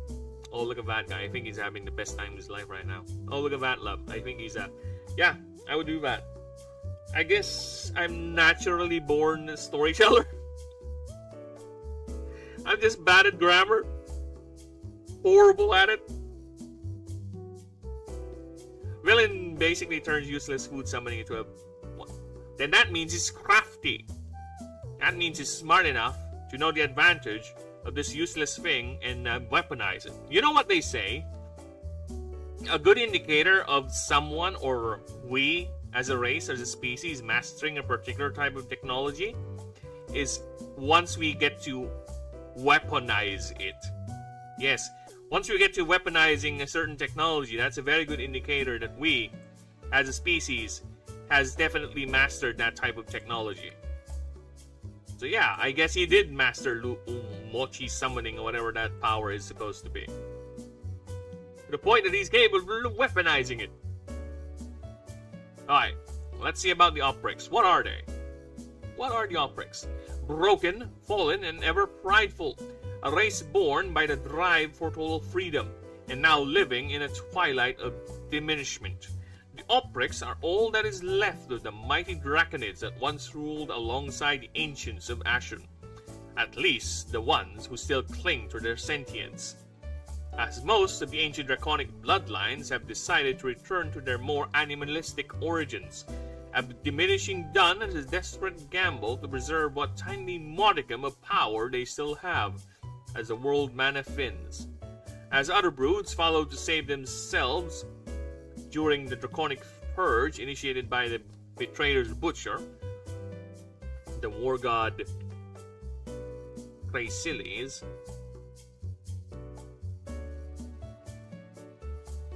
roughly 1,500 years ago. The Oprix, however, decided life is better enjoyed when you have sapiens to actually relish and understand it. Or how can one rule when they are nothing but snarling beasts? At least, that's what they tell themselves. As it was their disgraced father and former patron,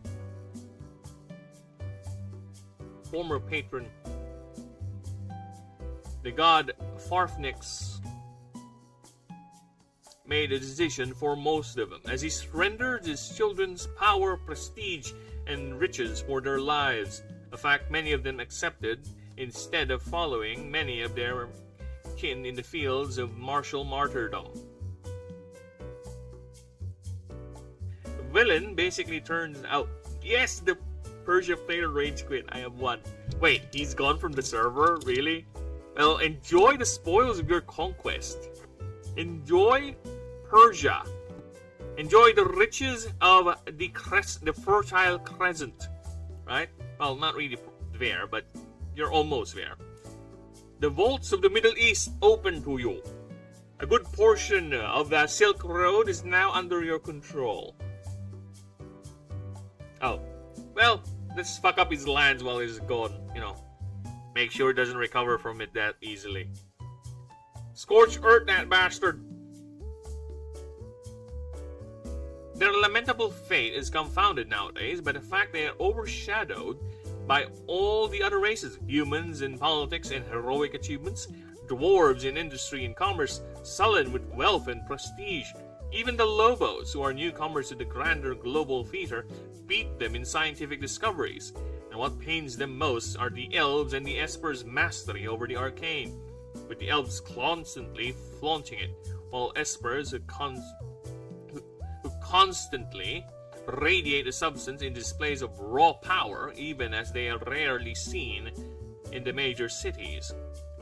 They are both reptilian and avian characteristics, feathery three-clawed arms sprouting another set of arms on their backs. The 3 claws, and with the 3rd claw being one as long as the arm itself, which were remnants of their once proud draconic wings, which they see as a point of pride to maintain and display this arm. To maintain and display this arm. Vain to a fault, flaunting anything they can and what little they can, while exceptional individuals manage to break through ever so often, like Basin's hydromantic prodigal choreographer of the waves, Hierarch, Glendarix, Mariana Azure, Cerulean Tail, Blue Scale. Yet they are always eager to regain any scrap of glory they believe should be rightfully theirs. They are at least competing with the sullen among the most religious of all the races, bordering on zealotry, with most of their devotions magnifying around the remaining draconic deities like Flalix, Ertalix, and Lilitalix, only exception being Farthnix, which they despise with apocalyptic intensity. I have to build my Silangan ports. Well, it's fine. It's fine. You know, course, can be rebuilt. What cannot be rebuilt is the pride of the Persian player. Destroy it. Level it. I'm such a nasty bastard, am I? So have fun being you playing a game while I'm DMing it, because I can be quite the sadistic bastard. But I will allow you to outsmart me. It's fine. It's part of the game. I appreciate that. If you're able to break through my bullshit. Okay? Trait. Mythical Dominance. When bonding with a creature, reduce the required dice to roll by 1. When there is just 1 needed, the creature is automatically bonded. At the start of combat, declare a type. All creatures of that type gain 10% HP or damage of your choice. 10% more max HP or damage, depending on your choice. Dude, I. This is the treat for people who play Total War. We're gonna play this. I'm gonna bless your ears again with some quality game music. Alright? This is some quality game music. If you guys don't know where this is from, well, get yourself some good RTS music. This is a good one. Yeah, I'm happy to join. Come, you can stop by. I can grab you a drink. Not so long ago, a Philippines player joined. Oh, I misread that. Tell him to be as loud and obnoxious as possible, and also a bit racist. That's how you should roleplay as the Philippines. You should be loud, obnoxious, and very, very friendly and warm to people who you like, and a bit racist too against other Filipinos.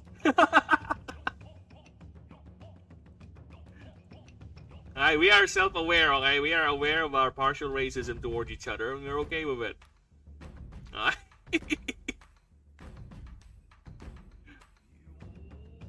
Whoa. Yo ho ho ho ho. Yo ho ho ho ho yo ho. My God, yes. This is from an RTS game called Total War Shogun. If you don't know what that is, get yourself a copy of it, because that is one of the few remaining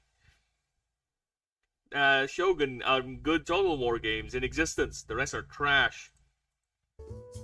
I'm not even confident with the new Warhammer game they're making. Maybe Phoenix is when? I don't know. Man. Maybe when I get lucky. Maybe I start earning like a good 100,000 pesos every month or something. Because having a baby here is quite expensive. Very, very expensive. It's an investment, unfortunately. And I'm that type of person who grew up in a broken family. Long story short, I don't want to experience the same thing, my kid to experience the same thing I went through when I was young. I'll say no more because oversharing is a thing. Alright, but that's all I'll say. If that was a joke, then it flew over my head. Which a lot of jokes do. Don't worry, it's not you, it's me. Mostly me. Depending on your choice for that, combat encounter. Alright. Next up, an Uprix player may opt in during the start of the game to gain the perk Indebted Glory. This character starts with minus 10,000 currencies deficit. However, this character starts at level 5. So yeah, if you want to power level, there you go. You just have a debt of 10,000 currencies. So here the Uprix is what they look like. This is the female. And this is the male. I try to not be close to Fantasy Dragon D&D, where it's just basically a human head with a dragon, or a human body with a dragon head. and just a tail. Right? I try to be as close to a draconic form as possible, but sentient, right? So they are feathery. They are like dinosaurs. The more you think about it, like they are like dinosaurs with massive wings. Well, wingless wings. It has massive claws on the third claw. So yes, that is the Oprix. Next. Don't worry, it wasn't a joke. Oh, then there you go. I gave you a serious answer. And I hope that was illuminating. But then again, oversharing is a thing. And we don't do that. We avoid that. Because that is cringe. What do people care about my personal life? No, they don't. They came here to listen to me rant and rave about my certain things. Maybe some politics, whatever slips by. You know, my comments on media. Or just me basically going on tangents. Unknown tangents, or maybe just because they're curious about the project. Again, I appreciate everyone stopping by. Thank you.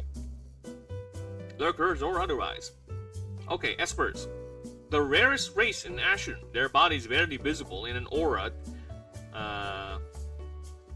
of channeled arcane energy, which they constantly emanate as a byproduct of their constant processing of mana. Redundant here. We have two constants, so continuously would be a good continually emanate as a byproduct of their constant processing of mana. They are highly dependent on the substance on everything from communication, locomotion, and sustenance. They are balls of pure glowing arcane power. In fact, to see the thin, multi-limbed, and seemingly headless body of one is not a good sign, for it simply means the Esper has not enough mana to sustain itself, and in all intents and purposes is both starving and suffocating. Political tangents are funny. Yes, they are. Unfortunately, they are. I just need to control myself so I don't go ahead and say things that are a bit too misinformed and a bit too fueled by my own personal bias. Because I'll tell you one thing. If you were to ask me what's my political leaning, I'll tell you this. I have the hardest political leaning in existence. You know what it is? It's not the left, it's not the right. It's the fucking middle. You know why? Because it's hard to stay in the middle and choose which one makes sense when both opposing parties are literally grating each other at the middle, and I'm there caught as those two fucking massive political ideologies fight over things. I go where it makes sense.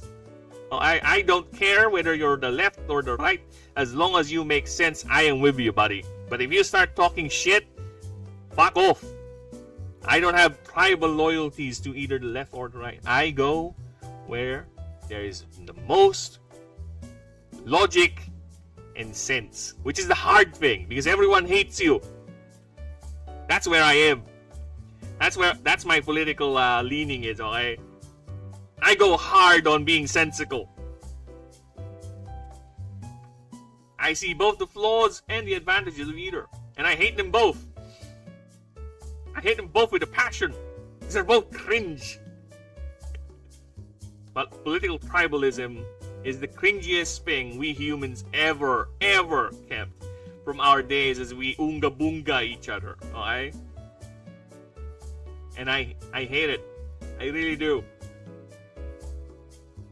In exchange for sense, in exchange for actual growth and development, a lot of people lock themselves into defending their tribe no matter how stupid it has become. We must defend the tribe regardless of what happens. Fuck off. Okay. For all intents and purposes, it is both starving and suffocating. This dependency with the miraculous substance is the reason they are barely seen outside of their caverns and high altitude homes. With many of these once nomadic traders,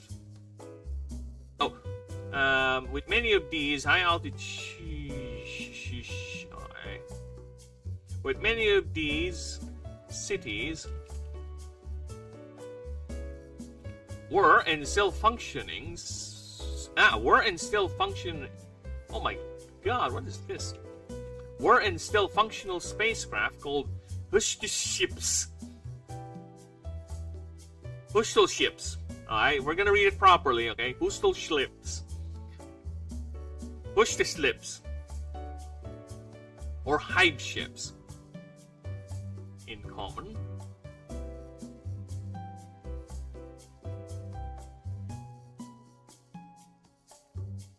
They were once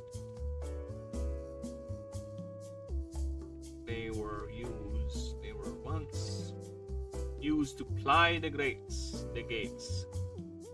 to ply through the gates.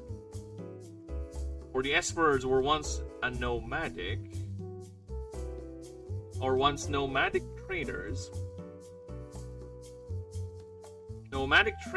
But since the Void Form crisis has been stranded in Ashen. A lot of them are stranded, apparently. With the gates closed and the only way for them to leave is via space travel, which has always been only practical in short range and in system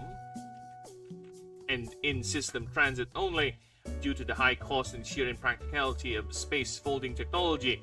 Yet it did not stop them from sending exploratory ships to search for nearby stars, to search the nearby systems for colony opportunities, research, and resource extractions. However, any ship sent out of the home system, sent out of Ashen's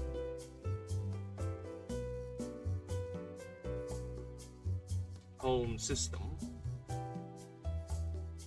has never returned, and all have dire implications as each were given a no return and initiate self-destruct protocols when encountering the slightest hint of hostile and void related contact, as not to risk revealing Ashen's location. The largest ships currently stationed in the stratosphere and farther. The largest ships are currently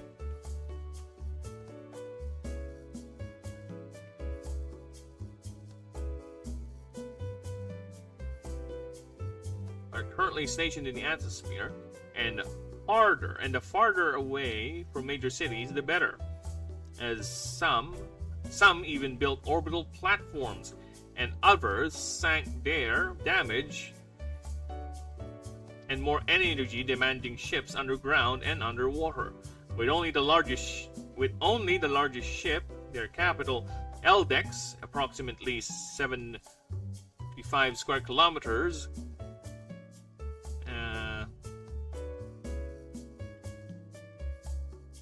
still operational.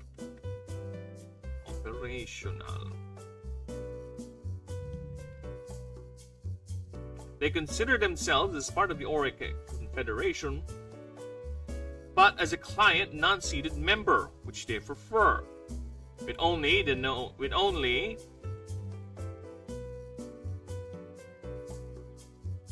Hierarch Gisnextix, the Martial Spear Africanum being the exception.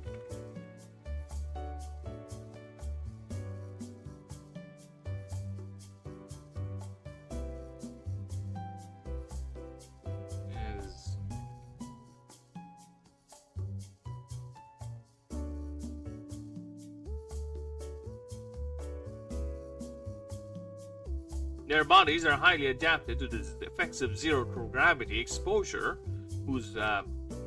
which contain no bones other than the hard casing that protect their brains. While some see the incoming route as a means to finally adapt, as these same individuals have now relied on advanced bionics to change their bodies to be less dependent on the substance strangling hold over them. These individuals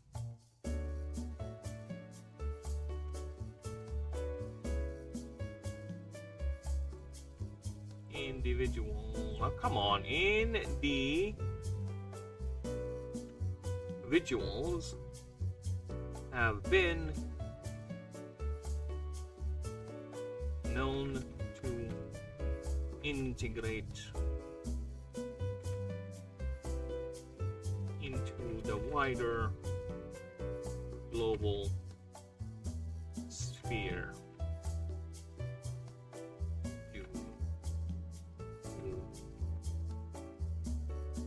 due to their less dependent forms. Their race were once traders and nomads, flying the managates. I think I already said that above there.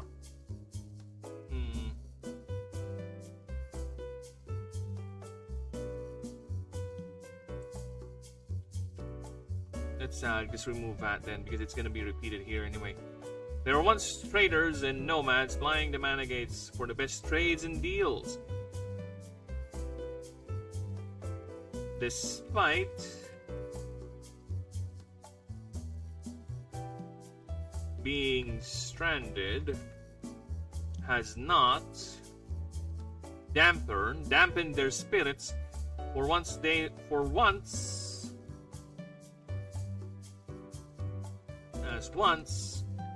hoard maps and treasures for trade, now they wield troves of knowledge. They, along with the sullen, are the greatest contributors to the many expeditions into the blasted waste of the northern and southern crowns. They keep many secrets, and not all of them are willingly given. It is even said a dwarf might sooner give up selling their own mother before an esper willingly gives you information for free.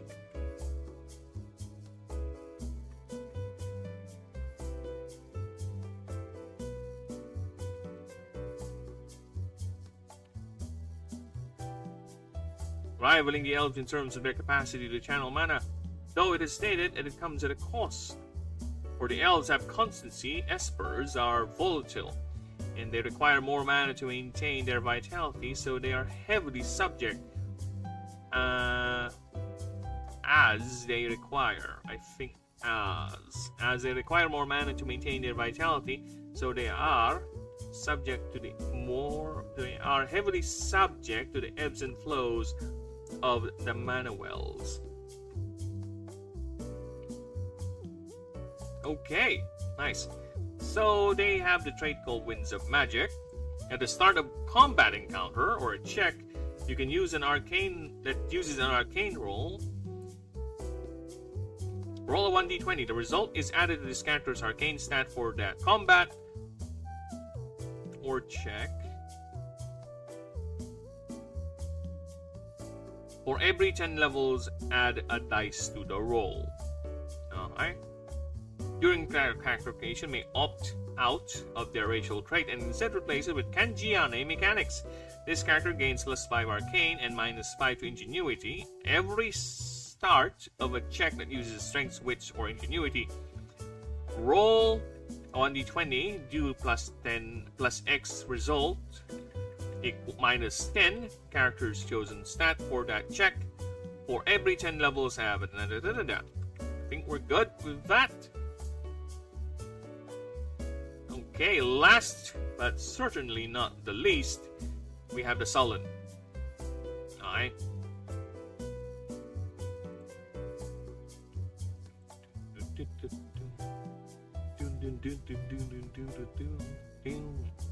Take it on the knees. Don't just give me in peace.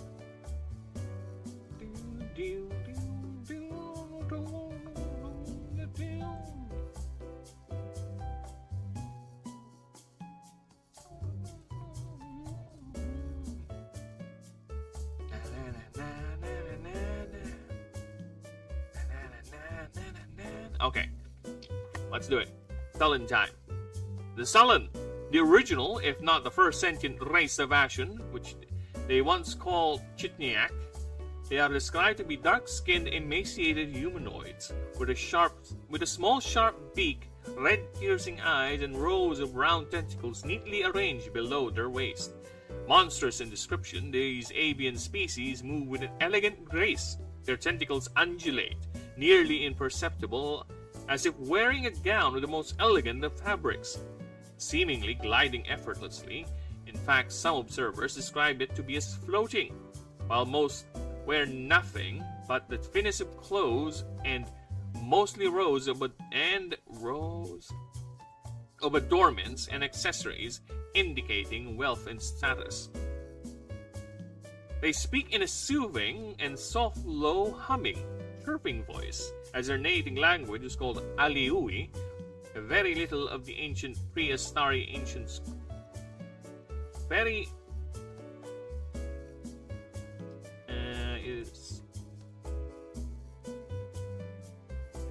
language is called.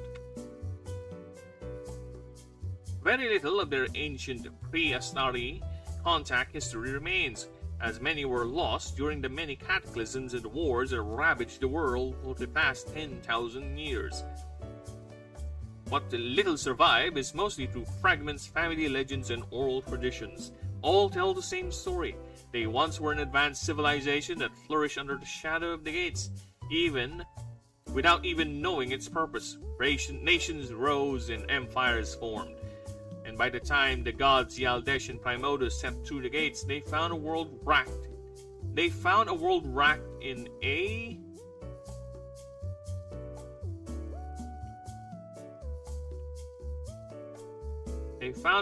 racked and filled with the ruins of ancient cities and small, isolated, warring factions, all eking out their meager and sad lives in the shadows of the gates. Yet the Aldeshan Primotus chose this burning world as the seat of their Astran hierarchy, uplifting the sullen, turning them into their loyal and perfect aides, granting them wealth and stability and civilization. To this day, this is the reason why all Sullen revere the Astari.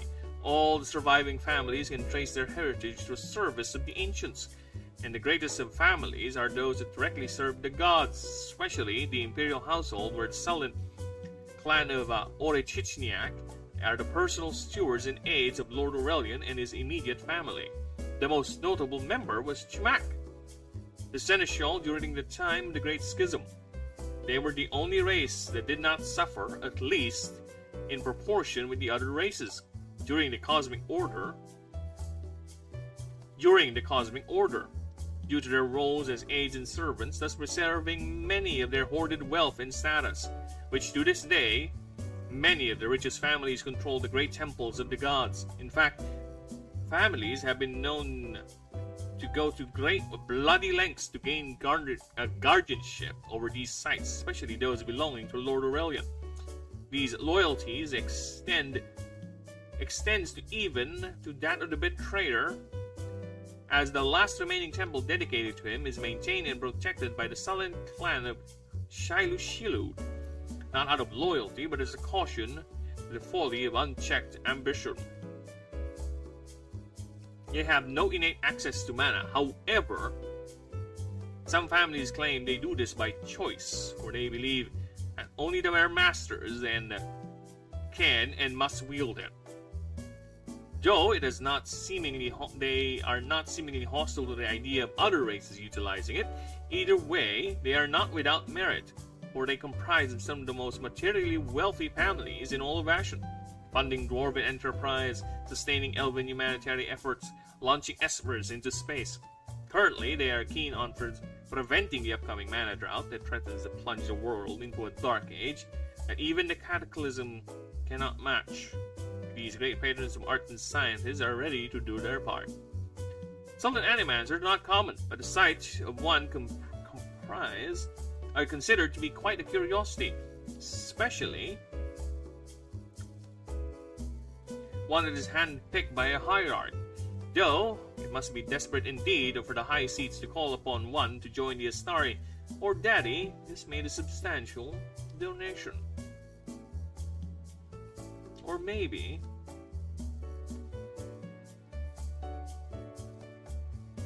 And there you go, okay. The trait is untapped potential. That is, instead of gaining 1 stat point per level, you gain 2 instead. This character also starts with a mana battery trinket, upgradable. Gain 6 arcane, equipped to a trinket slot. Also starts with 5,000 extra currencies. They are trust funds, kids. A character can opt out to choose this perk at the start of the game. Mana Evacua. Plus 5 witch strength, yet this character cannot put points into arcane. You can still use a mana battery though. You can't put points into arcane. Which is an interesting trade-off.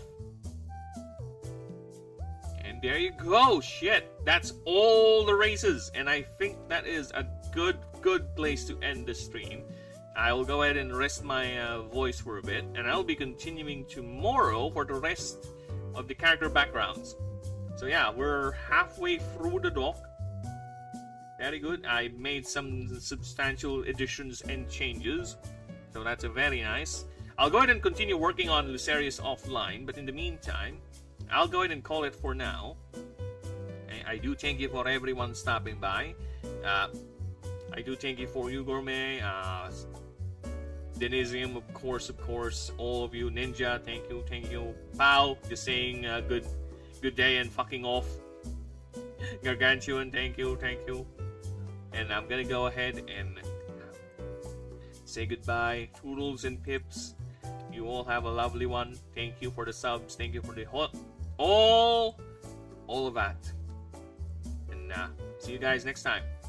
I won't say any time or any schedule because the last time I said that my fucking internet died. So just see you guys next time. Just tune in, watch for the alerts, and bye-bye. Bye, Gourmet. Thank you.